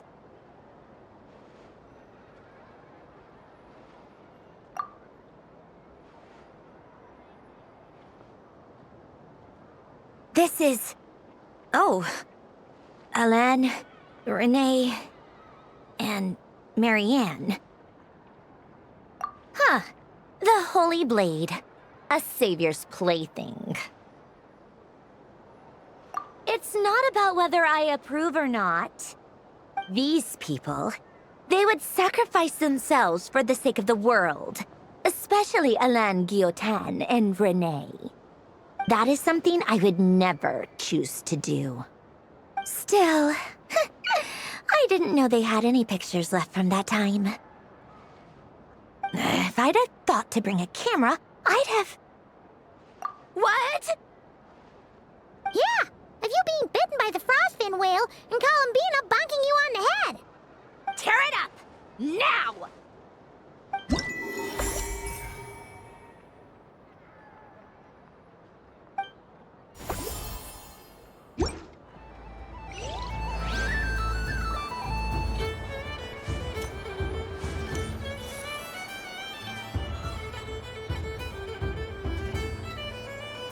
What is going on over here? It looks like fun. Hold it right there! You can't run away from me, Moon Goddess. Are you talking to me? Of course. Do you see anyone else here dressed up as the Moon Goddess besides me and you? Hey, come on! Call me by my title. Happy Moon Prayer Night, Moon Goddess. And the same to you. Anyway, there's no time to waste. Get ready for the duel of a lifetime.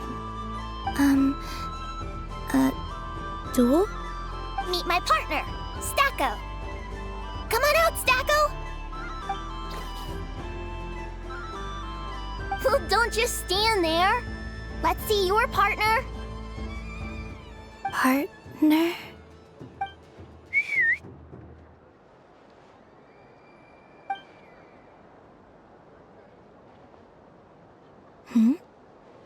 So I need to select a partner and command them in battle. Partner. I need a partner.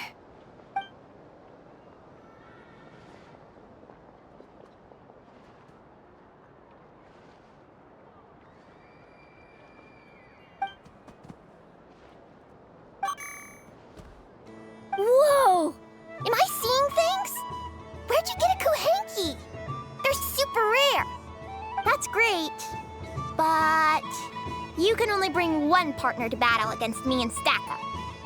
No ganging up allowed. They all look so eager to be picked. Which one should I choose?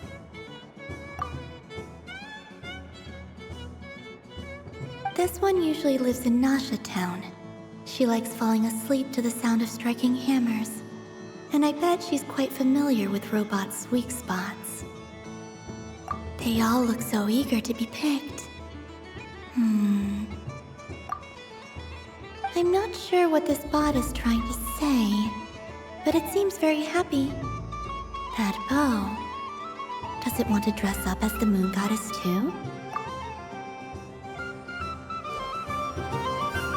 Testing! Oh, this is an emergency broadcast! An exciting battle is about to take place right here at the Nasha Town Special Arena! In this corner, we have the Moon Goddess and her robot partner. And in the other, we have the Moon Goddess and her other robot partner. Ugh, this announcer stuff is harder than I thought. Why does everything I say sound so dumb? If I could cringe any harder, I'd fold in on myself. Only one Moon Goddess can be victorious in this ultimate battle of destiny! But who will it be? There's only one way to find out! Now, without further ado, let the Battle of the Moons begin! I don't care who we're up against. Stacko and I ain't gonna lose! Let's strike first! Stacko, formation shift! Ho ho ho! The robot has kicked things off with a change of formation! But how will this affect the battle? Nobody knows! Cautious play from the opposing team! This moon goddess has come prepared! Where will it go from here? Okay then. Stacko, maintain formation and enter your empowered state.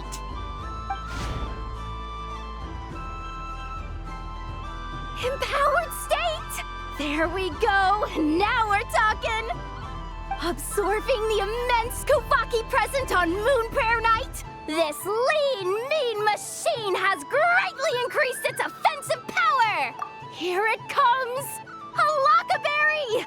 Oh, what could the Moon Goddess be planning now? Frankly, I don't have a clue, so your guess is as good as mine. The battle is heating up fast! I'm about to start sweating machine oil over here! Go for it, Stacko! Set Kuvaki to maximum! Can their opponents withstand this blow? And what will this moon goddess do? Don't be afraid. Fight however you wish. And it's the empowered state! Both robots empowered now! The attack comes in, but oh, attacks repelled! Opposites attract, but likes repel. And now you've seen it in action! What a powerful repulsion! The robot crashes into the wall! Can it keep going? Stacko! Oh, Stacko is down for the count! Our winner is the Moon Goddess! The slightly taller one, I mean. You did your best, Stacko. I'll take you to Ainos for a checkup right away, don't you worry. Well, you beat me fair and square, I guess. Honestly, I underestimated you. Won't make that mistake again. I think my partner deserves most of the credit. Just you wait. When I'm a little bit older, I'm gonna come back a whole lot stronger. Be ready for a rematch.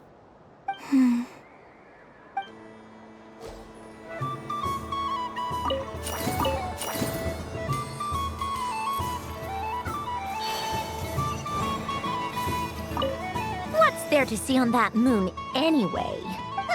Let her go up there and cry alone. See if I care.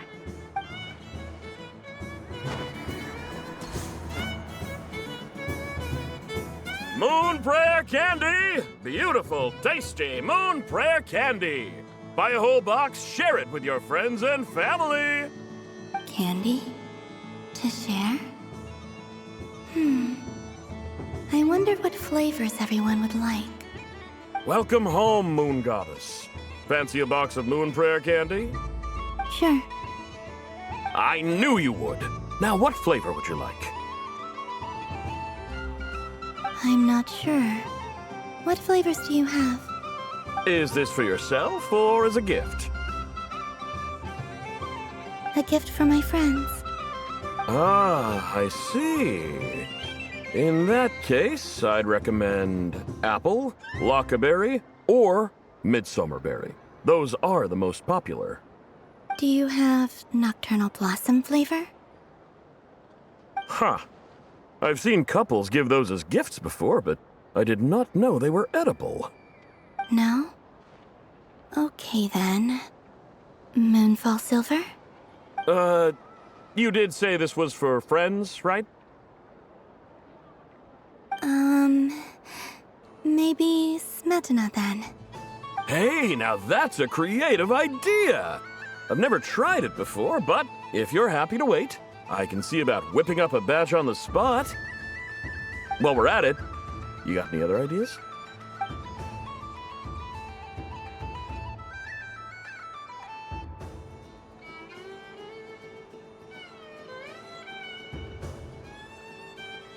Here you go. Every flavor you asked for is in there.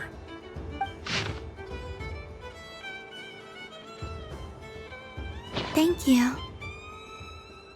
Haha, I should be the one thanking you!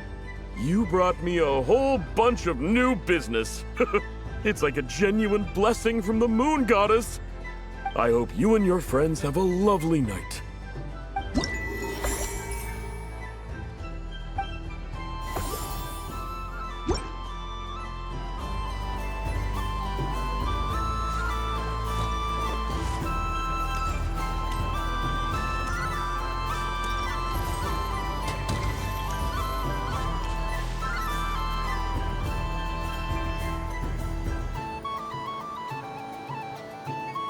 This doesn't make any sense! How am I losing every single time?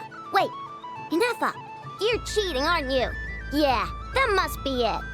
I am not cheating, Aino. Uh-oh, sounds like Inefa's turning into a big baloney bot. I think it's time for some serious maintenance. Moon Goddess, help me. Miss Columbina, Aino is attempting to cheat. What the? I'm not the cheater! You're the cheater! How dare you throw it back at me?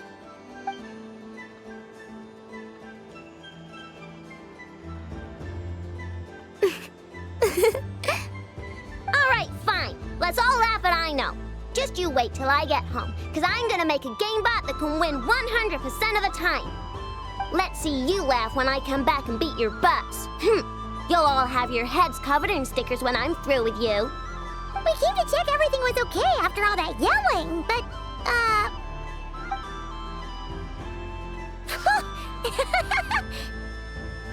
Whatever it is, it sounds like cheating is allowed.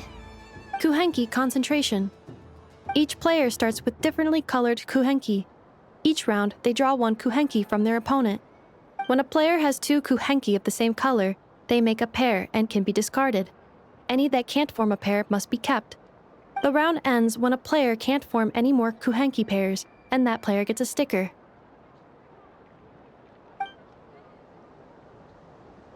ooh, can 4 people play as well? That is fine, so long as the turn order is fixed beforehand. Alrighty then. In that case, the 2 of us will join as one team. Okay, but if you lose, you're both getting stickered. I don't want to hear any excuses. Sure. And if we win? If you win, only one of you gets to sticker someone else. I have taken to calling this. I know logic. Hey, lay off me, all right? Okay, so we're starting the game from scratch again, which means all my stickers so far don't count. Looks like Luanatar is the Kuhenki of honor for this game. Anyway, let's go clockwise, starting from Inefa.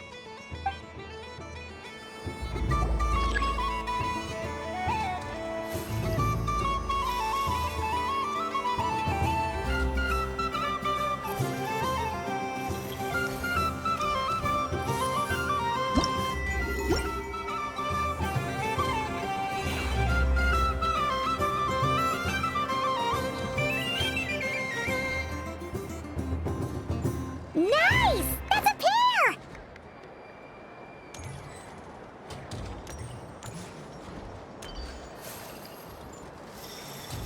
Go, go! Fly!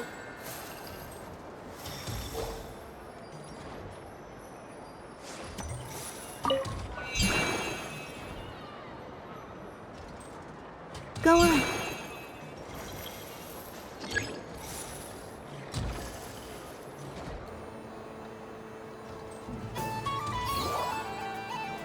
I have a pair.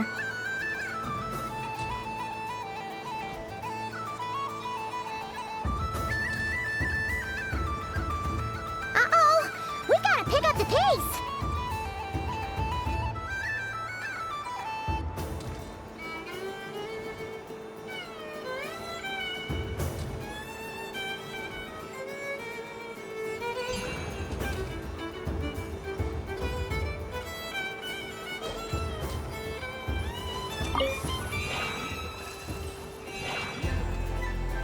I win.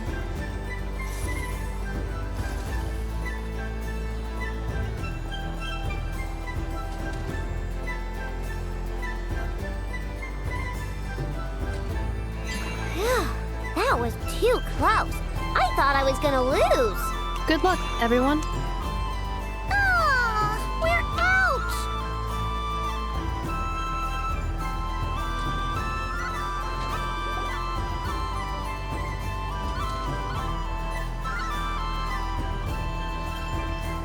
Let me pick a good one.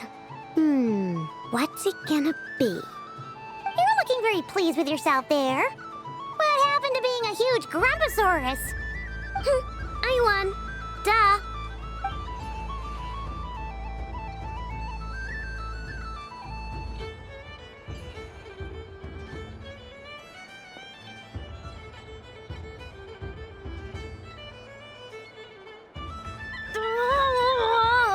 Me again? Don't fidget too much, Ino, or the sticker's going to fall off. I don't care. If it falls off, it falls off. If a pair of Kuhenki get discarded, why not a pair of stickers? Huh? Huh?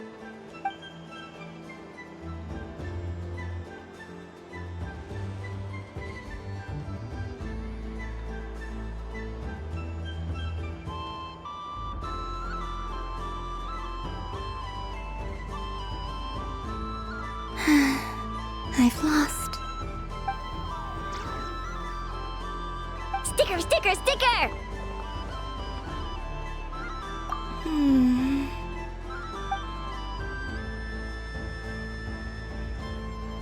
Cute! You think so? Shame. I can't see it for myself.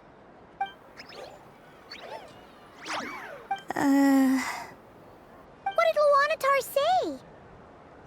She said it looks so cute that she wants me to lose a few more rounds.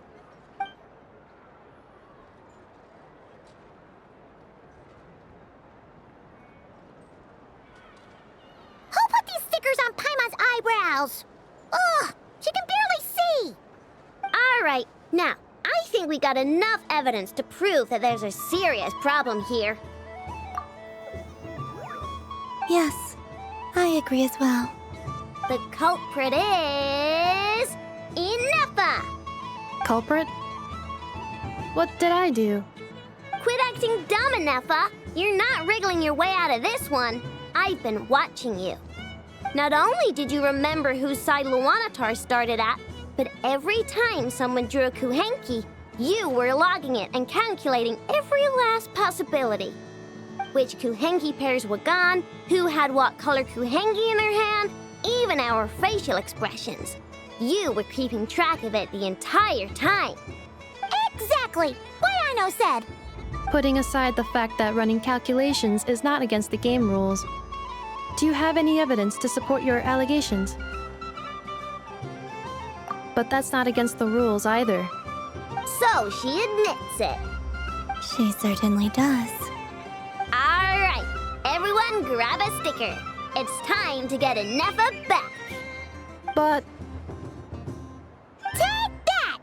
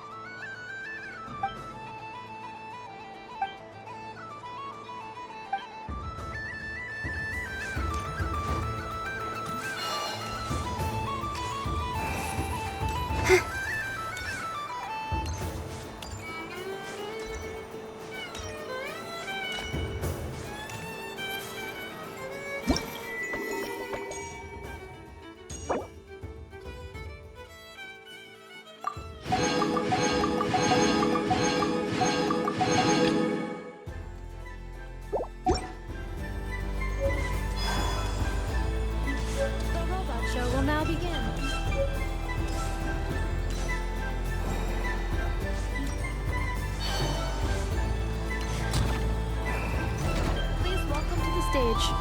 Cool your jets, Ducky.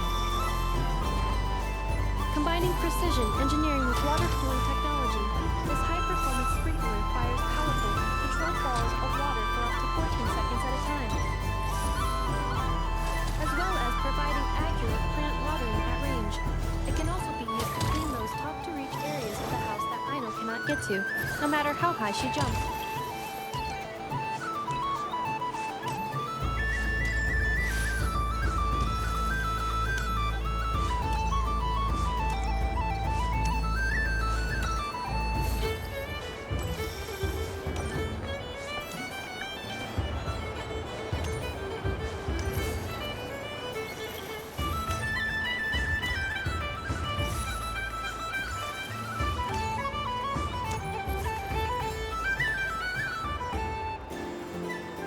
I wish for a never-ending supply of laka berries.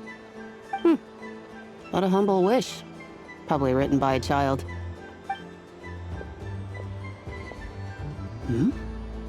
Is that Lauma the Moon Chanter?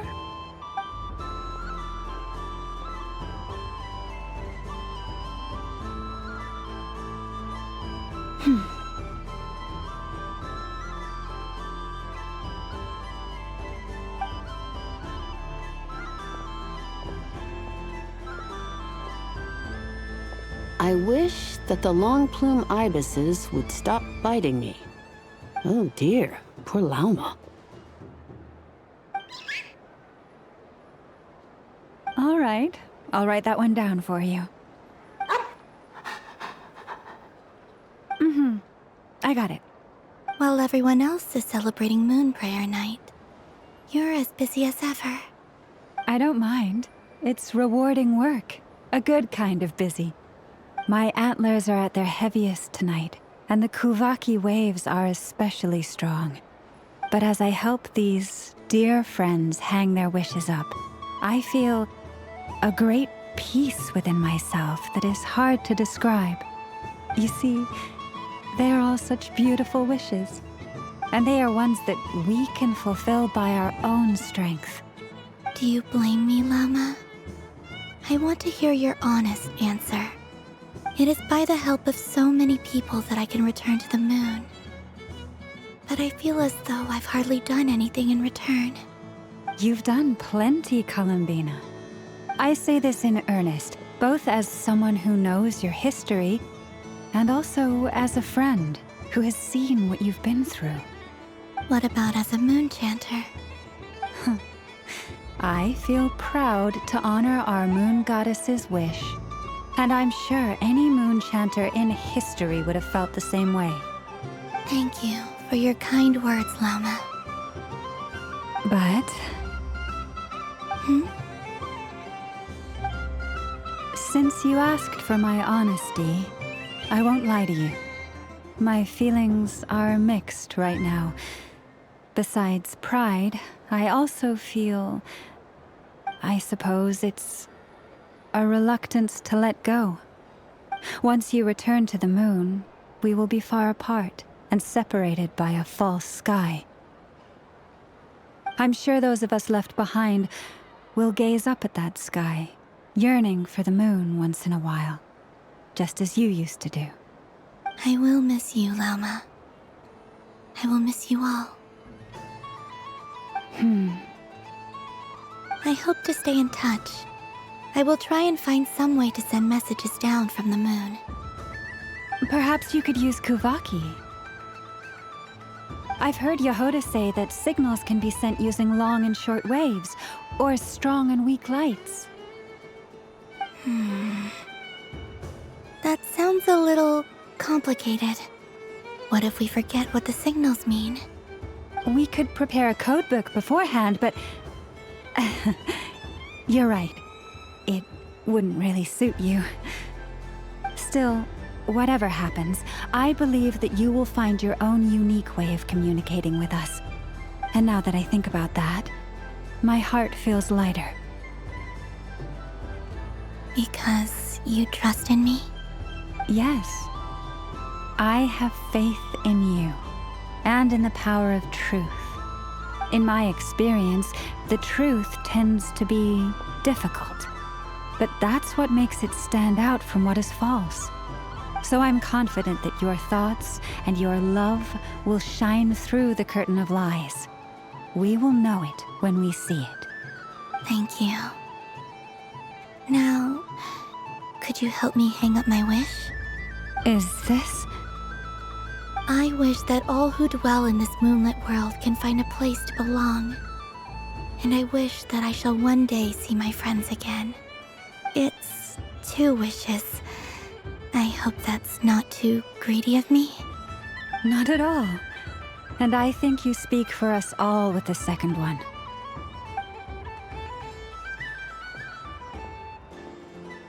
I shall continue to pray until the day that all of these wishes come true.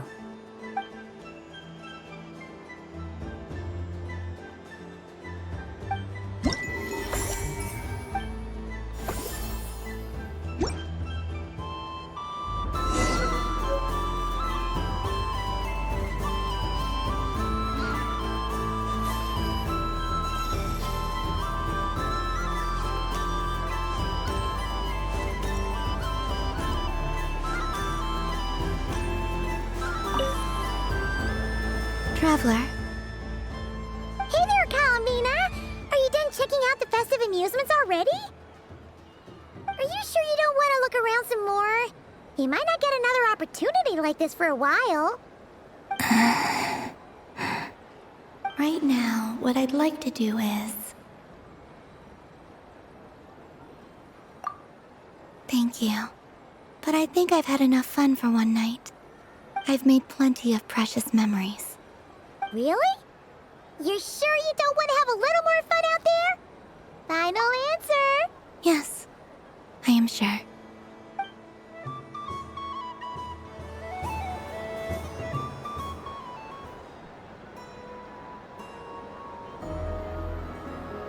This was the most fun I've ever had on a moon prayer night. Everywhere I went, people were saying, "Welcome home," and there were friends at every turn. I only wish it could last longer than one night. Oh. Yes, you're right. The moon prayer blossoms. Ooh, look! Look! Moon prayer night has come.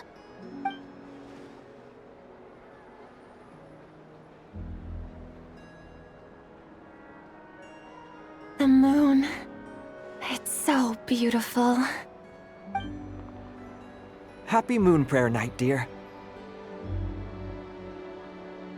Happy Moon Prayer Night.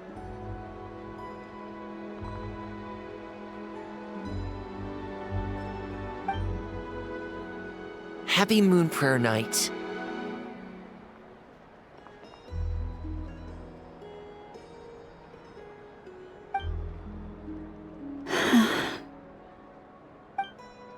Aww. Huh.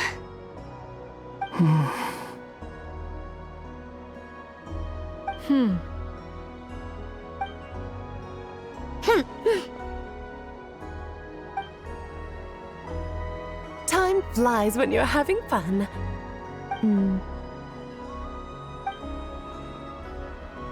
Oh. Looks like the time has come. Columbina. You're heading off, then? Yes, to the ruins you mentioned. And from there, back home to the moon. Wait! I know? At least... Take one of our craft shop's crumb cookies up to the moon with you. You know, for a snack. Sure. Why not? The Curatorium of Secrets believes in proper farewells. No story should be left without a satisfactory endnote. Never. Farewells are an important affair for the Ratniki, too. We never know when we might meet again. Haha!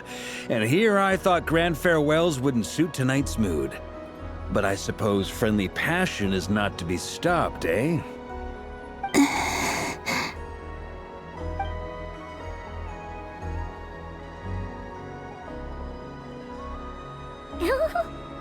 We made a little something for you, Columbina. Ta-da! What is it? A Moon Prayer Night greeting card with drawings by all of your friends. You did mention that you'd like a portrait done, so I took the liberty of creating one for you. I, meanwhile, did the portrait of Mr. Albedo, and Mr. Varka did the same for me. I mean, I think my work was pretty true to life, don't you think? The picture of Ashru was my doing. The two of you seem to get along rather well. Wait, was I the only one who did a full body picture? That's so embarrassing. I did pictures of me and Anefa. I did my own portrait and one for Hat Guy. Plus, there's the two mages, Arlecchino and Sandrone. So, if you ever miss us, just flip the card open and we'll all be right there with you.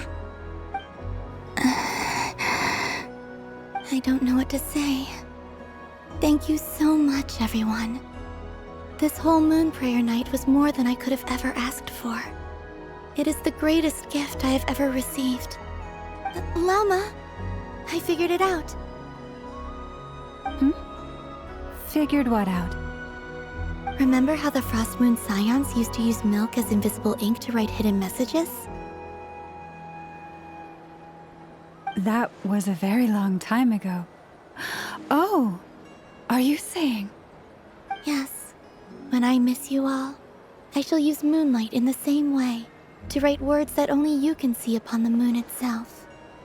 Wow, that sounds lovely.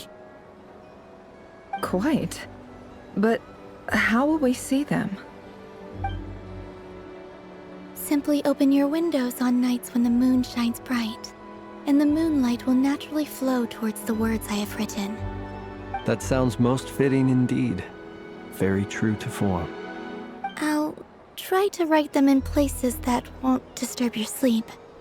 I, for one, would sleep all the better for having read one of your messages before settling down for the night. Exactly.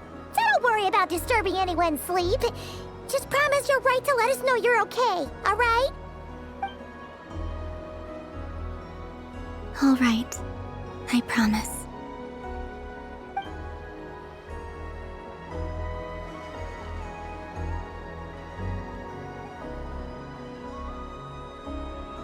In that case, Columbina? I'm ready.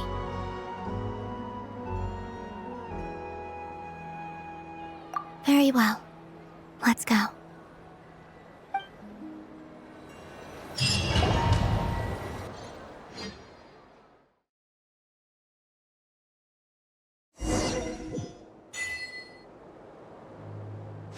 In just a few moments, I will be gone. I still don't know what to expect on the moon. Will I really be able to send messages to my friends? The Kuhenki, the animals of Not Cry. I'll never get to see them again. I wonder where I'll be when the next Moon Prayer Night comes.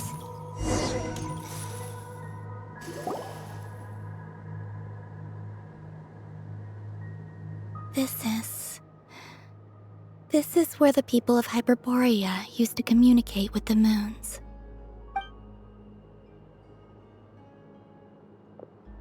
Eternal moon, frost moon, iridescent moon.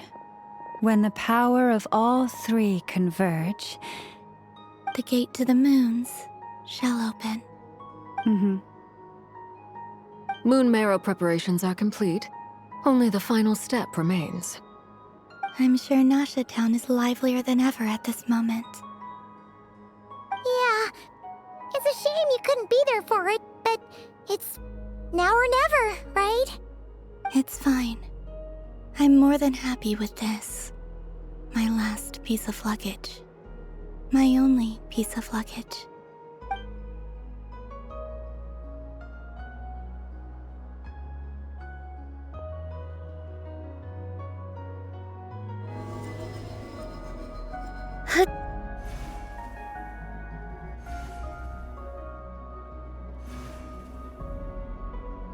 I can already feel the moon calling to me.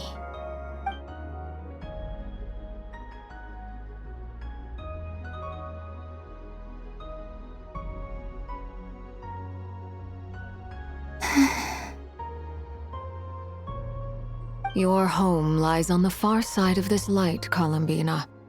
From now on, we will at last have a reason to pray to the true moon. Columbina.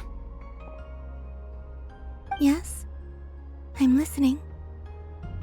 Be sure to come back and see us when you get the chance.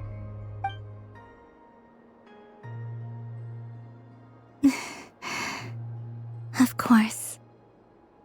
But if that chance doesn't come, then remember that you have friends on this planet. People who will miss Columbina. Yes, I will. Thank you for everything you've done for me. And remember, come night or day, the moonlight shall always connect us. Well then, farewell, my friends.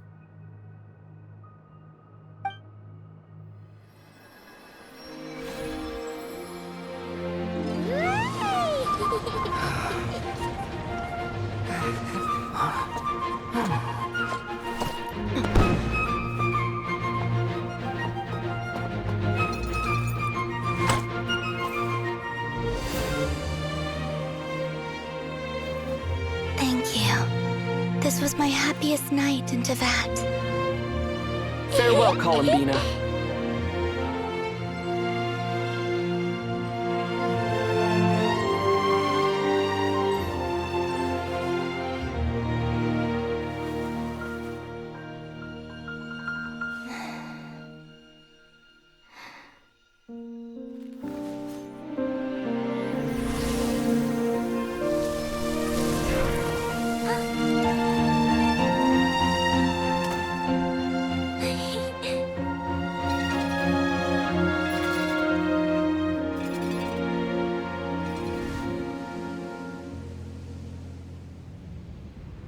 The moon really is closer than ever tonight.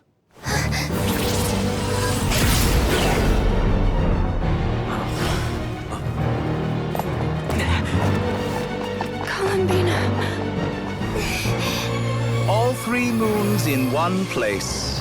Time for one final experiment. Reason, life, death, time, and space. They all believed I would fail.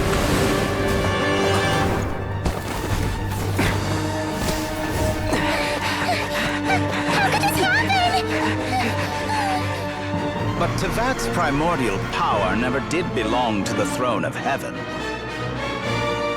And now, they are mine.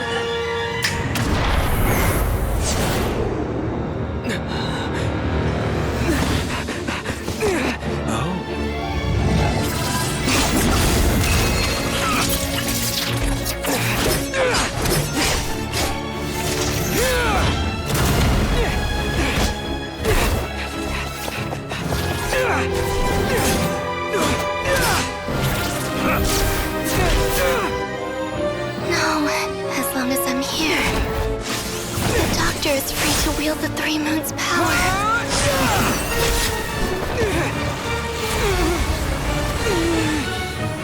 It's the only way.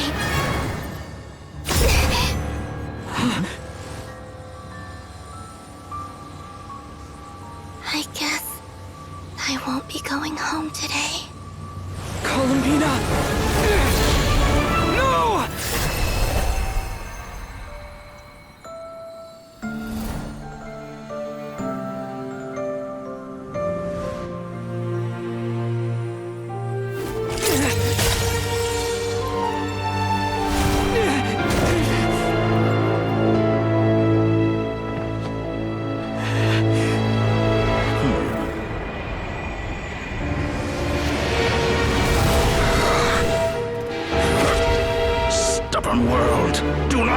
can't control me!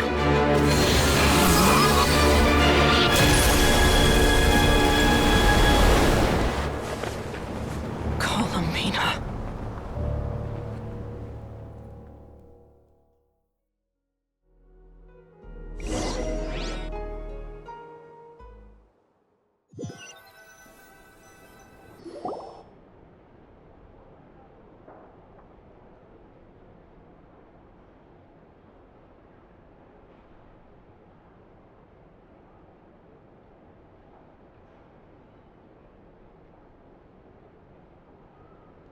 Are you all right?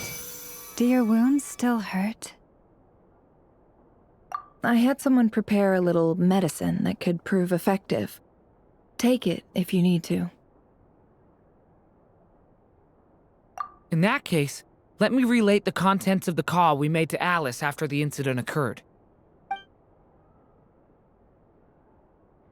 That Dottore is a crafty one. He distracted the Hexenzirkel by creating a huge fuss at Tevat's borders. I'd assumed that the cause was an abyssal intrusion from the outside world, which in fairness is a rather common occurrence. But after learning that you managed to influence the phantoms in Nordcry, I realized that perhaps this interference could have come from within Tevat instead. But we weren't able to change their fates. True, you couldn't change how their stories ended, but you did build some variables around yourself. Variables?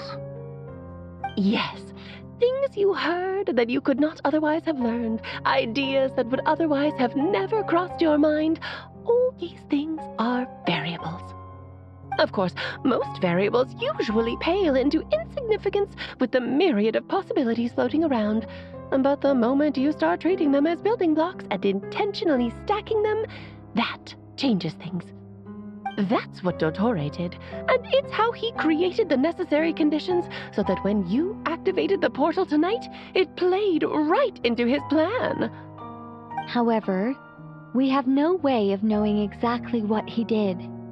Yeah, we also need to ascertain Columbina's status. And that about sums it up. As I suspected, Dottore has disappeared completely. If it's any consolation, he wasn't able to control Columbina as he might have wished to. Oh no! What? She did what? All we saw was Dottore appeared and used some kind of power. The next thing we knew, he and Columbina were gone and you were falling into the sea.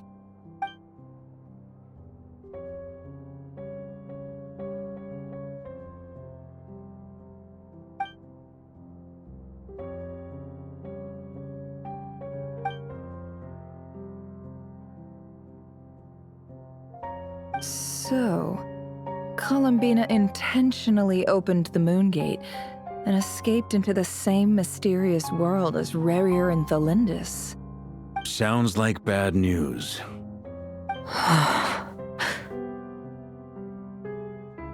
Seen in that way, the Trilunar Syzygy and Rarier's emergence, Dottore might have been pulling the strings in both cases.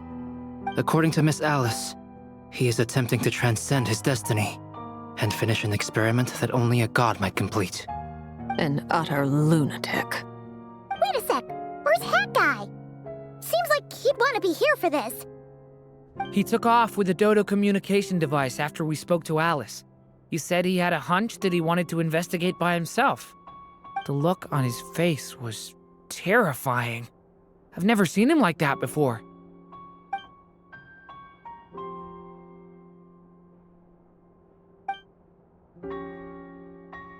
I'm back. Hat Guy! I went to look for the Hyperborean phantoms again. I think I've gotten to the bottom of it. I got them to talk to Nicole on the other end of the communications line. Turns out, the history they describe is different from how Nicole remembers it. Really? But how? Surely Nicole can't have been wrong. Because the phantoms are the ones who are deceived. They speak of a savior who appeared in their history. One who never should have existed. This savior promised to create a new moon within the false sky, and even bring back their moon goddesses. Foolishly, they believed in him, and told him everything he wanted to know about the moons. It's obvious that this was Dottoro's doing.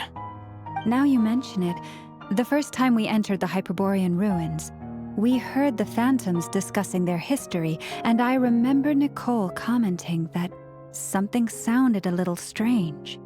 But Dottori shouldn't have been able to get in there in the first place! He didn't. Nicole said that this was an anomalous state triggered by disruptions in the causal connections between phantoms from the same era. The variables that Dottori put in place were substantial enough that they even affected phantoms that he never met. So it's not that their memories were unclear. They'd been tampered with. That's exactly the possibility Dottori was trying to manufacture. He turned these variables into knowledge and engineered the situation so all that knowledge would fall into his hands. Then, he harnessed that knowledge on Moon Prayer Night to truly create a false moon. How is that even possible? To be precise, he exploited a weakness in the way the spell works. The spell senses Kuvaki to detect the moon's location. So, as long as the false moon more strongly resembled the moon than the frost moon beyond the skies, the gate would teleport Columbina to the false moon's location. In other words, to Dottoro's side. Once he had her under control, the teleportation spell remained active, and he manipulated her power to seize both moon marrows. At that moment, the moon marrows disappeared right before our eyes. It was already too late, even as we were leaving the ruins. By then, Dottore had already amassed the power of all 3 moons. So, where does that leave us? What do we do now? I'd certainly like to know what Her Majesty thinks, now that the concerns I expressed to her have come to pass. But we cannot simply sit and wait for her to decide the matter. And in any case, it is not the Fatui Harbinger Damselette who sees us as her friends, but rather Columbina Hyposelenia. If, even in such extreme circumstances, Her Majesty will not lift the prohibition on Harbingers drawing steel against one another, then I will do as my heart demands. I will fight as Peruware instead. Oh, Arlecchino! Time is short, so I'll make the first move.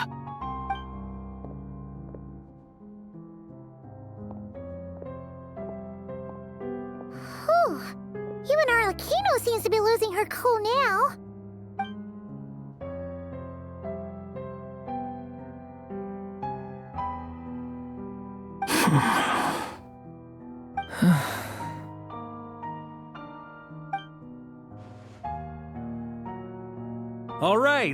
All right. Lose those dejected looks for a moment and let me get a word in. It looks bad, I won't lie. Very bad, in fact. So Dottori's pulled some real dirty tricks to gain the upper hand. For now. And yeah, it's to the point where even the mages say that his variables have affected destiny. I'm not so sure, though. Many have told me that Tevat's destiny is fixed, and that does appear to be the case. Well, what makes Dottori so sure he'll be the exception? And since he was able to stack these variables up, who's to say we can't do the same? You of all people should not be discouraged, traveler from afar. This isn't over yet. And you're not alone in that. Everyone here does, whether they've spoken thus far or not. But none of us are the type to sit back and wait for the sun to shine again. That's exactly how a knight should roll. If they knock you down, you get back up and get back in it. Don't forget, Honorary Knight, you're a legitimate member of Mondstadt too. Mark is right. This is far from over. Dottori's already way overdue a butt-kicking given his past shenanigans. And after this, he's earned himself a double dose. That's what I'm talking about. How's everyone else feeling? I'll use Kuvaki to investigate Columbina's whereabouts. I'm not ready to give up either. Leave the intel gathering to me. Whatever happens within Nodcry's borders, when the Curatorium of Secrets wants to be in the know, we always find a way. Aino and I will do all we can to support you.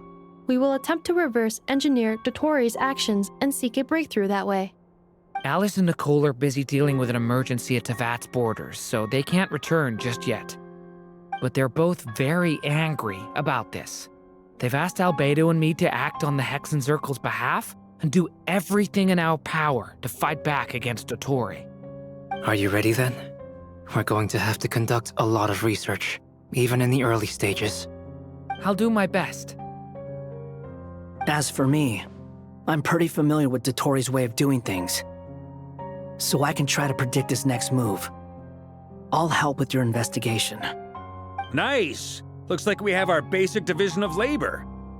I'll get in touch with Flints and Itlua, get them to have a chat with their Starshiner. It couldn't hurt to bring the Lightkeepers on board as well. At the same time, I'll pass on instructions to the Knights present in Nodcry to assist the Lightkeepers and other organizations in ensuring the safety of those living here. Yeah! We'll show him! That's it then. Good luck, everyone.